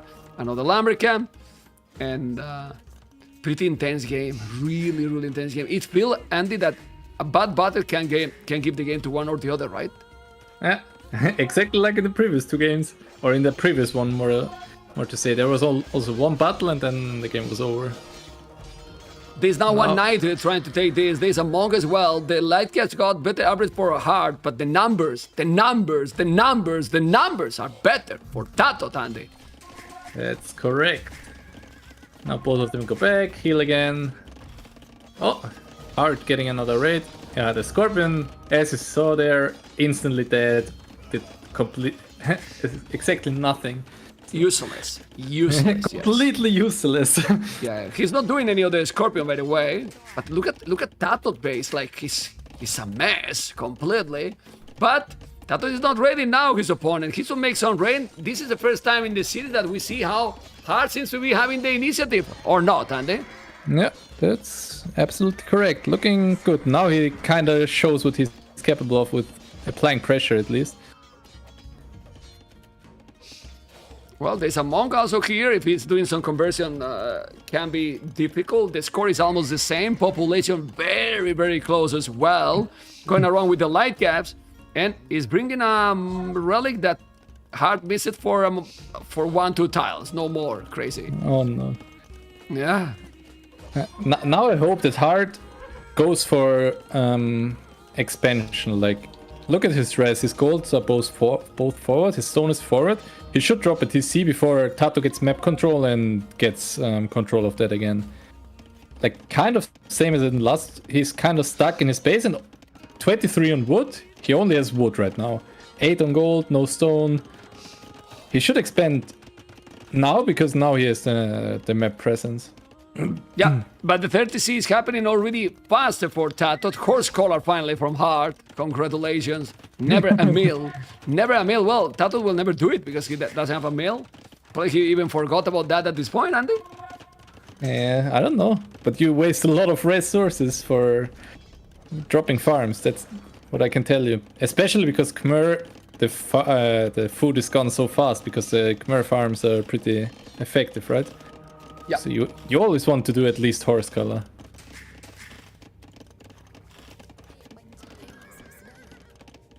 Okay, let's see if he's gonna go with the light. He's gonna take those. Gotta be careful. Tricky position for sure. Now coming with the knights and the light. Yes, gonna be careful. He's gonna go back, but no. And now he's taking the battles. Hearttt got more army now than his opponent. Also better upgrades, Andy. He got wheelbarrow, he got horse collar. He is in okay position. 10 villages behind. And now TaToH is not attacking the mill. This is gonna be happening now. Unbelievable. Let's go. A lot more army for Hearttt, but Hearttt is not attacking with those knights. Why? Because he's respecting TaToH one more time. Till TaToH is able to do more army then. Yeah. Oh my god, he's gonna kill now the light guys. Yeah, he's gonna kill a monk, but how many light guys is gonna lose? Well, not any, so what's good for Hearttt. Nice. Horse collar now. And population, Andy, the same. Exactly the same. Different distribution, yes. So, who has the advantage? TaToH has more resources collected. And now, barracks. Oh my god. Deja vu with the previous game? I can't He believe also it. spent a lot more into reseeding farms, so I think Hearttt is in a good spot. And that's also the game you want to play as Georgians. You want to raid around with 2 control groups of Lightcav and Knights. Just raid, trade some HP, go back again. That's the dream scenario for Georgians, in my opinion. Yeah, he has the hand card already coming. Wait, not even wheelbarrow. This is starting to look solid for Hearttt. But there was a very solid position in previous games already. So, Hearttt need to confirm and finish it. Because he has been there already. And then, are you gonna think about those games? Or now, when you are in these kind of games, you don't have time to think anything. You are so focused, right, Andy? And you need to only have concentration for Good this execution. one. Yeah, Right. and executing. You can't micro pull it there. You can't lose knights against spearmen. You can't get converted. You have to pay attention all the time. Oof, a lot of army from both, but now TaToH with 92 villages is still no hand card, so I believe that the economy now from Hearttt should be with hand card. I mean, he's 11 villages behind. I prefer the economy upgrades here from Hearttt, right? And with Yeah, the for sure, charge, for sure. and with the charge With also charge, exactly. as well. Now he's gonna have a castle soon. Oh my god, castle defensive or forward? Damn. I would do it at home. He needs to control his own gold, I believe. Yeah, population is exactly the same. Different distribution, more villages but less army. Oh man, knights are coming. And the players are focused, as you can see in the webcams. The face cams are not frozen, guys. They are just that focused that, my goodness. By the way, you were not frozen yesterday. In the Nomad game, when he reached Imperial, your reaction was good, you know, Andy? It was like, what? How is this happening, right? How is this happening? Because he got many fishing ships, Mr. Andy. Yeah. A lot of fish. I But know. the reaction was great. And here the reaction is gonna be what? Because army numbers is getting closer, and the Pies are doing the Very job. nice. Well, they are not in the position No. here, so Just Hearttt should be microing okay. very well. He sniped all the monks and pulling away the pikes from the knights, right? That was a great fight for Hearttt. Now he Well, can drop the he's giving castle. time. He's giving time to take the castle up. He need to make the castle. He might even is not doing the castle now. Ooh, sticking many of those knights down. The castle should be up, but he's gonna lose villages here. Okay, the castle is up, but army numbers are not that great anymore. Though Hearttt food is sick right now. 1,400 food in the bank. Sell and go up. Or what? Oh, he should do it, yeah. Price should still be good, right? But he should go also more on gold. Like make a church, especially with Georgians. Just make a church next to your gold forward, and in case your opponent raids you, you can always garrison them. So there is no Yes. need to be afraid. He has a stone to do another castle. No. Now, TaToH has now 13 knights, 20 pikes, and he's starting to raid. And that's gonna be difficult. Because he's gonna Now we lose get villains Monaspa, now. man. We get Monaspa. Okay, few Monaspas on the field, but there's still a lot of pikes, and the pikes will dominate or not. I don't know. Still Hearttt is having a crazy score advantage. But TaToH keep going. 50 farmers, 21, and now he's not getting attacked, doing a castle at home. Man, check the food from Hearttt. How is that even possible, man?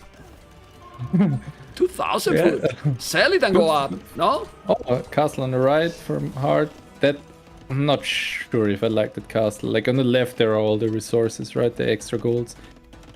Well, there's another I'm goal not also sure on the why- right. Why doesn't Hearttt like his extra golds? Like, just put a TC on any of them, or a monastery or a castle. It doesn't protect them in any game. Even the Land Madness, he just kinda let the gold. He Oh my didn't care God. if the golds are in the good I don't spot know, or Andy, in the but bad wild spot. trades here, not the best trade now from Hearttt. TaToH is now putting a lot of army there. I don't know if he's gonna take the battle. This is all the upgrades for TaToH. Hearttt got good upgrades as well, but missing the attack. The trade here now is okay for He has TaToH 2K because... food.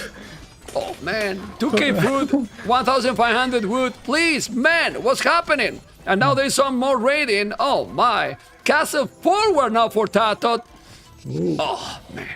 I mean, the scores still say that he's ahead, but the population say that TaToH is ahead, and it's still not going up to Imperial. So, let's see what's gonna happen. He's sending a lot of villages to make the castle there, and that castle will take a lot of map, Andy.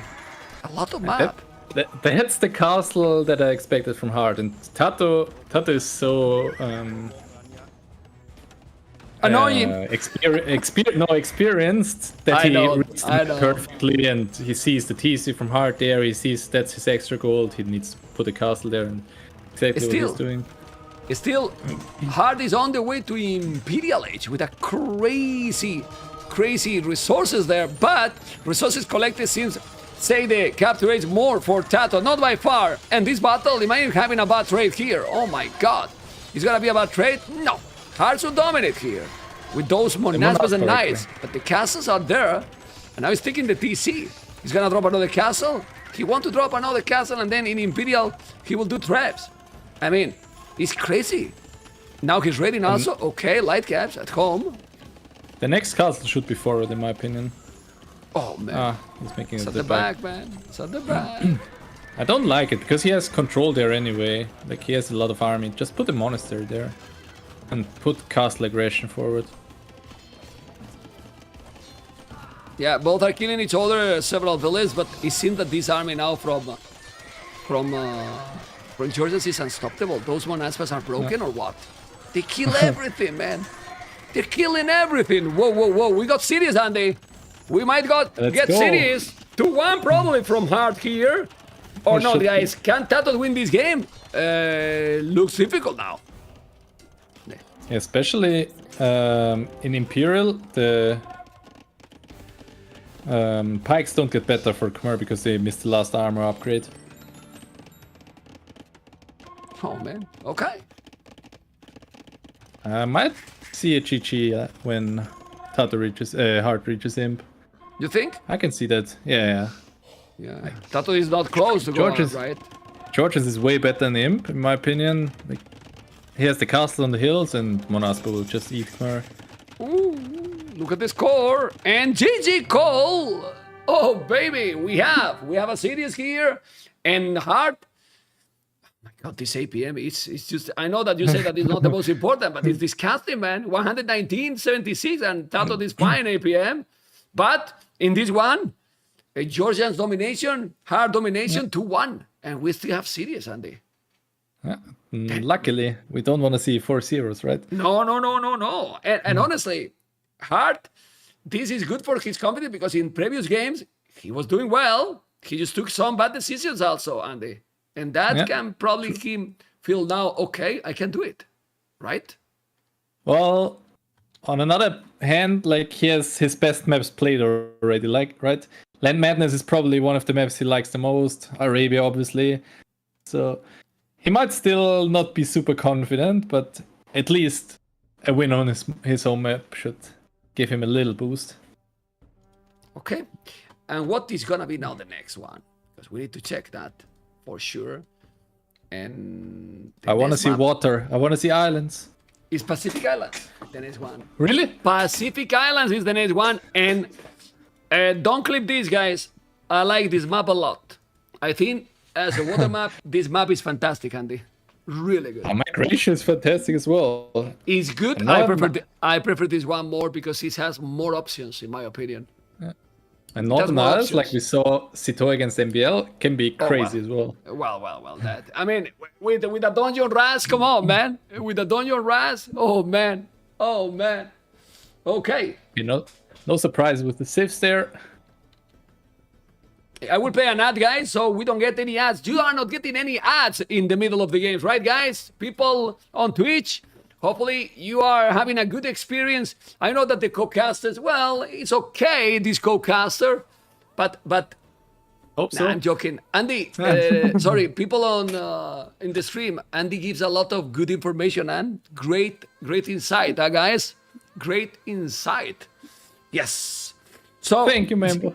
You're so Japanese. nice today. What happened? Did you sleep well? No, I barely You sleep. had a great set, great day yesterday with great sets, right, from Warlords, and now you're super friendly and super nice. I'm always super nice, even if you are a traitor that don't pick me ever in the Rage Forest team. I couldn't. I told you again. I would have picked you. I couldn't. I cannot pick you, ma'am. I cannot pick you. They don't let me pick you. Yeah, it's a fact. I'm sorry. I But know that Andy, you know, and you're trolling me. We ban him, guys. We ban him. Stay to this. I'm trolling him. Okay, Japanese and Italians. It's gonna be Pacific Islands. Which one you prefer here, Andy? Well, I have to say I prefer Japanese because they are first picked, right? Japanese is always great. Like, I think Japanese can be played on any map, and they are always pretty nice and have a lot of options. It's so great. So- So great, man. A lot of civilizations, you know. Okay. Japanese should be slightly better. We're gonna go my now opinion. for the game, and okay. Why I like this map a lot? Well, you can see the start, guys. It's more standard like migration, let's say, because you have a rhino and then the buffaloes. It's only one rhino, right, Andy? And Yeah. then there's Yeah, two you islands. don't need much food. basically. Yeah, there's two islands. There's also wood that you probably not gonna take in those mangrove terrain. And usually when you have explore the map really quick, you're gonna explore the other islands. And TaToH is already doing that. That's pretty sick. In minute one, it's I don't know. What is the best strategy here, Andy? If there's a best strategy here. I think going for galleys while towering your wood line in the middle should be the safest strat, let's say that. But you can also like do man-at-arms archers and like there are so many different strats. That's why you like the map a lot. Like you can Because do archers. you can land, Andy. You can land your opponent with archers as well. Transport them exactly. Yeah. I like it. I really like it. Okay, let me switch the cameras because TaToH is on the right now and Hearttt on the left. So let's see what is gonna happen. Remember that the resources are only, well, 1 stone and 1 gold in the starting island for both players, as you can see. So you really need to conquer one of the other big islands, right? Yeah, exactly. And mostly those both go for the same islands, from my experience, because one is mostly a little bigger than the other. And you don't want to give up the big island, right? You always want to have as much land as possible. Because there are more resources, more golds, more relics, stuff like that. And people is greedy, right? So if people is greedy, Andy, you Exactly. want to get the best out of it, right? Anyway, let's see what is going to be now. And The good thing with the Nidalee is that the uptime is going to be very quick. They are both exploring. Hearttt is on the left island exploring, while TaToH is on the right. So when TaToH has seen this island, that he start to notice that it's not so big, do you think he should move to the other?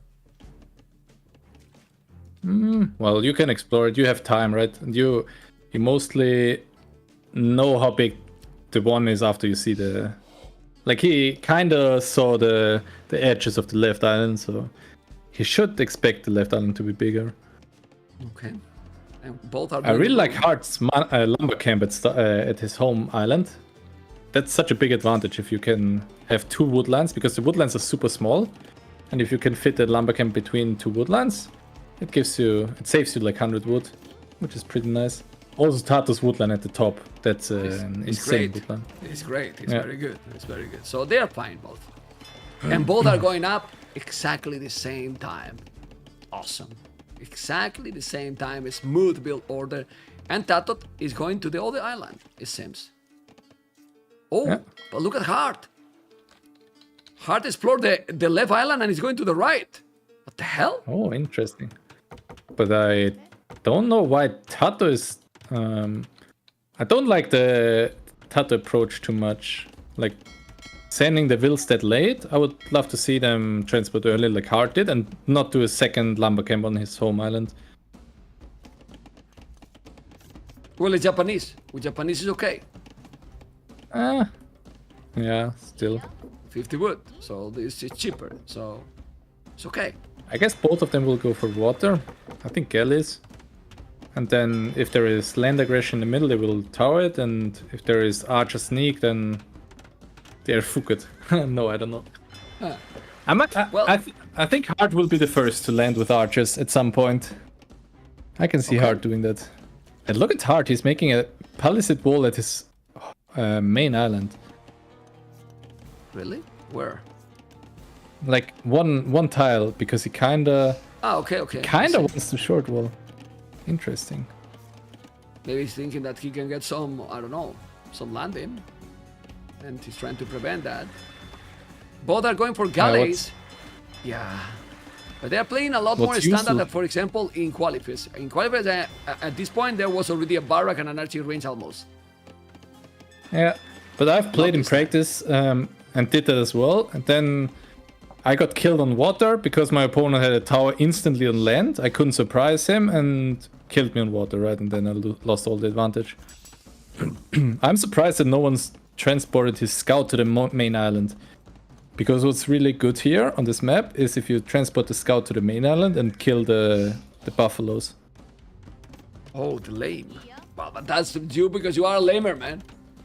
No, not me. No, I know. Okay.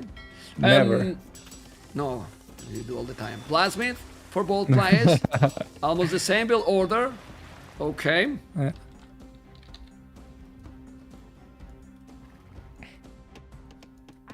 Fletching for both Fire players. galley now. Why a fire galley? Oh, that's a sneaky fire galley to force some. Look at TaToH. He's going around with the fire galley. Just wants to maybe scout, or maybe he wants to find the transport ship, right?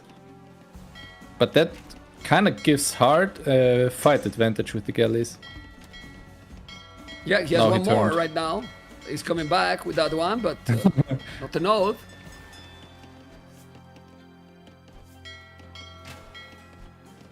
You got to be careful.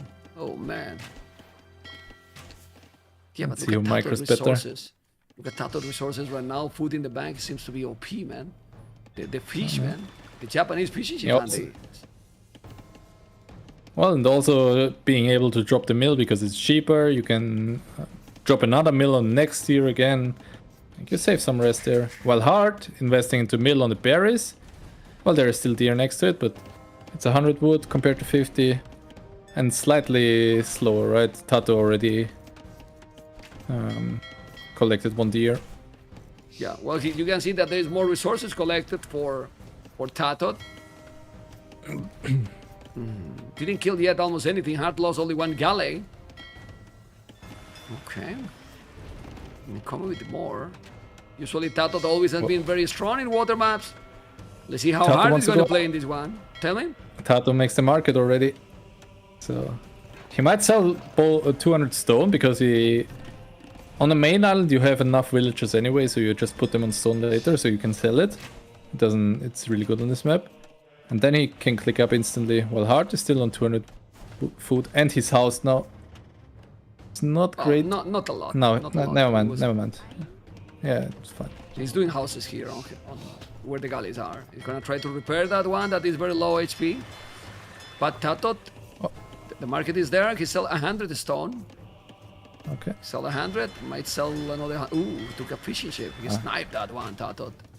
Nice micro. I think he will sell another 100, but let's see. Or... Oh, he doesn't. He force drops the food. He's not needed. He's going up. He's going up. He's dropping the goal, and he's on the way to castle it and going up to castle it with Japanese. He's smooth, and he's Very also nice. great when you are against Italians, Andy, because Italians is require cheaper resources to go up. Population is exactly the same, but TaToH is gonna have now timing and momentum, and not going anyone on the land battle. And TaToH is up with more navy as well, so he's with a big advantage, Andy. Yeah, for sure. He's always one step ahead. Like, look at Hearttt just finished the market now, and TaToH was, with every play, he was, let's say, half a minute to a minute earlier. Dropping the mill, dropping the market, stuff like that. Small details. It's because he's doing wrong decisions, or just because Japanese is in that regard a little bit better, and he could save those. Uh-oh, good micro here now? What do you tell Well, a me? mix of both, I guess. A little bit cheaper with the lumber camps and maybe a little bit better of macro. Not like TaToH invested the maximum he needed on water to be able to hold, while going for the market at the needed time, right?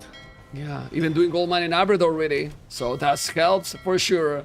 He has a little bit more population, and the most important is 1 minute ahead. When you have the galleys that close, it's so tricky, Andy.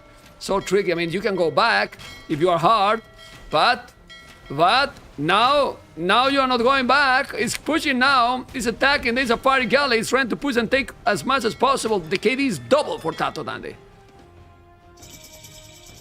4 to 8. Well, it's not double sounds hard, but 4 to 8 is not too big. Well, it's double. Like it's yeah, it's double, but I know. sounds more than it is. Look at TaToH's transport ship landing the wheels. At the edge where they had to run around. Now it's really good for TaToH. Good micro by him. Okay, is it still double 14-7? Is now good or not, Andy? Well, not 14-7 anymore. No. 14-8. Okay, it's not double anymore. 16-8. Double again, Andy. Even more than double. Now doing a ton center, War Galley Abred, Horse Collar, and you can see how important is timing and momentum, but they're both in different islands. So, when you lose the water like he did because he lost everything, what you can do here if you are hard, because look at the score, it's scary already. Yeah, it's for sure scary. Like, I mean, he knows the score is because of water, but he kinda can't go back on water until Imp. Like, he has to beat TaToH to Imp now and then go for, I don't know, maybe fast fires fast and clear up water. But it's tricky. Like, you don't want to lose water because now you can see at the right side his barriers are denied, his woodline is denied, you have to move everything. That's not the dream. It's worth it to try some landing. Like, when you don't have the water control, it's kind of complicated because you might get caught by the galleys and then you lose also all the units. And TaToH should keep going just on water, or he could try to make also aggression. He doesn't need to do the aggression, so what do you think should be the following then? For both. Well, both kind of have to go to Imp without investing too much. I don't think Hearttt can land, because if he wants to land and then TaToH finds his transport ship, then he's just completely dead. And TaToH doesn't need to land because he has water control and he has the big island. So I guess both of them just want to be Imp as soon as possible. Yeah, but the problem is that if you lose the water control, you know that your opponent can fish boom as well. Well, probably Hearttt knows that he has lost the game already, but I don't know. It's always tricky if you're falling behind on water maps. Same But why on he- Kawasan most of the time. Kawasan, yeah, but Or- why he took that battle with those galleys? He didn't need to take those battles, and he lost all. Just go away and wait for Castle Age. I don't Yeah, I understand. don't like it as well. Because with Italians, you also have the cheaper upgrades, right? You can do the armor upgrade and the galley upgrade. It's cheaper than for Japanese, so you kind of want to get to that battle. And also, you kind of want to go to the galley ballistic micro because your ballistics is cheaper as well. But don't understand why he took that as well. There is some debate in the chat, and since I love to because now it's gonna be a little bit slow, and I love to check in a while because even if you guys don't know or don't believe, I still love a little bit my viewers on the channel and the chat. And some people is asking, is super relevant the difference in the elo? How important is the elo between the players? Because it seems that having higher elo, like it's the case, is doesn't matter at all. And why it doesn't matter at all, the elo, Mr. Andy? Hard question for you. Oh, I know. that's a pro question now. I thought you would answer the chat. No, I'm not gonna answer. You do. No, most people don't focus on ladder anymore and more like preparing on tournaments, so the elo mostly doesn't matter anymore. But there's tournament elo, right? So Yeah. that matters. That's tournament results, so that should matter. That way the elo is there because you practice sometimes playing in the ladder, but there's many people that the practice or the games that they do is private, and that's why it doesn't matter that much. Okay. And there are also Fair- people. Yeah, go on. There are also people on ladder that only play arena or only play Arabia, and in Warlords, for example, you have to play at All. least 7 different maps. Like, Well, All, with 7 exactly. different maps, you need to play all because you don't not gonna host all the maps, you know. So at least 14, I will say, to be greedy and have more chances. You need to know a lot.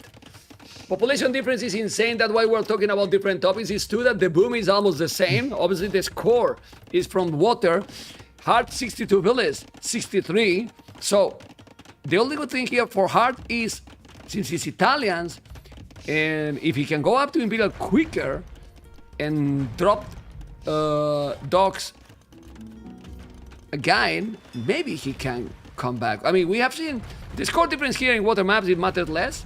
We have seen more than one time that score is kind of fake if you are able to come back to water.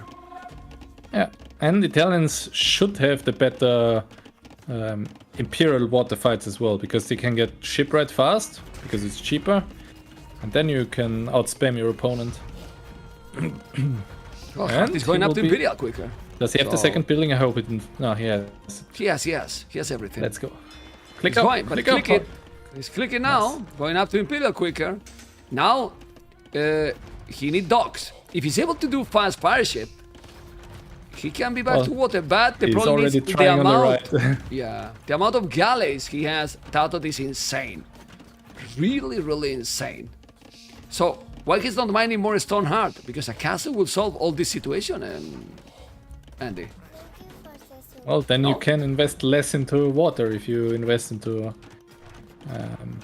castles. Oh, he's going for fire ships. I think he expects himself to be way faster up to Imperial Age. Then fast fires are better. But since TaToH might click up as well in a second, not sure if fast fires will work. Okay, now let's see if it's gonna happen. There's 3 dogs on the right side, and boom, boom, boom, boom, boom. Oh, look at TaToH. He's going for towers everywhere on his home island, and will do more on the left island, I believe. Yeah, he's up to Imperial, slower, okay. The towers from Japanese that are great. He's having dogs now. And then if he's doing those towers, those fast fire ship potentially that he's gonna have hard won't work as well, right? Because the towers are surrounding the yeah, it's so smart by TaToH, Yeah, so smart. Hearttt only has 1 minute time to kill, honestly. And TaToH will just move away and wait this 1 minute, and then he's completely fine. And he has so many units. That's the problem as well. He's doing a ballistic. The ballistic is gonna help a lot for the galleys. It's gonna have a lot for those towers. He's doing a castle on the hill, not even close to the shoreline. He doesn't want to have any problem with potential cannon galleons. Oh man, smart. Japanese really don't smart. have heated shot. For a question in the chat, if Japanese have heated shot, they don't. Fast fire ship, The carrying in. Okay. If Japanese had many- heated shot, the towers would be too good because it's +3 Would be, range. I mean, you make Yasama, you Or make plus- all those. I mean, the towers will just kill everything, you know? Will kill even the trees, you know? Oh, My that's goodness. what range, it's attack, not range. Koreans have the range, but would be still too good. And now, How many galleys you need to kill? Because he has 30, basically, right now. And he has already 8 fast fire ships. Need probably 15, 16, at least half of them. Because those fast fire ships are really strong, and they really strong. well, against Castle Age army, it's strong, but as soon as TaToH gets No, his, exactly. I'm talking about in Island castle, upgrade. against Castle Age units, is what I'm talking, of course. in Castle Age, you need 30 galleys to kill 5 fire ships. Yeah, crazy. That's why Look at- he's trying to take the numbers down, but he's already with Yasama upgrade chemistry. He's even doing the towers upgrades before the galleys, man. That's crazy. Uh-oh, the tower is gonna go down. Okay, now he's going back a little bit. Handcart. Population is still not too far, Andy. I'm The surprised that population. TaToH is going for fire ships himself. I think galleons, like since you need chemistry and Botkin, bracer and ballistics anyway for your towers, it would be natural to do galleons. Yeah. But I guess he can Pupo is doing afford now both. shipwright. Hard. He's still trying, but it's so difficult, man. It's really difficult. I will have a lot to see in the start instead of going standard, because when you're playing against TaToH, it's better to create some chaos. I don't know, some archers landing, that you can do it in this map. We have seen, and it works. Or it can do damage more than it works, you know what I mean? You don't want to play standard against TaToH in this kind of map, no? Especially if you have the worst civ on paper, like first pick and sixth pick, right? Japanese should be stronger, else TaToH wouldn't pick them, so you should try something and not play the full meta game there. Yeah, I agree. I completely agree.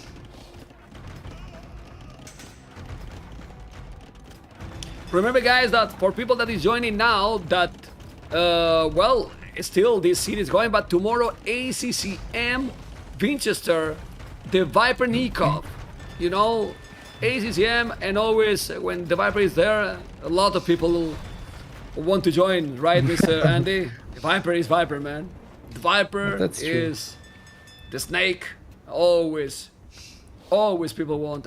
I don't, because people know that I'm. The start will happen, like Hearttt has the smaller map, he has less golds on his map, and TaToH has the big islands, he still has 2 untouched golds there. So TaToH just wants to, he knows he has the big island, so he just stays safe, waits until Hearttt runs out of gold, and he will win long term, right? But now Hearttt got the better upgrades in on the water, and if he's able to take those towers and go for with the navy, look at the population, Andy.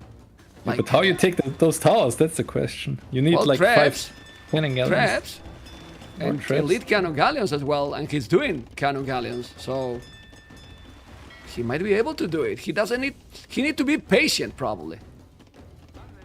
I don't know. Well, let's see. What he also need, Andy, is to really transport those villages that he has in the starting island, because they are going to be. Ooh, I was okay. watching that as well. TaToH landing. TaToH landing. He's gonna make towers probably on Hearttt initial island. Let's see if he's gonna notice. These few villages with Keep 2 up cab that, man. archers. Towers are coming. Towers are coming. Hmm. Yeah, TaToH is prepared, man. Oh my I mean, god, and he's also with Hearttt has towers at galleons the around, back. So it's fine. Andy, he's also with towers on his other island as well. Oh, I What the see, I hell? see. Yeah. But that one is trap. Yeah, the trap is already shooting. That's no problem for Hearttt there. Oh no, he transported traps at the same time. The castle of Hearttt might not survive for that long. Oh my god. Well, TaToH is playing amazing. Yeah, the castle will go down. He's doing the keep towers. He's now with all the Blaze Idol, and I really believe that Hearttt will call it very soon. He tried, but TaToH is always there. He's coming with a lot of galleons, yes, but castle down. Now arrow lights, all the armor from those towers are broken. Andy, they're sick. Yeah, imagine they had heated shot. Yeah, castle is down, and now he's gonna take the town centers. Damn. GG call TaToH. In this one, very solid, and I insist, surprisingly, not trying to do anything, just going for the meta against TaToH doesn't make sense. For example, I don't know, like what happened in the previous series in the Northern Island, right? Sicilians did some, something crazy. This is strategy to do if you play meta against a player that has better save and usually more experience than you normally die, Andy. That's correct, and that's what happened. Well, yesterday you yourself tried crazy stupid, for example, Habub, because you probably feel that this is much better than if you go standard against Lear in that kind of map, right? Yeah. So, well, you have to try something, especially when it's prepared and it worked in practice, then why not, right? Yeah, look at the KD 8539 economy, more resources, and at the end it was, well, sadly, because I love this map and it has a lot more guys possibilities, but they didn't show those possibilities, right, Andy? It went completely standard. Yeah. Completely standard gameplay in that one. But that's also fine. Can't always play off meta. But those games, like, both are kind of playing the safe way. TaToH as well. Right. TaToH is confident. Yeah. Hearttt is a little too much respect in TaToH. So. Oh man, but now we have Alpine next. Oh boy. Oh boy, the next one. Alpine, Romans and Koreans. Romans and Koreans. Alpine guys belong to the chaotic category. And Romans versus Koreans and the... What do you prefer here? I think I prefer Koreans, but they should be fairly even matchup. But the problem is I don't like the choice of Hearttt, because I'm still surprised what he is gonna pick on Nomad now, because I expected Koreans and Nomad. Now he might do Lithuanians, which is also fine, but not the greatest. Okay, so let's see what is going to be. Definitely to be, well, some kind of aggression. We might see some lame and a lot of aggression in this map, because if we don't have a lot of aggression in this map, then in which one? Yeah, let's hope for a wild game. Okay. Maybe we see another douche like yesterday. That was a good douche, right? From Viles. It can be, man. It can be. What a douche, man. That wasn't a douche. It was a douche into go AFK, man. Nah, a douche into going AFK, right? It's a useless strat, sadly. Should be, I don't know what could be changed that it's working, but you basically can't win with a douche because you just waste too much time deleting a TC, rebuilding it.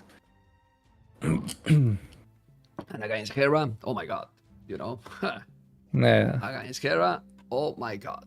Anyway, guys, we are starting. This is game number 5. And thank you guys for the support. Go, go, go. Thank you for the subs. New subscribers also. Nice. Romans, Koreans. Alpine, you can see this rock area that you cannot wall completely. Definitely not. You cannot build all over. The wood is, can spread out all over around those. And there's boars surrounding their bases. They are so close. And they don't have a scout, that they have a horse. A question is, do you prefer this Lambergan where TaToH is doing, Andy? Or would you go to the bigger wood right away? Because it's so close. Why they go to that woodland? I'm still not sure about that. I've seen both strategies and both strategies work, so I think it's just, I don't know. Not sure why people pick the inner woodline or the outer woodline, but TaToH's woodline is pretty bad. Like, he only has 3, 6, 9 trees touching the lumber camp. Heartt's woodline, I would take Heartt's woodline, but I wouldn't lumber camp on TaToH's woodline, I believe. Yeah, depending how it is, right? So then you adapt and move to the farther one. If it's not that Exactly. great. Oh. He's Oh, blocking now the Hearttt board. can shine with his APM. Okay, it's still going, but there's another board on the But left. why is TaToH scared? TaToH could still shoot it and move. Like if you Yeah. spam click with your villagers, you shouldn't be able still to block, especially because it's so close. It's not far away. Well, it's actually, you know, taking the board from the other side, so it's just, That's Yeah. fine. yeah. Was a tricky move by him. 3 boards already. And then I didn't ask you the question, Romans or Koreans, what do you prefer? You asked me. Oh, I did, okay, well, I'm I tired, said man. Koreans, but Yeah, I think the matchup is 50-50 more or less. Really? Yeah. Do you have any preferences here?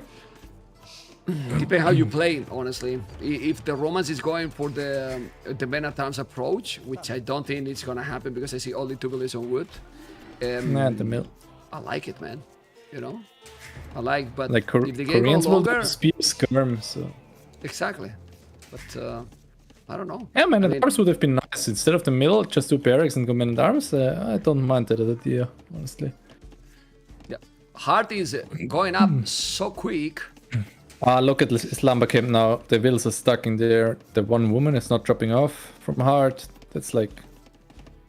You have the Capture Edge Pro, right? So you see the efficiency of that villager probably. I think it didn't collect any res in the last... Oh, look at those 2 villages. 1.5 minutes. Man. Yeah.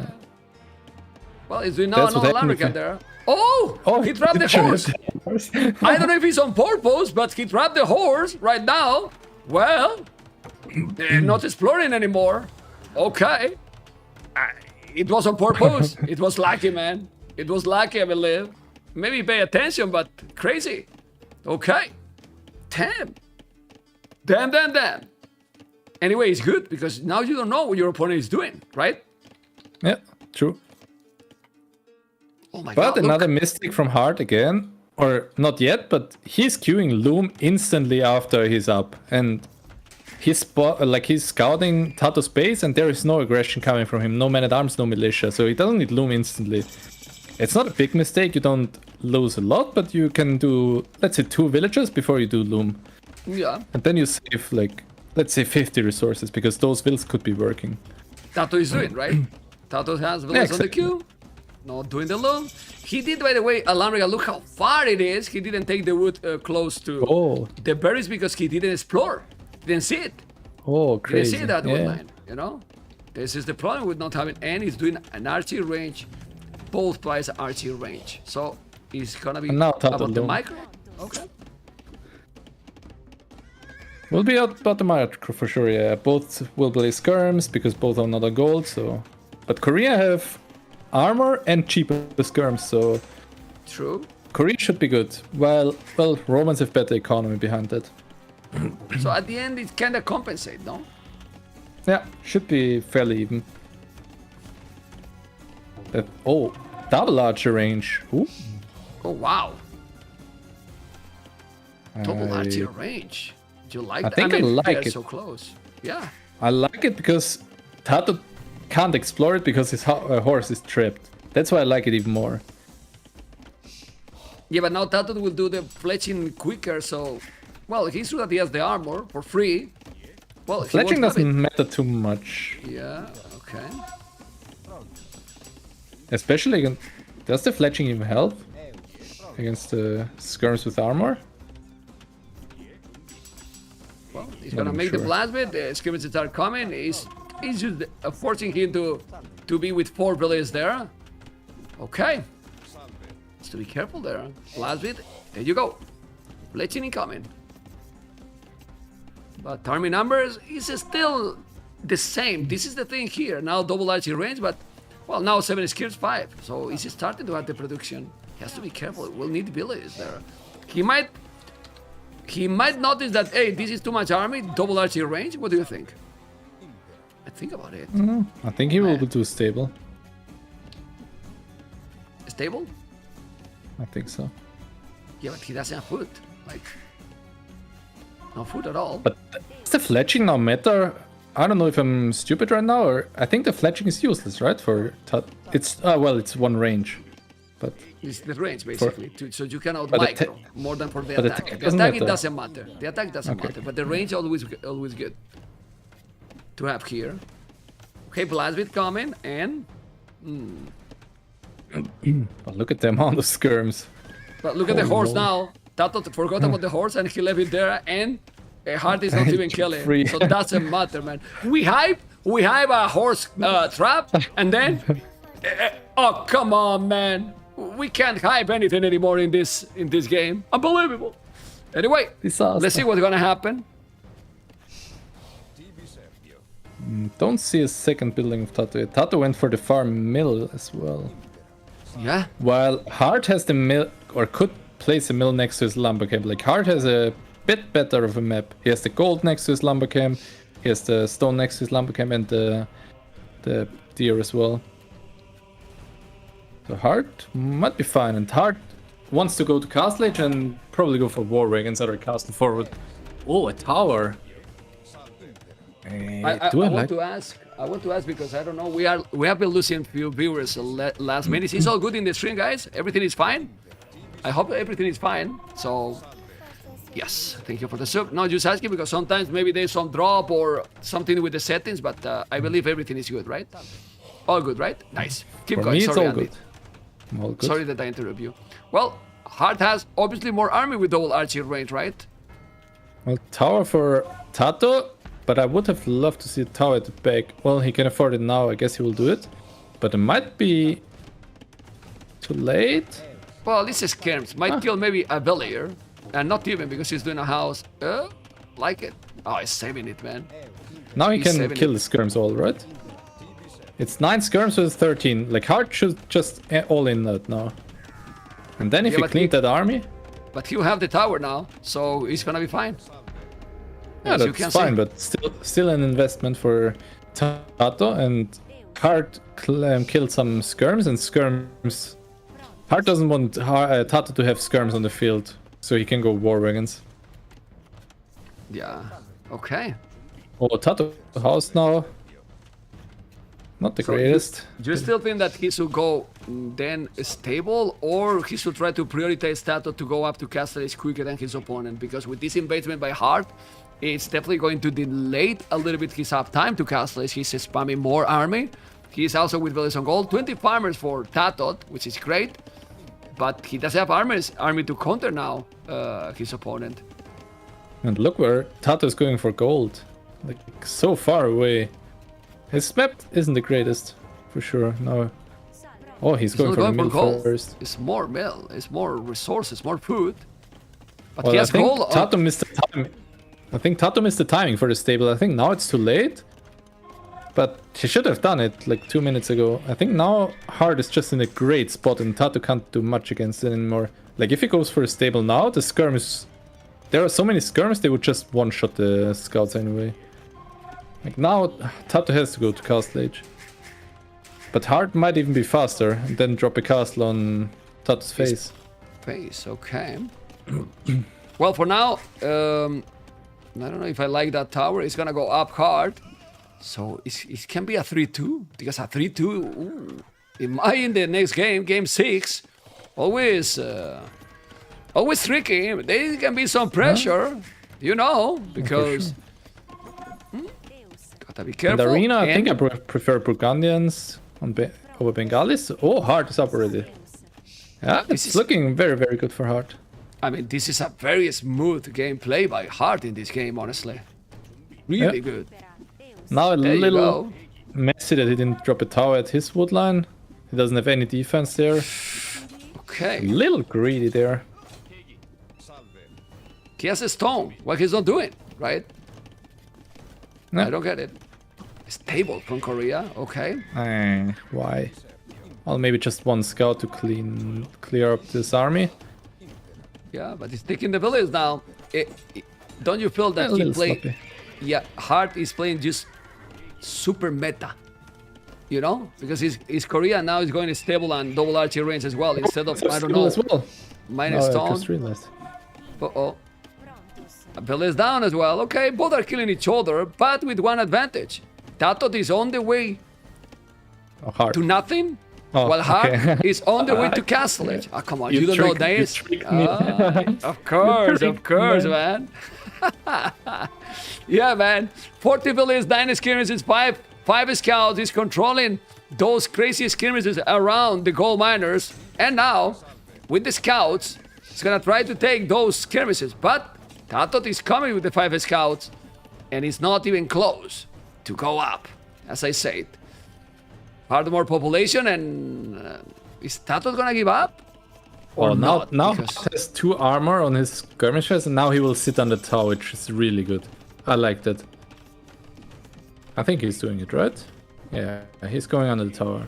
Yeah, Nice I mean, decision. You That's a don't good kill one. it. You don't kill it, man. And at least skirmishes. Pooh! And now he Yeah, can killing do Bill here. 1-2 knights. Hearttt is Is it playing down? really good in this game. Yeah. Except maybe he could have walled his woodline fully, so the skirms doesn't, so he doesn't lose 1-2 vills against the skirms. But besides that, pretty Or a clean. tower there, because he's still losing the Lariacs there. I mean, Yeah. you're gonna lose maybe some. Well, the knight is coming. Knight still dies again, like no upgrades against full upgrade scouts. Yeah, he's dying. Not gonna kill anything. Maybe one scout. That's bad, man. What the hell? 2 scouts. Okay. Not the Okay. greatest, but it's still fine. Like TaToH has 7 vills idle all the time because of the tower. His woodline, now he's running. Oh, now they are one-shotting. Oof. Now he's killing a lot here. 52, 60 population, but TaToH is on the way to Castle Edge. Not giving up. I think Hearttt should be even in a much better position right now. And Yeah. it's not happening, man. All these skirmishes. So imagine now siege at night. He has skirmishes only. I don't know. Well, and you know what? Hearttt he's still active with his horse on the left side. So he spotted TaToH is just moving around without any defense. He spotted his Yes. mill, and he might spot his lumber camp soon. So if he sends just 1-2 knights there, TaToH can't do anything about it. No. This will be 3-2. I mean, it's still 2 minutes. It's still 2 minutes till Castle Edge. Oh man. The siege can get into another level.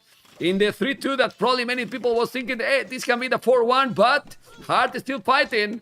Remember, he's now representing a new esport, Wii Sport. He has the nickname there, as you can see. Guys, Leo and Hearttt are there. Well, it's another motivation, right? Extra motivation for them. And the All the knights knights at the mill. Let's go now. on the mill. There you go. Should be game It's, yeah, it's over, guys. It's over. It's total destruction now. Game number 6. What are the maps left? Nomad and Arena. Well, Nomad should and be Arena. TaToH favored, but let's see. Nomad and Arena is kinda, oh boy, you know? I mean, it's a wild card there, you know? TC and the Wood and... well, I'm still Hearttt- not sure about TaToH in this game. He spread out his villages like that, like instead of just farming or something like that. Like he went for all the deers, and I don't think it's worth it to move your vills, then drop 1 mill for 4 deers, then move again. I think it's better to just drop 3-4 farms. Yeah. And take the berries, for example, which is super close to his woodline. I don't know if you agree, but I think Hearttt is playing like he usually probably play mechanically very well in these series. Only just few decisions could have the series closer than it is right now. Yeah, I agree. Only in the well, in the first 2 games, I guess. Probably, yes. in Just the a first little 2 games, scared. Mostly. Now he knows after this game he should know that he can be confident, and he wins micro battles, he wins it with aggression, so let's see what he can do in the next ones. Well, let's see if he's gonna finish, because TaToH keep trying. He's not giving up. He's still trying to expand a little bit. He's not doing extra DCs, but he's moving away. I mean, TaToH have seen in previous games that he is staying in the game. There's some range coming. Could do the job. And he has now good amount of knights, but Hearttt also got knights, even more than TaToH. And the score, It's a but the ball. score is still close. That's why he doesn't give up, right? It's not. Yes. He lost some wills, but still in the game. Well, some builds. 17, Andy. He killed someone as well. Yeah, it's true. It's true. But he's still losing now more and more. He's gonna take another one now down, or maybe not. No, he didn't. Okay, and now he's doing another TC on the left. I mean, the map is chaotic because they are very close, but the map is big. So if he's expanding now and expanding, he can definitely expand his economy quite a lot. But there's a ram even. He's gonna try to take the town center, Andy, with a ram. Damn. All in on the TC. Okay. Yeah, he will take the house. Well, maybe. Could do a Mangonel after. Not doing it yet, but he should know that he's in a good spot, especially because he sees everything. He has one knight on the wood line, one knight at the tower with the stone, and his scout at the left side as well, right? So Hearttt knows what can come from TaToH, more or less. Well, TaToH is trying to bomb on the left a little bit, but still, he's taking more and more villages. There's a second ram, which I'm surprised. Why not few mangoes, right? Killing the villages now like that from TaToH. And the score is now increasing and increasing. Ladies and gentlemen, the series keep going. Round of 16, Warlords 3. This looks like we can have a game number 6. Was people expecting in the chat and now a 3-2, or were you thinking that it was going to be a 4-1 after the previous game? I'm sure that people was more thinking, this is gonna be a 4-1 series, but Hearttt keep playing. Hearttt keeps playing, and The fighter. it's 20 villages, man. He can't throw this, man. I mean, if he throw this, I don't know what to say. Now he's on the gold as well on the left, and TaToH doesn't realize. If he Oh, loses man. all these wills. Oh, now he realized. How about another 2 wills down? Yep. 2, Very nice. maybe even 3. Doesn't know. 21 villages more. The TC is gonna go down. He has the monks also to try to convert the light gap. Oh, he's gonna kill it. That's nice. With the skirmishes, defending the monk. I love it. Man, good micro. Paying attention to everything now. Great play by Hearttt, which is gonna force a game number 6. And if the game 6 is happening, Nomad or Arena, what is TaToH going to pick? My goodness. I believe Nomad. Think you can flip a coin. Don't think there is any preference on picking a game 6. Doesn't matter, I guess. 94 population, 42. I like how the players try, but sometimes, you know, right? Sometimes, this is too much. It's gonna defeat him, man. But Holy still moly. only 1 K score, right? There are games where you're 2 K score behind and the game is way closer. But here, 1 K score and the game is completely over. Yeah. Well, because he has no water, right? Water score. True that. Yeah, and also Hearttt has explored everything while TaToH didn't explore half of the map. It's just crazy. Well, I mean, TaToH knows that in minute 31, if you have 36 villages and 5 army, you are in a trouble. I mean, Maybe it's just Gina. leaning back, he's chilling and he wants to save energy for the next. Well, Hearttt is still full focus, full tryharding, and yeah, people don't even tell me use that all this energy. I should have switched the cameras, but doesn't matter because the cameras are in the same spot. So basically, GG call GG. 3-2. 3-2, and we're going to go for game number 6, Andy. What's going on, man? Ay, ay, ay. Nice series. Oh, yeah. A very good series for sure. A little too meta for me, but it's a good one. They're playing on the same level, I would say. Andy. Just small it's details is matter. Andy, it's a little bit too much meta for me too, okay? Okay. Yeah. Well, my This is set is 48. impossible to beat, right? Do you For think now, for- they will for now, for set sure. and It's gonna be difficult. I'm telling you. I don't know what people think about the series from Leary and Andy. It's gonna be complicated to surpass that set in terms of fun and also quality, but combined, because it can be both, It's difficult. And it was man. also like 4 hours set, but I don't think it was super boring at one point. Like the games No, were no. full of action, I guess. I mean, people can say in the stream it was fantastic. I mean, it was great. I mean, love it. I did love it. It was. I mean, That's good. Krasini. I'm sorry, Krasini, if you are around. He messaged a note here. What the hell is this set? Like usually we never talk about that. Like he was great. Like what the hell is this series, you know? So yeah, it was epic. Very, very, very really epic. But now we're gonna keep going because Romance has lost and Korean won. And I'm gonna play an ad because we're gonna see now what map, guys. And we want to see without any ads in game number 6. Nomad, guys. Oh my god. Nomad. Ay, ay, ay. Nomad. And it's starting already. Well, I needed to go to the bathroom, but I don't have time, Andy. My goodness. TaToH Malians, Hearttt Lithuanians. I get a drink real fast. Be right back. Okay, go. Woof. Guys, hopefully you enjoy with the tournament. It's only the second day, but single elimination, only second day means that this Sunday is the finals. Tomorrow, we have 2 more series round of 16. Wednesday, and then Thursday and Friday, quarterfinals. Saturday, semifinals. And well, it's going to be amazing. Don't forget, guys, that we have also the sponsor, NordVPN. That is the best VPN in the market. Why? Because I'm telling you guys, up to 6 devices, and it's protect all your devices. And if you are not happy, they refund the money. Guys, go and try. If you need it, of course. But are you here already, right, Andy? I'm here. You see me, I'm sure. You have everything on your No, setup. I don't see you. I hear you. Really? I don't see you. Yeah, I don't see you.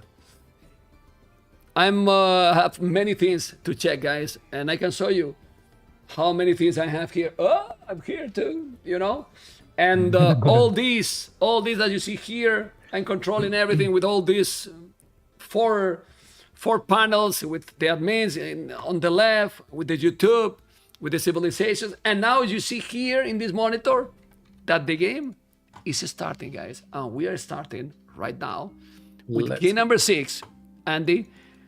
And I won game number 7, man. And game number 7 will be a guy in arena. So what Hearttt need to do here with Lithuanians to beat TaToH with Malians?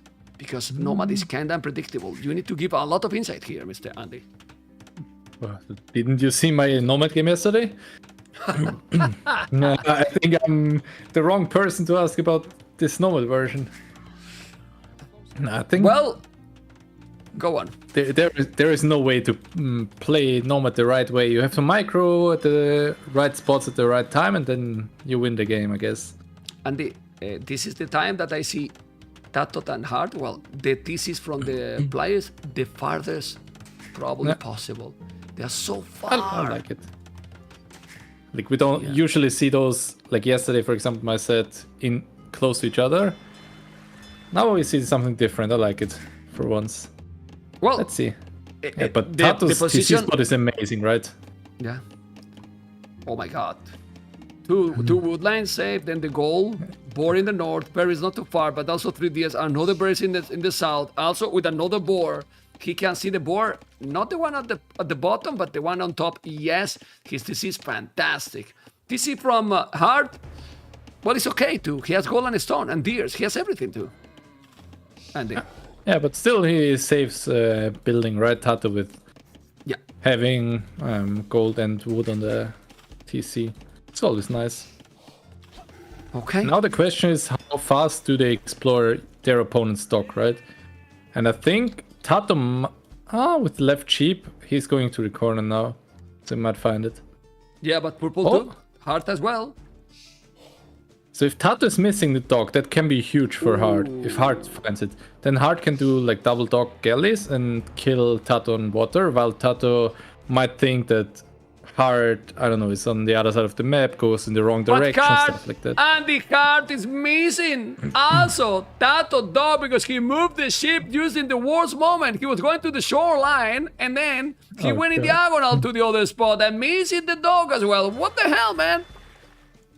It's a little weird as well, because usually you always go to the corners because you expect the dog to be in the corners. You don't scout on the sides. It's crazy. Both are just ignoring the corners. Doesn't make any sense to me. Well, Hearttt didn't ignore the other corner. Andy, Hearttt has explored the whole shoreline except the dock.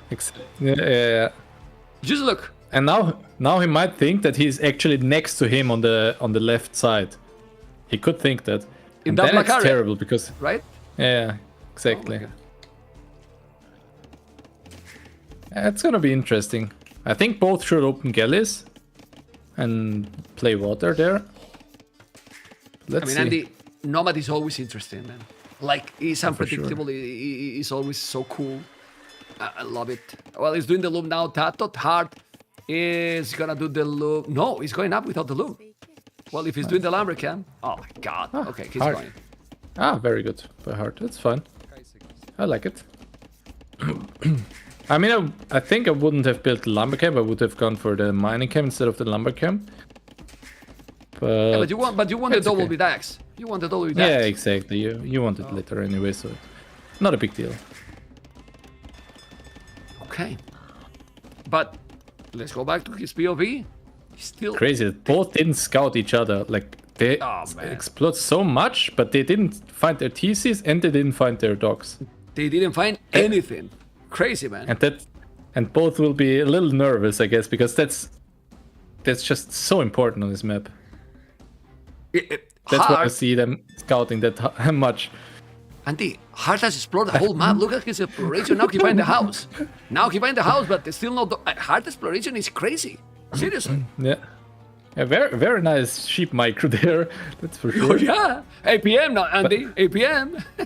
But now he's going for the top with the sheep. Now he will find it, and then, yeah, very good dog by Hearttt. Second dog is really nice. I like it. And TaToH, what is he doing? He's dropping a dog next to each other as well. So I hope both go galleys and not fire galleys, because fire galleys would be a mistake here. Oh no, Hearttt makes fire galleys. Okay. Okay, I think it's a big mistake. Oh, both of them go fire galleys. Interesting. Well, if both are doing fire galleys, then it's okay. Yeah, then it's fine again, but I think it's not good. Can you explain me this Sin City Hearttt is doing? Look at these houses and now the house and the palisades. Then the wall. What is this? A minus, a V, the victory, AI. Okay, he deleted. Okay, he listened. Okay, more houses. Oh, It's never gonna be houses, another that's wall. for sure. The third attempt to wall or draw a picture. Maybe it's a picture. Okay, I don't know. It can be. Anyway, I feel some tension, Andy. I think I feel some tension here. Maybe the players are feeling it. They still don't keep find the going fire opponent. galleys. They still don't find the opponent. Now gonna see the galleys maybe. Loom now for Hearttt. He find the galleys at least. That would have been a big game changer if one of them opened galleys. Like, I think the game would have been kinda, well, not over, but I think he would have it. The guy that would open galleys had a huge Oh, the micro here with the galley so important. Sorry, Andy, that I interrupt you because now No, Hearttt is it's getting fine. some good micro here with those forcing him to go back. He's bringing the village, but he's gonna be in time. He's in time. It is in time. Oh, baby. Well, both are going back now. And that was, if he didn't have the village there, Hearttt was doing the micro there, Andy. Yeah. Oh, but the boar is going back. Look at the boar at home. Oh no. From Hearttt. Well, It's- now he's gonna lure with the other. Okay, he's fine. Oh, But- he wants to go up to Castlage soon. Wow. Good economy, actually. Okay. Pretty nice. He takes that boar and then he can go up. Mine again, number 7 in this series. I'm not gonna lie. I didn't expect a game 7, you know? And Well, it's good. so even, man. We like it. Oh, I got a visitor. I don't put the in-game Mila. camera, but I have a visitor here. And that's my princess, you know? That's it. Let's Going to go. slave. Ah, this is Andy. I'm co-casting. Estoy haciendo comentarios con el que está ahí, ¿lo ves? Andy, que es austriaco. Es Hello. from Austria. Y te está diciendo hola. Hello. Big hello to everyone and despide tu vida. Hello to everyone. Venga. Good night, lover boys. Stay tuned in some of this game. You understand, guys? Yeah. She kissed me, guys. Because my wife never kissed me anymore, so my daughter. Hasta mañana, mi vida. Okay, we keep going, guys, and it's gonna be brutal. It's gonna be brutal because we're gonna have Castlage, Andy, from both. They are fighting on water. Look at the demos. Ooh, I'm there, Andy. I'm there. I know that it's hard to focus when your daughter is here, but I still try, you know? I still try. Does your daughter play AoE 2? I'm not gonna say what my kids say about AoE 2, or you not going to subscribe anymore and donate and anything, because my kids say that this game, it has bad graphics. What happened? That's How what is Hearttt later up to Castle Age? Yeah, he was missing the goal, basically. Oh, Ooh, that demo! he should have deleted. Oh, it's look. Well, he hit. He Great. hit a little, but not too much. You know?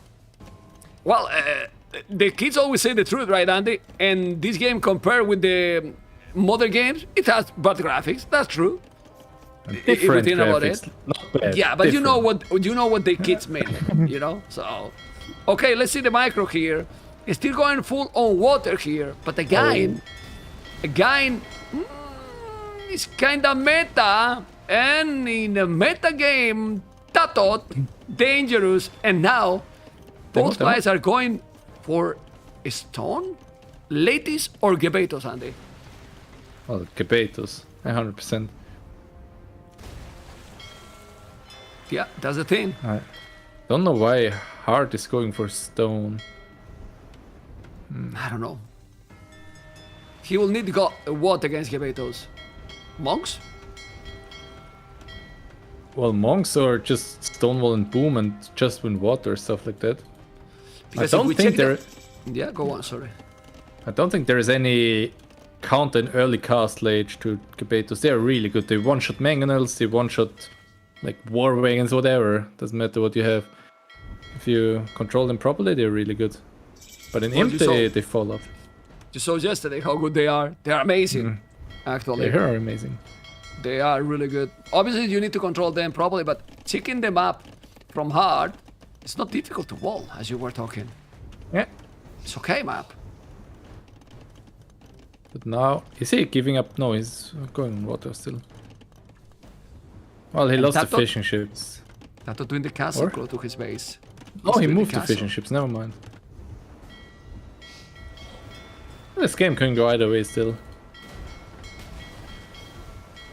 There's a demo, there's a demo, there's a... No, not there! They are very low HP in the other, and he noticed and he... Oh, okay! What happened? Oh, okay, at the end...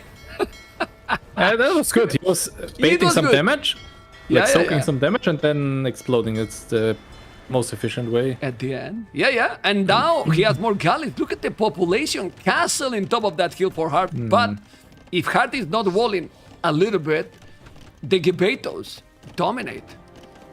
But Or why not. on the left side? There is I don't no know. resource at all. How I would not? put it on the right How side. not? with the Are you second blind, gold. Andy? Look at that tree. Yeah, the berries, right? No, the tree. I mean, seriously, man, what is this?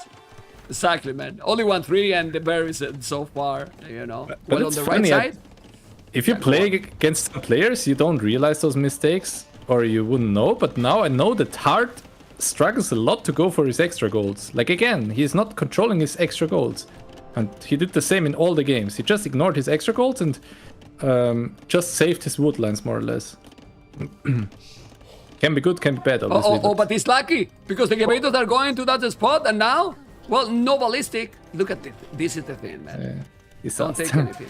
Doing another tone center is now doing Yeah, ladies. TCC should be on the right on the gold, so he gets like at least a safe entry there and denies your opponent from getting to the stone. But now the Well- TC, not sure. It's true that that gold is kind of safe, the main one that is taken, because it's close to the TC, the castle is there, but TaToH is trying to find some more spot, and ladies and monks can do the job against the Gebetos. The water. Long term, yes. Early, not. I think. I think latest you need, like you need at least 3-4 monks and let's say 7-8 latest. Then you can fight, I believe. And the problem with latest is you need a stable plus bloodlands plus husbandry. It's not reacting, guys. Okay, didn't kill anything. That's good. Need to send those, and now, as you mentioned, Zero upgrades for those ladies. He's trying to attack with one lady against 3. Oh my god, the lady is just melting. What is he doing? Well, losing it. Well, that's As exactly. suspected. Exactly. Now he has the monks. Now he has the monks. Population is still the same, Andy. The same. Yeah. Well, and economy seems to be better for Hearttt. Oh man.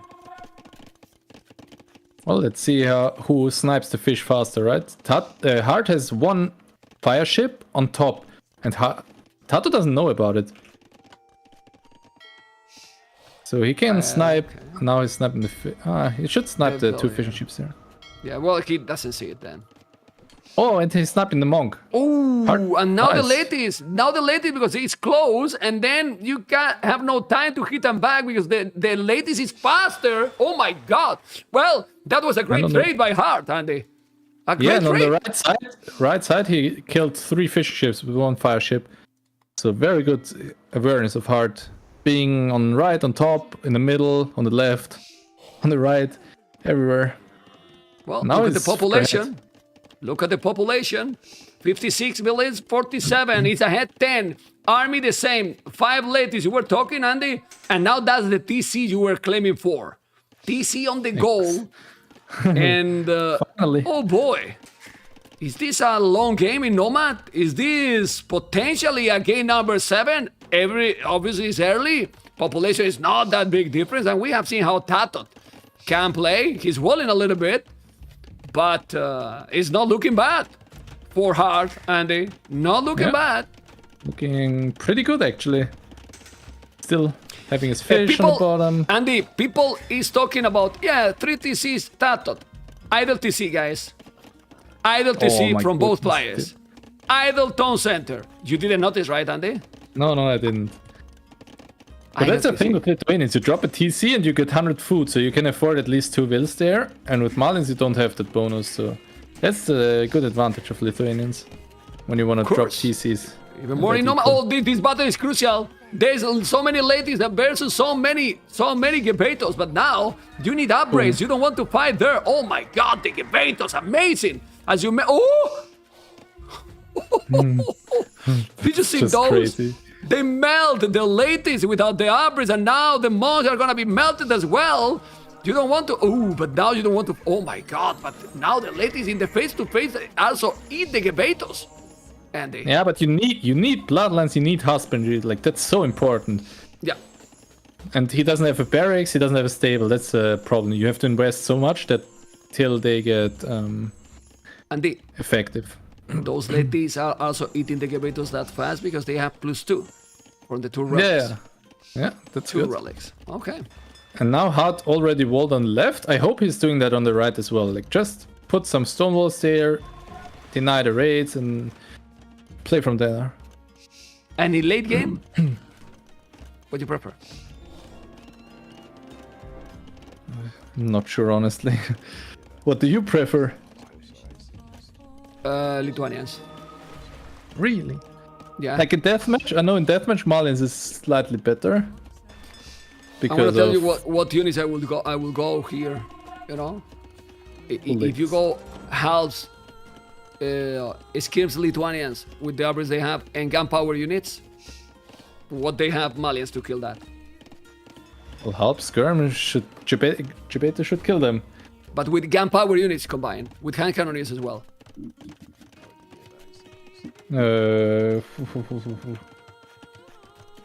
Well, you can't take all, right? Well, halves and Skirms are not so expensive. They are not expensive units, and they're booming. They are going for the late game. So you should be able to take those units. You are not talking about paladins or about the elite ladies, you know? So I'm not sure about that, but I like that combination. Or let's just go gunpowder units and monks. Then you're fine if you reach up Imperial faster, which looks like Hearttt is gonna take it, you know?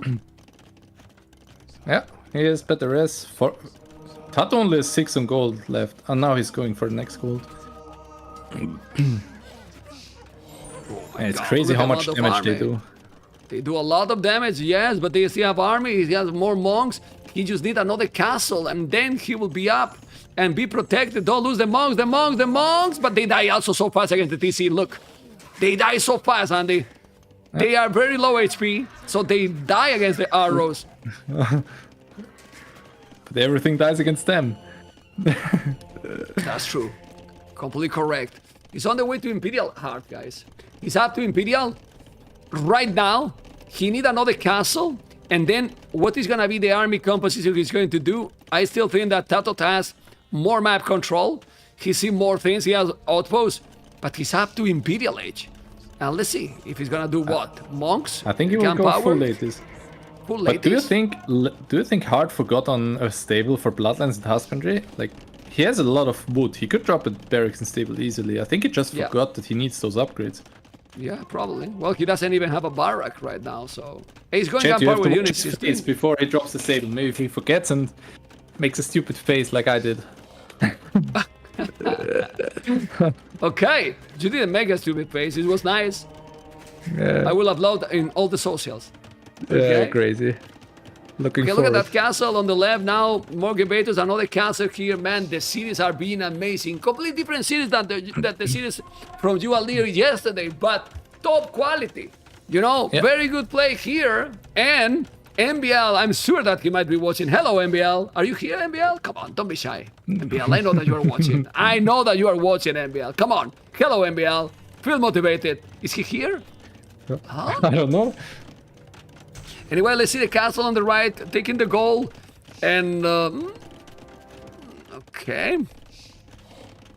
He's at Hello, the gym. MbL. How you doing, man? He's here. All MbL. He's taking notes, man. I love this, he man. there? I love this. Oh, He's here, yes, man. I Of see course him. he answered. I know him. Come on, man. We know each other a long time ago. MbL is checking, of course, because his opponent is gonna be from here, from these cities. And this is an amazing cities as well. A lot of monks. Let's see if he's gonna do blood printing. He's 7 monks, Andy. Who has the advantage here now? So hard to say. I think Hearttt needs block printing and then he can take the fight if he micros properly, but it's tricky. Oh, look at Hearttt now. Now he's building the barracks with 3 villages. Yeah, Now I kinda chemistry realized- right away, blood Oh. printing. So maybe hand can use instantly. Honestly, hand cannoners kill the Gebetos. Yeah, should, They because do. they have more range. Yeah, Yeah, archer range is... and I need more attack also. Hand cannoners are 17 attack, Gebetos are 10. It's true that they attack faster, but a hand cannoneer destroy the Gebetos because they are 40 HP. 40 HP, so... they're kind of Oh my two-shot, right? Yeah, well, Man, population is check- still... Go on, sorry. I love the chat. It's so funny. Like MbL said 4 hours ago that he went to the gym, or he's going to the gym, and people expect him to still be at the gym after 4 Well, hours. Like, that's only a speak how many times the people in the chat go to the gym. I'm gonna tell you. Zero. Literally zero. They hear the gym in the news, you know? They put the TV to see what the gym is, you know? They don't have an idea of what the gym is. They know monitors, PCs, iPads, tablets. They watch Twitch, and that's it, you know? Anyway, but we love this game, right, guys? Let's go. Anyway, let's see now the threat, the monks, the theocracy, and the hand cannoneers coming. This is an amazing game, Andy. I love this one, honestly. But TaToH is gonna go Farimba now. He's doing cavalry as well. Crazy population for both, and the tension is there, man. I'm excited with this game because it's a very nice one, nice series, and potentially can be a game 7. But TaToH seems to have everything under control. What do you think, Andy? as I said, I prefer Malin's late game slightly, but the thing is, I think this game will be one big battle and then the game will be over. You think? The traps, hard. Oh, the traps. A tomar viento those traps. Okay.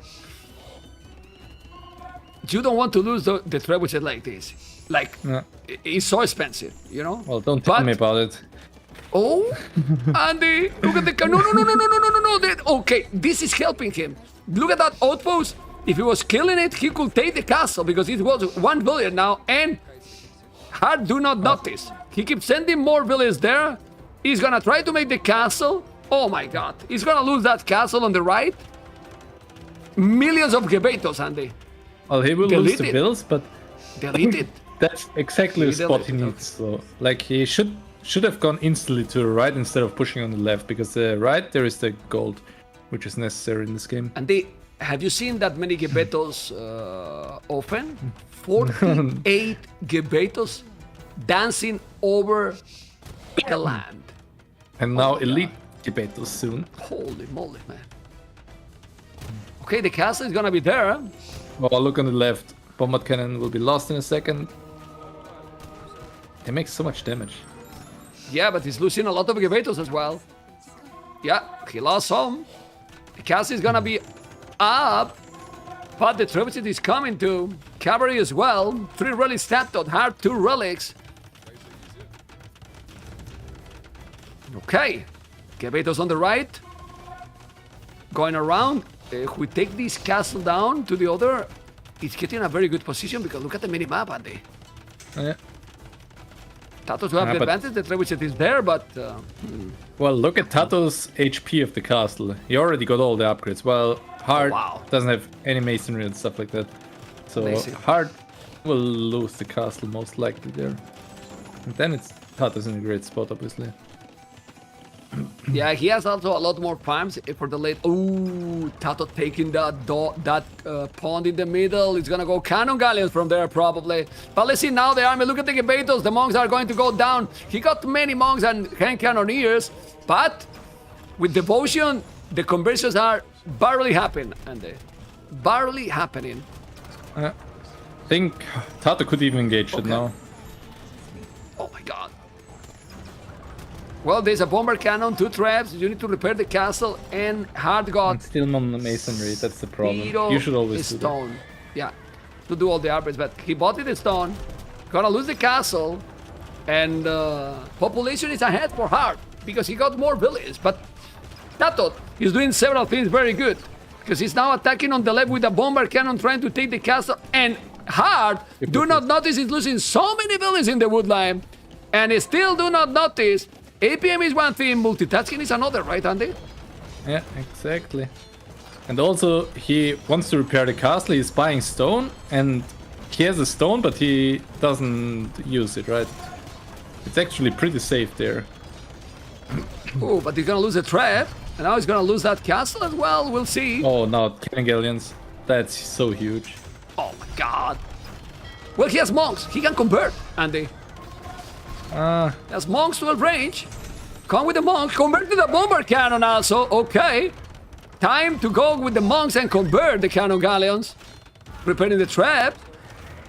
Crazy game already, forging. But the score is exploding for TaToH. He's also on the left, and Hearttt didn't even notice. Demolition, heavy demolition ship, Andy. Oh my god. Imagine Oh, one man. them on all those hand cannoneers. And TaToH is playing so safe again. He's not really pushing, he's only pushing with like 5-10 army, but most of the time he's just controlling the map and then saving the important spots of the map. Like not getting hard a castle on that hill, for example, and now staying there, and he will deny the gold. Yeah, he's going now Really for well the done. dog there. Almost 200 population for TaToH. He's gonna make dogs here. He's doing towers. Towers with Malians that they don't have the +3. Okay. But this castle... Oh, he noticed the castle now. He's gonna repair in the last second. And he take the bomber cannon. All right. He saw it on the left. And the winged hussar. Or Hearttt. If he's ready, maybe he can do something. Yeah. Well, But TaToH Malians can have... have... Does he have Farimba? I don't think so yet. No, no, no. He didn't. Not Farimba, I mean Tigui for the town center shooting. No. 'Cause then Doesn't have either. And now Farimba he has already coming. Okay. Oh my god, those Gebetos, man. The hussars in the hell. +4 hussars. And in the damn hell. Completely. they're pretty Oh, man. underrated. Same as organ guns. Like organ guns are so strong. And Gebetos are underused as well. But you need to mass a lot, right? With the Gebetos. I mean, in low numbers are not that great. But with these numbers... And low castle age, if you have a 3-4, they are Yeah, already yeah. really scary. Yeah. Okay. Hearttt is still going on the right, but on the left, he has a bomber cannon. You need to take the trap. You don't want to lose that castle. is still trying to fight, but as you mentioned, TaToH is playing completely, well, not safe. I mean, well, I don't want to take any risk. You cannot lose those Gebetos, because Hearttt army is also strong, hand cannoneers, a lot of hussars, doing the upgrade now, doing more stables. Yeah, it has a scary army here, and now the hussars are coming, hand cannoneers are going to be there as well. Need to take the bomber cannon, and you need to go back or you will lose those Where's the Gebetos. bomber cannon? Very nice. Yeah, and on the left, light gas now Still the ready. ballistics. Oh, ballistic now, okay. Oof, it's still at the limit, Hearttt. He has 0 gold, Andy. Hearttt, out of gold, out of stone. Well, he has mining stone now, but he has 0 gold because TaToH has better map control now. And, well, the gold that he could take is the one that he's there fighting for. But there is cannon galleons. This is also the Gebetos there. Crazy stuff. Well, Those that's why castles- hussars. Ooh. This castle, TaToH will just repair forever, right? And he will have more resources over time.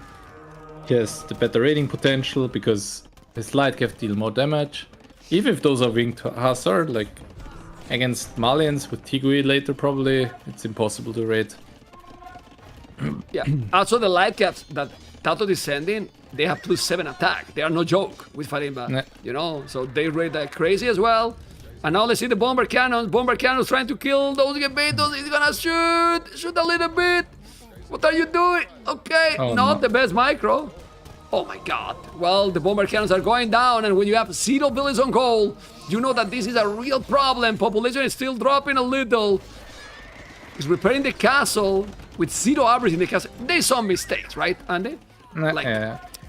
In those trap wars, the first thing you should take is masonry. Like, you don't need the second upgrade, you don't need hoardings, but masonry is always a must. Because it's kind of cheap and it gives you a lot of value. And it's not only for castles, it's also for any building, right? yeah, look at now TaToH resources and Malian's eco bonus with the goal. Okay, he kinda trapped, but he couldn't. Now he's coming with light gaps. The hussars are going to probably kill that trap. Well, we'll look try. at the right side. Look at the right side. A massacre. Oh man, a massacre there. 160 population, 180. It seems that TaToH is gonna be MbL opponent as MbL wanted, because he said in the interview that he would like to face TaToH. He's motivated, you know, and I'm sure what he wants is to be in the next round, like everyone, right, Andy? And then the opponent, well, whatever. Well, first step is winning the first round. Doesn't Exactly. matter who you face second. Yeah, army numbers is still more or less okay, but the problem is 0 on goal, 2 relics. We still have a lot of hand cannoneers alive, and this, so he has to be careful if he loses the Gebetos, but he still have 38 Gebetos, a lot up on the right. He's killing a lot with the one on the right, and this is what he's doing great, TaToH, right? Attacking in 2 spots at the same time, Andy. Yeah. It's so tricky to micro 2 spots, but it's TaToH. He can do it. He's doing now another castle. He has 1, 2, 3, 4, 5 castles. Cavaliers now. Okay. But that castle is gonna be up. Well, he's losing a lot of villages. Now. Okay, going back. He's now trying to raid. But if you don't clean the army on the right, what you can do? And the average you were asking for, Tigi, is there. Tigi. Tigui. No, but Spanish, man. Tigi. Tigi, okay. Tigi. But is the civilization Spanish or is it Malians? No. That's I'm the telling that question. I'm telling in Spanish. You know, not that it's like this. You know. Let's say Tiwi. Okay. Tiwi. Tiwi. Okay, 164 population for both. More villages for Hearttt. It's only 2 cannon galleons. He could take them. Pity that Hearttt doesn't have any gold to collect. But Andy, What's TaToH up? keep the numbers with those Gebetos. He never lose them. 47. 47. Hussars are coming, yes, but And he can always Okay. snipe those traps if he really wants to. If it's like needed, if the castle is about to fall, then he just runs forward, kills those traps, he loses some Gebeto, and then castle is safe again. Andy, if they get TaToH dropping. the demo. TaToH dropping a lot of pop. Yeah, and I was about to tell that Check the abilities on wood from TaToH. Oh, true.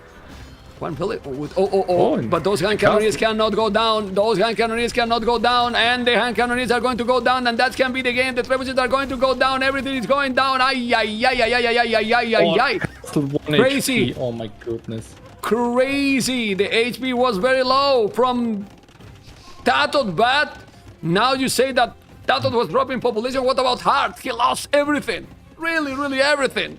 So many units lost. But he still have 66 farmers, so he's still spamming Hussars. Oh, baby. Oh, miss micro potato. Small one. And Running into TC, but... one upgrade that would be great here will be the upgrade from the TCs for Lithuanians with the 9 range. The Gebetos wouldn't be able to raid Oh, true. Yeah. with ballistic. And he's missing it. Will have been great in this situation. No? I think I've never researched this one as well. How much is it? Is it expensive? I don't remember, but it gives you +3 range. That makes the TCs 9 range. Gebetos got 6 range, so the Gebetos do nothing against At that. 250, 250. It's should be. Yeah. Would be a good take there for sure. He's doing armor in the infantry. I don't know what is he planning to do, but he's still spamming Hussars. Wow, man. The players are trying everything. I love how Hearttt is fighting here, but he does have any map control. 5,000 score behind. It's impossible. And the end, TaToH is gonna be in the quarterfinals in a probably a lot closer series and dangerous series than people thought? Or you think that it can expect this because Hearttt is also an amazing player? Well, some might think so, and the others so, right? But I predicted 4-2, right? You remember? Yeah, correct. So I think I expected Hearttt to win Led Madness. And if he won that one, the series might have gone different, but he made TaToH. He was a good opponent, I would say. Like, he didn't make it easy for TaToH, that's for sure. For sure, it's very difficult, the maps. It's very difficult to face almost anyone in the brackets, and it's been a very difficult series, but now he has crazy amount of army. His cavalry is... I mean, the biggest problem here is that TaToH's resources now here are insane. Like, the goal difference, when we check now the statistics, is gonna be brutal, Andy. The goal difference is really gonna be brutal, you know. I think this is the last minute of the game, because when he take that castle, with those Gebetos, I love how he's trying to control the Hussars, but so many units, and TaToH is gonna kill those Hussars, and with the bomber cannon, GG, well played. TaToH did the job. Amazing series for sure, and wow, very difficult game here, right? Very, very difficult game. And let's check what we were talking, Andy. The economy. Gold. 7k more. 7,000 gold more. 7k gold more is quite some units. It's really quite some units, Mr. Andy. That's pretty sick. That's really, really pretty sick. But what a nice game to end this series. Was a amazing for good sure. one. Amazing for sure. I'm gonna check if TaToH is there. I think he's. Let me check. Yeah, he's waiting. I'm going for the interview and be right back to you, Andy. All right. Have fun. Okay, guys, here we are. I hopefully that TaToH listen to me, and I'm gonna switch into the scene. Oh, TaToH. Yep. Hello. Hola, Tatito. Congratulations, man. Thank you so much. Tired? Tired casting? A little bit, yeah, for sure. Okay. Well, Spanish people never get tired so easy, right, TaToH? Well, it's 11 p.m. I'm not used to play at this time, to be fair. Yeah, at least like serious games. Yeah, I'm old also. I'm getting old. And did you expect this close series? Because it's a 4-2 and beat a TaToH series, in my opinion. I don't know what you think. Yeah, for sure. I think Hearttt is stepping up his game, and he's really hard to beat. And also now that he's part of the Wii Sports, he's probably more motivated to perform. So for sure, he will be way tougher in the coming tournaments. How you feel about your gameplay today? Did you feel you play your best, TaToH? I think I play quite good. Maybe some like things that I can still fix, probably strategy wise, but mechanically I was fine, and I think I played really solid. So yeah, I'm happy with it. I agreed. I mean, it wasn't a tricky question. I wasn't like if I thought myself or that was. I think it was a very high quality series. You know, like really Yeah, high I quality agree. series. It was feeling in the games. I don't know if you were feeling, and that's why you were in some of the games being, let's say, I put in quotes safe to don't try to get a bad engagement because it was feeling that if it's a snowball, it could go to one or the other. Yeah. That for sure. Like when the games are so even, like one small bad fight, and then it can snowball, and Hearttt knows how to like get the advantage from that point, and will snowball to victory for sure.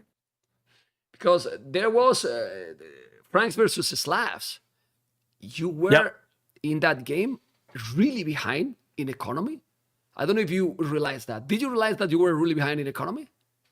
Well, I expected to be behind in economy because he had like 3 DCs when I had one, or I was building the second when he was building the third.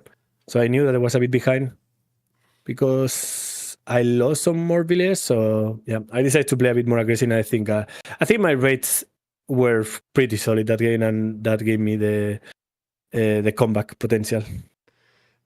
Your rate? I mean, I'm still DC with the rate because I was trying to see where were you sending army. You killed 140 villages, or I don't know, and you lost because this is the thing. In a map like Land Bandits, losing only 9 villages, I think you lost in the whole game.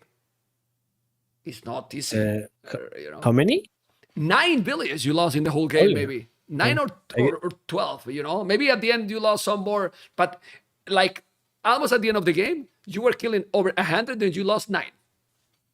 Yeah. Like I guess I lost mostly like in the early Castle Age engagement when we would trade bases, and he did a better job there. I was co-casting with Andy. I personally loved the strategy in Kawasan. Like it was, you were planning to don't basically go for the water, and then you went very aggressive with the stable and archer range quite fast. Well, in this case, it's like if I try to play water against Byzantines, I don't think I will win. So I kind of adapted a little bit more, and I felt like I pressured him because he had forward berries. I could take a good lead, and I think worked out quite well. Yes, and we have feel and we have seen how Georgians strong can be, because then Georgian for Hearttt in Arabia, you were trying to attack with Khmer, attacking, Yeah. and doesn't matter.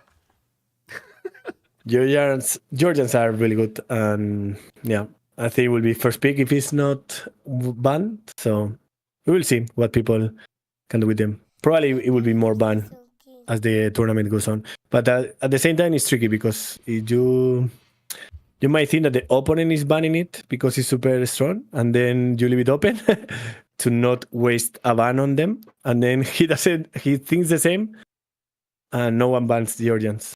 But this is part of the strategy and part of the finals of the tournament. And also you still have the wild card that 2 civilizations picks are hidden, so you can still take it. And both players can still take it. And then you guys use it in completely different approach and maps.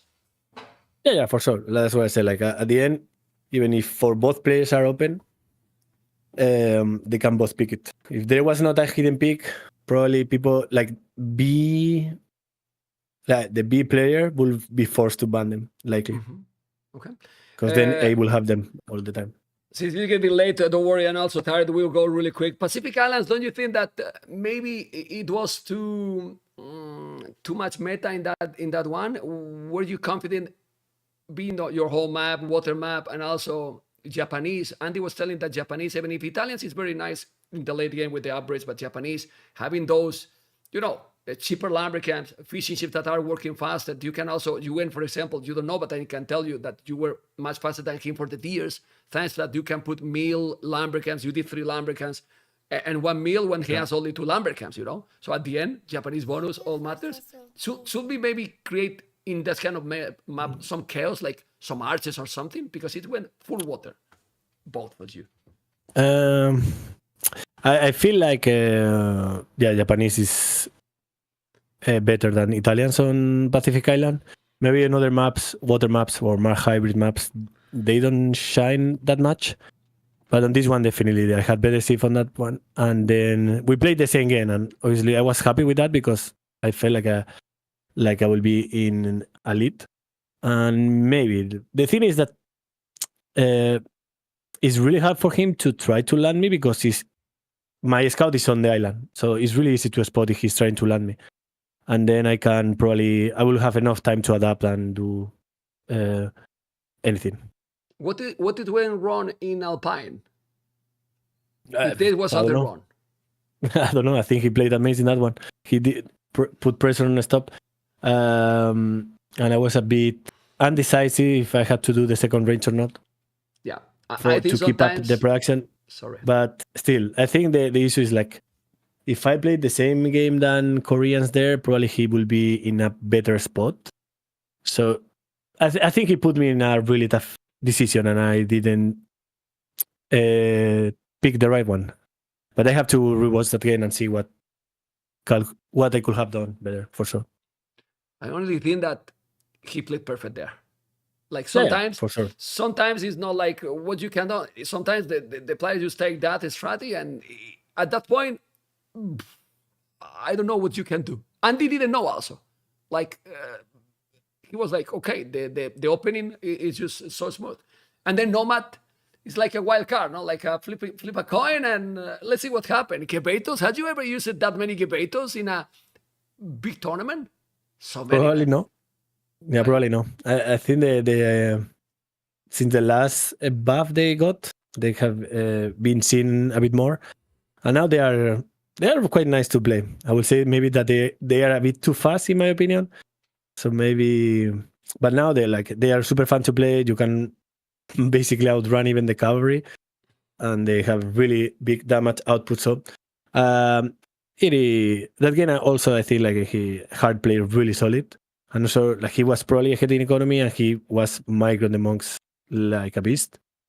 And yeah, like I was struggling a lot to see what I could have done in Imperial Beta, but I think at the end I took the right decisions, and I bought enough time to kind of corner him and not let him get the map control.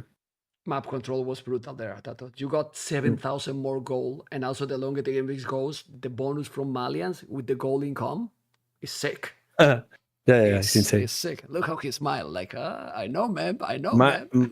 Malians are really solid there, for sure. Well, Tati, small. Let's try to create not drama, but MbL said that he wants you in the next round, and he got you because he is really motivated to beat you in the next round. And I believe that your motivation is going to be as high as him, right? Yeah, like I also said in the interview that I wanted to face MbL because we always had like a good rivalry like in the early tournaments as well. And now that he was struggling a bit more because he had the pressure and such, and he couldn't qualify for the last year S-tier tournament. So it has been a while since I faced him in a tournament, and I'm looking forward for it. I think it will be a really nice series.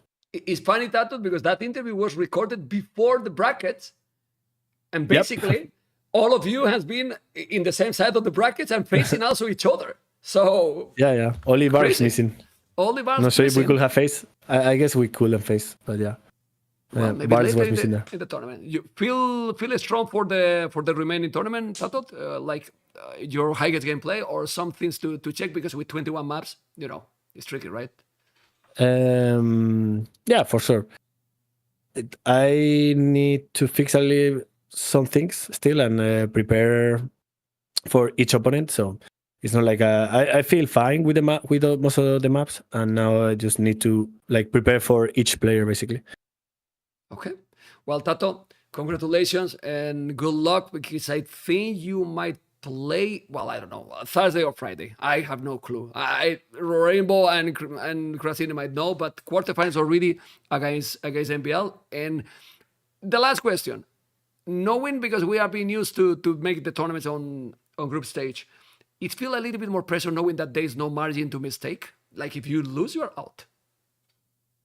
Like you have to be more concentrated, or know the experience already in these situations? I don't think so. At least not for me. I feel like, as I said, like I don't even if it's a group stage, I will try to win no matter what.